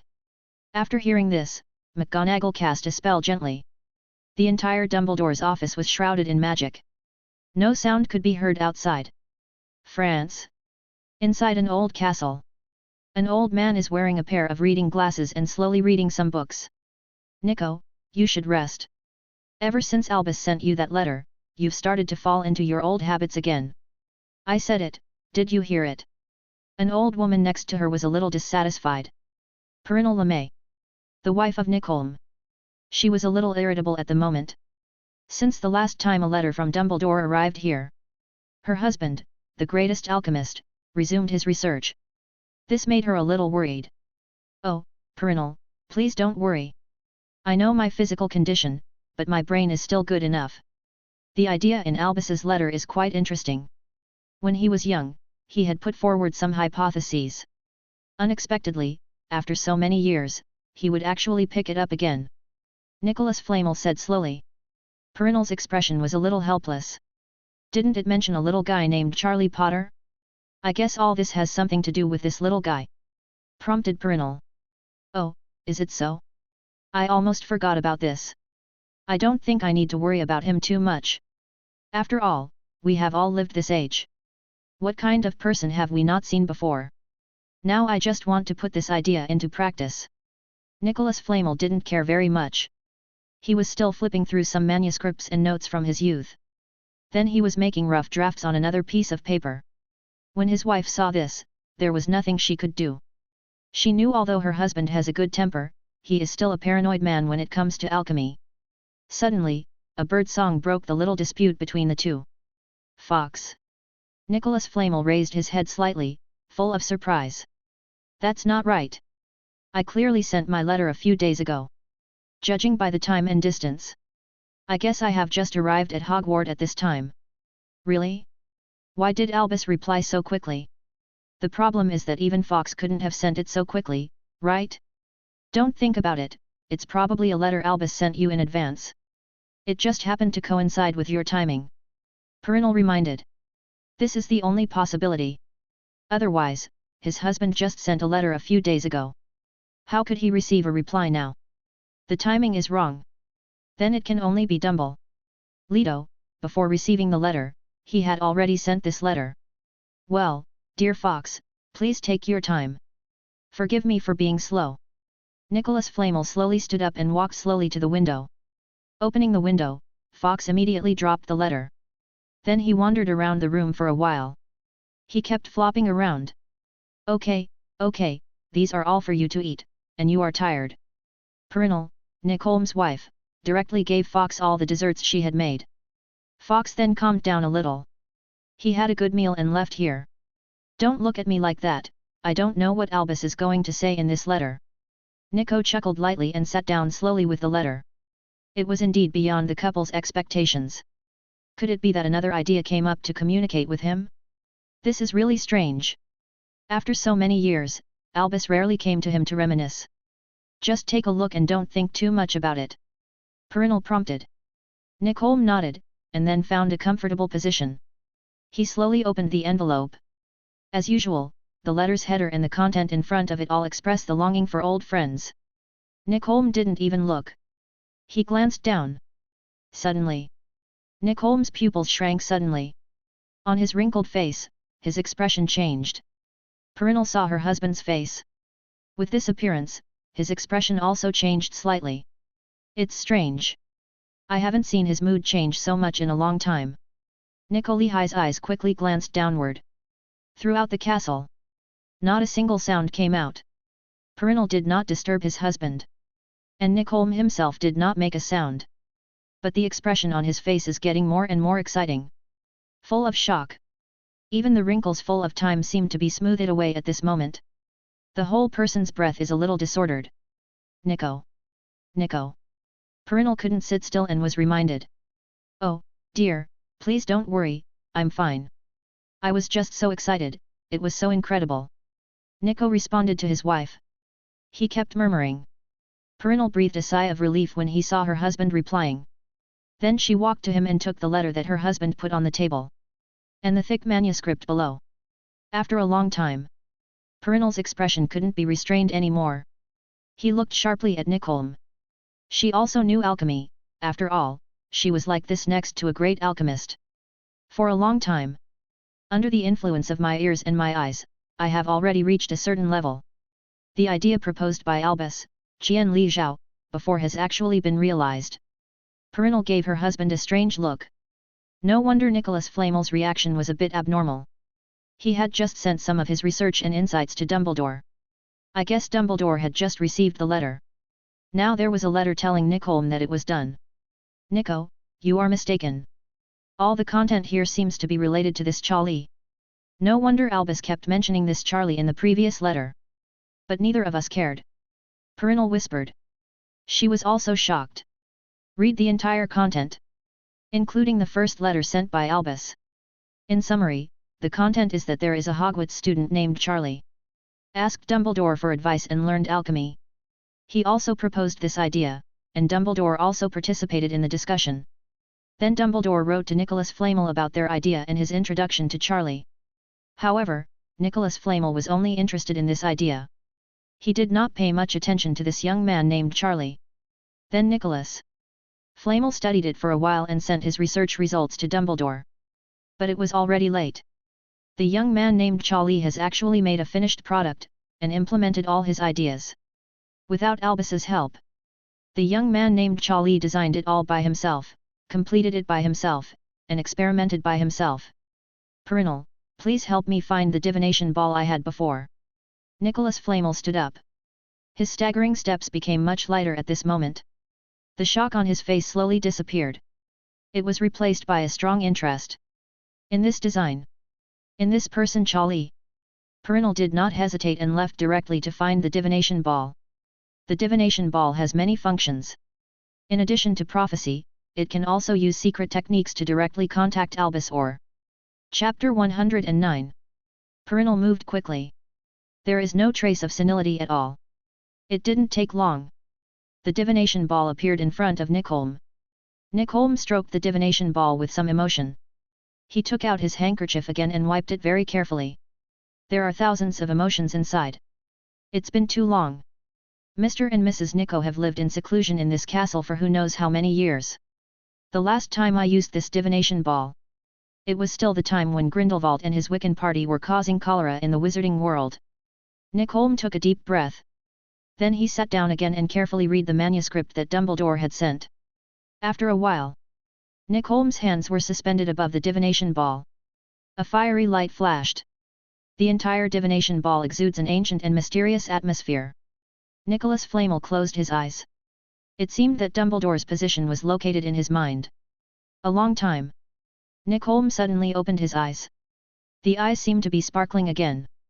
"Albus, long time no see," whispered Nick Holmes. "Hogwarts. Dumbledore's office. Professor McGonagall has not left yet." Dumbledore seemed to have just finished talking to Professor McGonagall. Professor McGonagall looked a little solemn. He seemed very worried. No way. The things Dumbledore just mentioned to her were all about the Dark Lord. Now in the Forbidden Forest, unicorns have actually been found killed more than once. Within the recent time, the frequency of Voldemort's activities also began to increase. Mag felt uneasy. She's not afraid, she's just worried about her students. "Minerva, please don't be too nervous. For now, things are still under control," Dumbledore said slowly. "Control?" Mag's eyebrows raised slightly. "That's what you said 11 years ago. Can you control James, Lily, and those who died in vain?" As soon as she heard this sentence, Professor McGonagall couldn't control her emotions immediately. Yes. What happened before is still vivid in her mind. Many of her favorite students died more than 10 years ago. Dumbledore Ligao was silent. He felt infinite guilt in his heart. Indeed. He always spoke lightly, but often had no way to turn the tide. "Minerva, I'm sorry." Dumbledore's voice was also a little low. However, he would not easily put these inner emotions on the surface. The two of them were speechless. After a while, Professor McGonagall's mood seemed to have adjusted. "Sorry, Albus, this isn't your fault. I-013 just lost my composure, I just thought of that naughty James and Lily and the others." Professor McGonagall took a deep breath and apologized for his behavior just now. Dumbledore was not angry at all. He also blamed himself, and of course he would not blame McGonagall. If blaming him could bring back those people, he would rather being blamed by everyone every day. Unfortunately, there is no room for maneuver. All tragedies have already happened. Suddenly, when both of them were feeling a little low, there was a surge of magic power in Dumbledore's office. Dumbledore's white eyebrows raised. He was very surprised. It was a crystal ball that he had covered with a grey cloth. Only when a few people took the initiative to contact him would there be a response. Usually it was not a small matter. Because every time you communicate like this, it costs a lot. It requires some special magic materials. And strong magic support. "I think I can leave first." Professor McGonagall was about to get up. She knew what this magic wave meant. Someone must be anxious to contact Dumbledore. "Oh, it's okay, it's Nico." Dumbledore waved his hand, indicating that he didn't mind. McGonagall's face changed slightly. It was him. The most powerful alchemist? How could he suddenly contact Dumbledore? Although McGonagall knew that he and Dumbledore it was a good personal relationship, but after all, the other party was far away. And he was already old. If there was nothing important, he would usually not contact Dumbledore. Dumbledore didn't say much. He walked straight to his crystal ball and pulled away. He took off the grey cloth.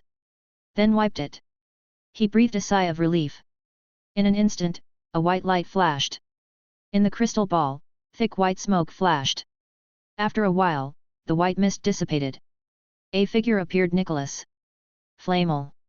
"Hey, Albus, long time no see, I miss you so much." Nick Holmes' voice came out. "Oh, Ms. Minerva is here too, long time no see. You are getting older." Nico's voice continued. Mag was a little excited at first. But after hearing Nico Flamel say that she was old, she immediately felt resentful. How can anyone chat like this? There is no way to open a pot. But there is no way.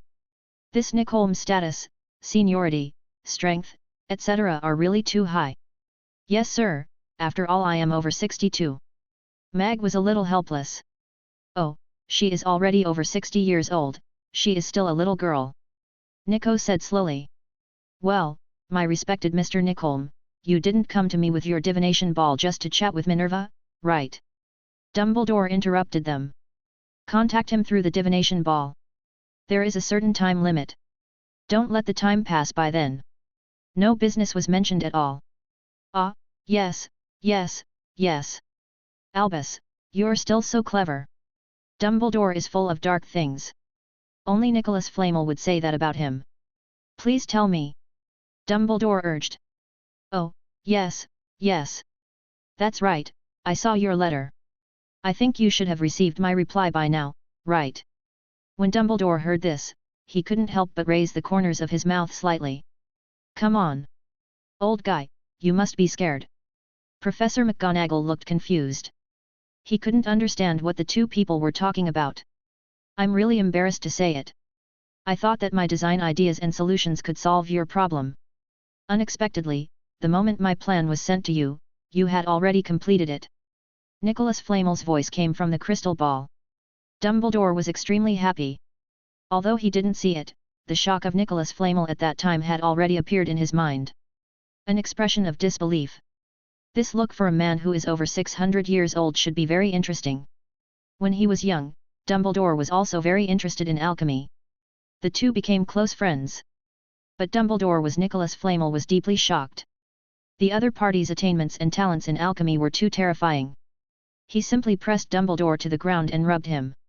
Unexpectedly, when Dumbledore was old, his students it's such a proud thing to be able to directly make Nickholm deflate. My first letter introduced you to the situation of Charlie. You actually didn't mention him in your reply. You must be frightened this time.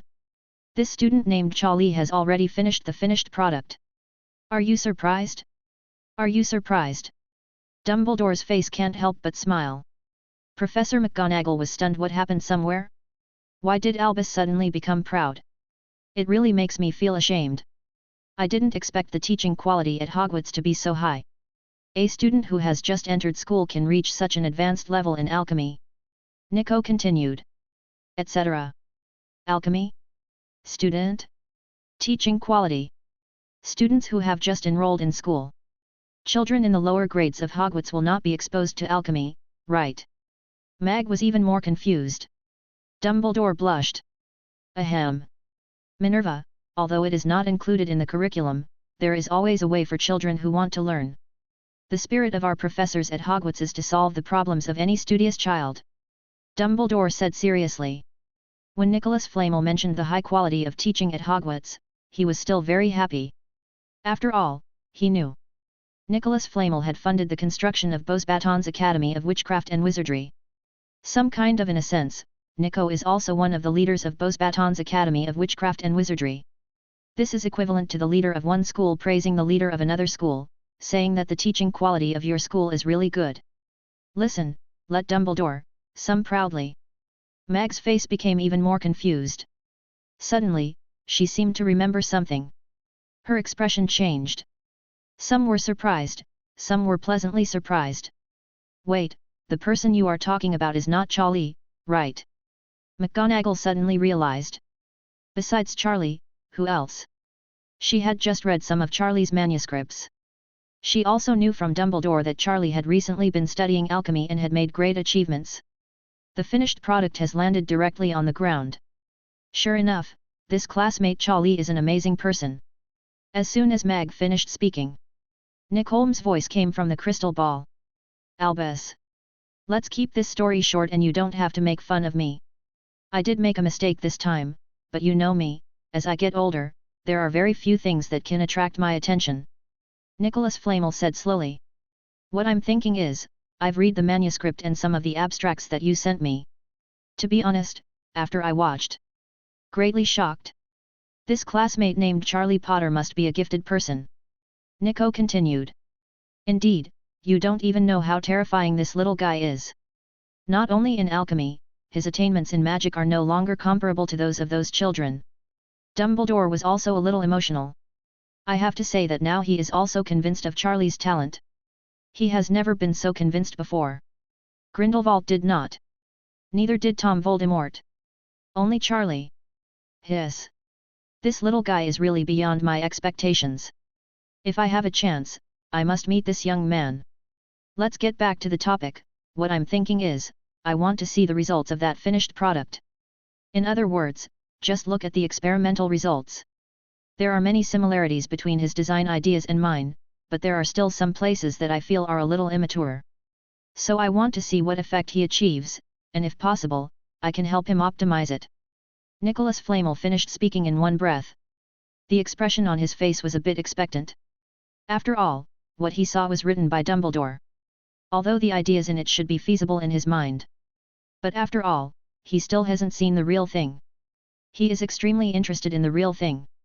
Only after seeing it can he come up with some optimization plans. This. Dumbledore thought for a while. He seemed to be thinking about how to make Nico Flamel see the best effect. Professor McGonagall was completely stunned at this moment. She already understood. All things are connected in series. It turned out to be the device made by Charlie. It has alarmed the greatest alchemist in the world. Nicholas Flamel. For a while. She was speechless. This is simply unbelievable. A first-year student. Interested in alchemy. Then I discussed it with Dumbledore for a while, then went back to get some alchemy books to study for a while. He directly made something shocking. This is alchemy. Extremely difficult. The failure rate is extremely high. Compared with those magics, the difficulty is not at the same level. This is why there are so few alchemists in the world. And there are very few things that can be made.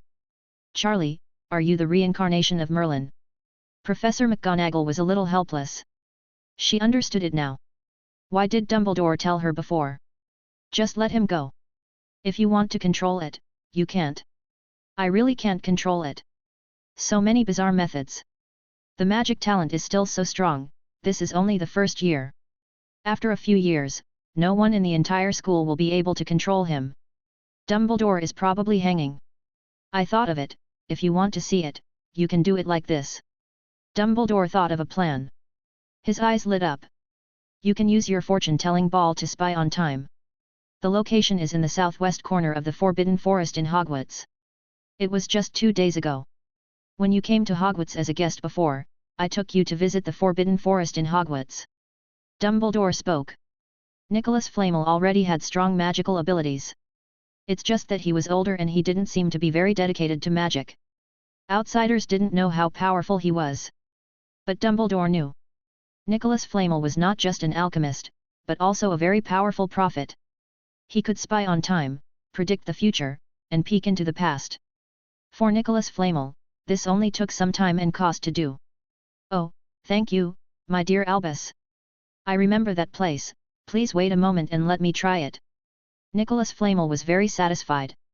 He got the result he wanted. Then he rubbed his hands on the divination ball.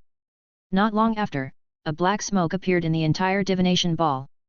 Nikolai Flamel closed his eyes. In his mind, the scene of Hogwarts emerged. Then the scene changed, and the Forbidden Forest appeared again.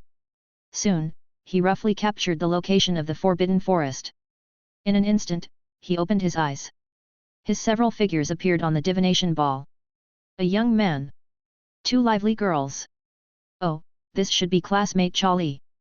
When he saw 2 girls standing next to Charlie, Nick Holmes smiled knowingly. Then he focused his gaze on Charlie. In the divination ball, time flowed very fast. All actions were accelerated. The playback started. Charlie's movements were soon released. Charlie cast a revealing spell. The magic in the entire Forbidden Forest turned into substantial silver-white threads. Thousands of strands. It was as if he had been called upon. Move towards Charlie. The magic reserve device that came out slowly came in. Nick Holmes was stunned. His lips were slightly opened. He knew it would be effective. But hearing is false and seeing is believing. He did not expect the effect to be so strong. Dumbledore and when Mag saw Nico Flamel's appearance in the crystal ball, he couldn't help but smile. It felt so comfortable. It didn't take long. Flame's voice came from the crystal ball. I like this guy so much. I think I can help him. Chapter 110. Nick Holmes' voice was trembling. It seems that he is suppressing the joy in his heart. Dumbledore and Professor McGonagall smiled at each other. They all saw a hint of relief and pride in each other's eyes. After all, Charlie is their student. Is a student at Hogwarts. The best students this year, maybe even in history. Now he has gained the favor of the greatest alchemist in the world. They feel happy from the bottom of their hearts. Of course, there is also a trace of pride. Oh Nico! I'm honored that Charlie can be appreciated by you. Next, if you have any needs, you can come directly to me and I will try my best to satisfy you," Dumbledore said. "Well, in this case, I will continue to read his manuscripts. In the coming time, I will try my best to give him an optimized version of the design. In addition, I will also provide him with some books and my research over the years, and you can forward them to him when the time comes," Nicholas Flamel said thoughtfully. The next second, the entire crystal ball lost its luster. "Well, it seems the time has come. It's really strange. This is the first time that this old friend of mine has spent such a big price.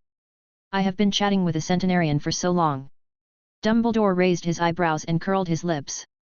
Professor McGonagall was speechless for a while. In front of Nicholas Flamel, "Do you have the nerve to claim to be a centenarian? You don't even blush." But at this moment, she was very happy inside. She originally ran to Dumbledore's office to complain, but Dumbledore said he had nothing to do with it. So forget it. What was even more worrying was that Dumbledore then told her something about the Dark Lord. Things. Let her be vigilant and protect the children from now on. At this time, her mood has reached the bottom. But in the end, the turning point came. She met the great alchemist. People still wanted to what happened to Charlie came about. Charlie was deeply favored by the other party. She had achieved certain achievements in alchemy. Finally, she felt a little happier. Although she was the head of Gryffindor, she cared about everyone in her heart. Children. Especially, Charlie is the child of James and Lily. She is happy from the bottom of her heart. Proud. I think James and Lily would be extremely proud if they were still alive. That's all. What's next for Charlie? What's going on? I just pretend that I can't see it. Let him do it.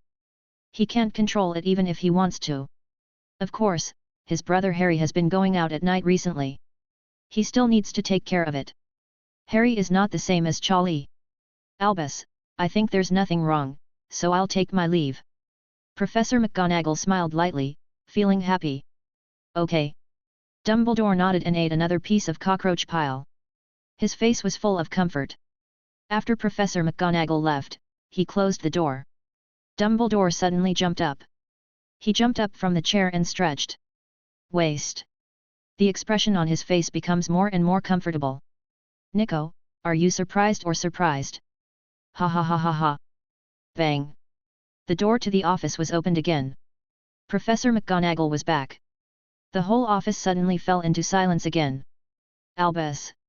McGonagall's face was a little twitching, and she looked at Dumbledore speechlessly. Dumbledore also felt out of control. He was extremely embarrassed. Aha, when you get older, you need to move your body.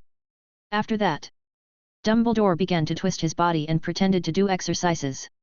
The scene was extremely embarrassing. France. Inside an old castle. Nick Holmes stood in front of a divination ball. Thinking about it non-stop. Perennial, I'm so old. Even maintaining communication with the divination ball is so difficult. Before I finished speaking, I still wanted to meet this little guy first. Nicholas Flamel felt a little regretful. Beside him, his wife Perennial gently touched his back. Calm down, no matter how old you are still babbling like this. When Nick Holmes heard this, he shook his head. It's not me hooping, you don't even know how talented that little guy is. He is only a first-year student and has already begun to achieve such achievements. When we were in first grade, we were still copying homework secretly. As soon as he finished speaking, Perennial knocked on Nick Holmes' head. That's you, copying my homework every day, I don't have to copy your homework. Oh, okay, please release your hands, please.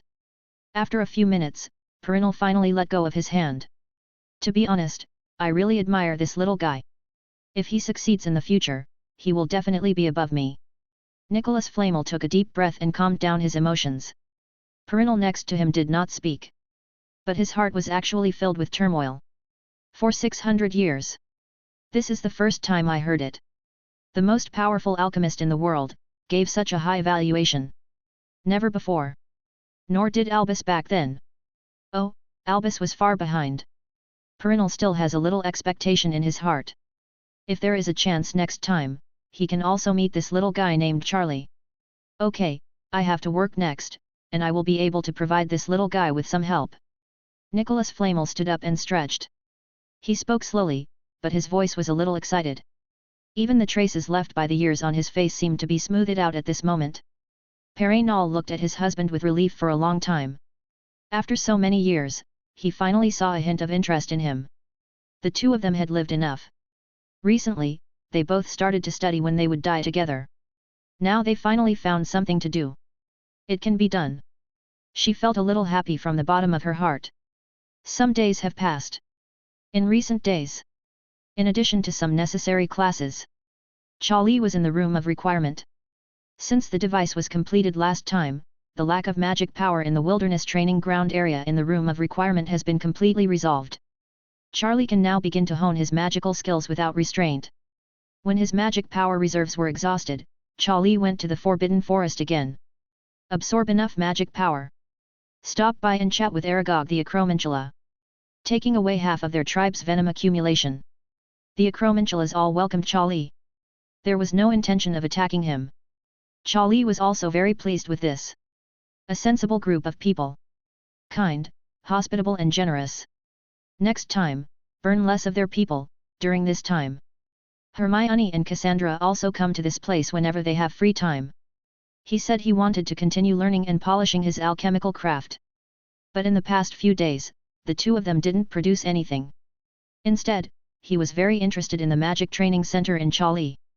In other words, he is more interested in Charlie. Charlie can't help it. Every time I train, I am watched with curiosity or enthusiasm. I always feel a little uncomfortable. In the end, Charlie had no choice but to think of a way. I took out some of my study notes and so on. Let the two girls study it carefully. But it's a pity. After the two girls saw these study notes, they looked at Charlie with even more admiration and fanaticism. The next day, Dumbledore came to Charlie's bedroom. Behind him, a pile of books and manuscripts were lifted up using a floating spell. Charlie, let me give you something. Dumbledore spoke slowly. Charlie raised his eyebrows slightly and glanced at the guy behind Dumbledore. Did Mr. Nicholm give it to you? Oh, you are so smart, nothing can be hidden from you. Dumbledore had a surprised look on his face. It's normal. The book you gave me before was his book. It's not difficult to think of it. Thank you, Headmaster Dumbledore. Charlie expressed his thanks. He needed this, so he didn't show any pretense. I think you agreed to a small request of mine when we were in the jungle, haven't you forgotten it? After Charlie took over these alchemical books and manuscripts, he suddenly changed the subject. Well, let me think about it, I can't remember much now that I'm older. Dumbledore raised his head slightly and pondered. Charlie took a deep breath and resisted the impulse in his heart.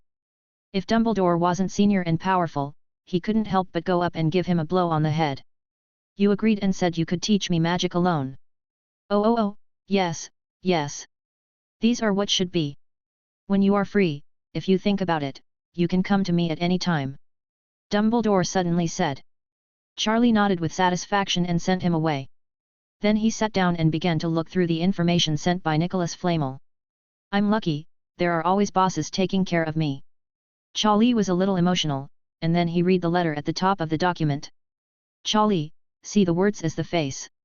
I was very excited after hearing about your deeds and reading your manuscript. I am honored to meet someone as talented as you in my lifetime. For the device you made, I optimized a version of the design drawings and ideas. I hope it will be helpful to you. In addition, I have selected some notes and books from my youth for you to read and study. If you have any needs or help, please don't be stingy. I will provide whatever I can. Looking forward to meeting you. Nicholas Flamel didn't say much. But it expresses the most sincere feelings. Most importantly, he made a lot of it. It optimized Charlie's ideas and provided learning materials. There are also big commitments. If you have something to ask for his help, no amount of money can buy this. This matter was probably caused by Dumbledore. Thinking of this, Charlie still felt a little grateful to Dumbledore. Although he is pedantic, stubborn, and indecisive, he always stands on the side of justice and right in his heart. There is nothing to say to the students. Didn't think much about it. Charlie entered a state of trance and began to study. With such a treasure of notes and manuscripts in front of him, it was hard for him not to cherish them. Read books by the most powerful alchemists. It is much better than taking boring courses or going to the library to read ancient books. A few days passed quickly. Charlie didn't even go to class. Always immersed in learning. You have read a lot of alchemy materials and notes, understood the top techniques of alchemy, and have advanced material identification. A few days down. Charlie's knowledge of alchemy and the improvement of some skills have achieved good results. What surprised him even more was, in addition to alchemy, Charlie has also made certain improvements in other magical fields. The amount of information accumulated by an alchemist who has lived for such a long time is unmatched by anyone. Then Charlie optimized his magic power reserve device. The size is reduced by less than half. Speed increased by half. A breakthrough effect was achieved directly. As expected of Nickholm, Charlie benefited a lot from the ideas and improvement plans he proposed. If you find time, you can thank him in person. Charlie was planning silently. The next morning, Charlie appeared in Dumbledore's office. Dumbledore was shocked. "Classmate Charlie, come to my office so early to see me. Is there something wrong?" "My dear Headmaster Dumbledore, you have forgotten again." Charlie frowned slightly. "Oh, you mean you want to learn magic, right?" "Sorry, something big happened at school recently, and I forgot about it again." Dumbledore stood up slowly. His face was a little tired. It seemed that he hadn't had a good rest in the past few days. "What's going on?" Charlie spoke. "Well, Charlie, I don't want you to be disturbed by these trivial matters. Let's talk about our business now. I think since you came to me, you must want to learn some tricky magic. Please tell me, as long as I can teach you, I will definitely teach you." Dumbledore rubbed his brows. Charlie felt doubtful in his heart. Something big happened again at Hogwarts? Logically speaking, it shouldn't happen at this time. "Charlie," Dumbledore urged. "Okay, let's talk about business first. First of all, thank you for your help. I have read through the manuscripts and materials of Mr. Nickholm and I have benefited a lot." Charlie sat down. A trace of surprise flashed in Dumbledore's eyes. "I have to say, Charlie, your learning ability in any aspect amazes me. Such complex and thick alchemical information, within a few days, you have already read through it for the first time." Dumbledore looked at Charlie and shook his head helplessly. Now Charlie. It has begun to bring frustration to Dumbledore. "That's right, some magic, libraries and other learning methods are not very satisfactory. That's why I asked you for help. Like legilimency." Dumbledore slapped his face hard. "Charlie doesn't want to learn legilimency, right? This is not something that a first-year wizard can touch." Dumbledore was a little worried. After all, Charlie was not under the control of any of them. If he tried to use legilimency to do something, the consequences would not be good. Such as the Patronus charm. Another example is your ability to mobilize and borrow the magic power in space. Charlie finished. Dumbledore's expression changed again. "It's okay, as long as it's not legilimency. There is no problem with the Patronus charm. This does require a teacher to teach you step by step so that the learning progress will be faster. As for the ability to borrow magic power you mentioned, you need to be older. There are some reasons why you can't learn it now." Dumbledore explained patiently, his eyes were very sincere. Charlie thought for a moment. "Can't he study now?" "It has something to do with age. Dumbledore shouldn't lie to me." Charlie thought for a while. "Okay. Let's do it first. I learned the Patronus charm. Tom has become more and more restless recently. Then learn the Patronus charm first." Charlie spoke directly. Dumbledore nodded, approving of Charlie's choice. Charlie is Charlie and will not dwell on it. Dumbledore was very satisfied. "After all, I'm not old enough to learn your ability now. As for the magic of legilimency, there are many alternatives. For example, physical legilimency is not impossible." Charlie said slowly. Dumbledore's face jumped wildly.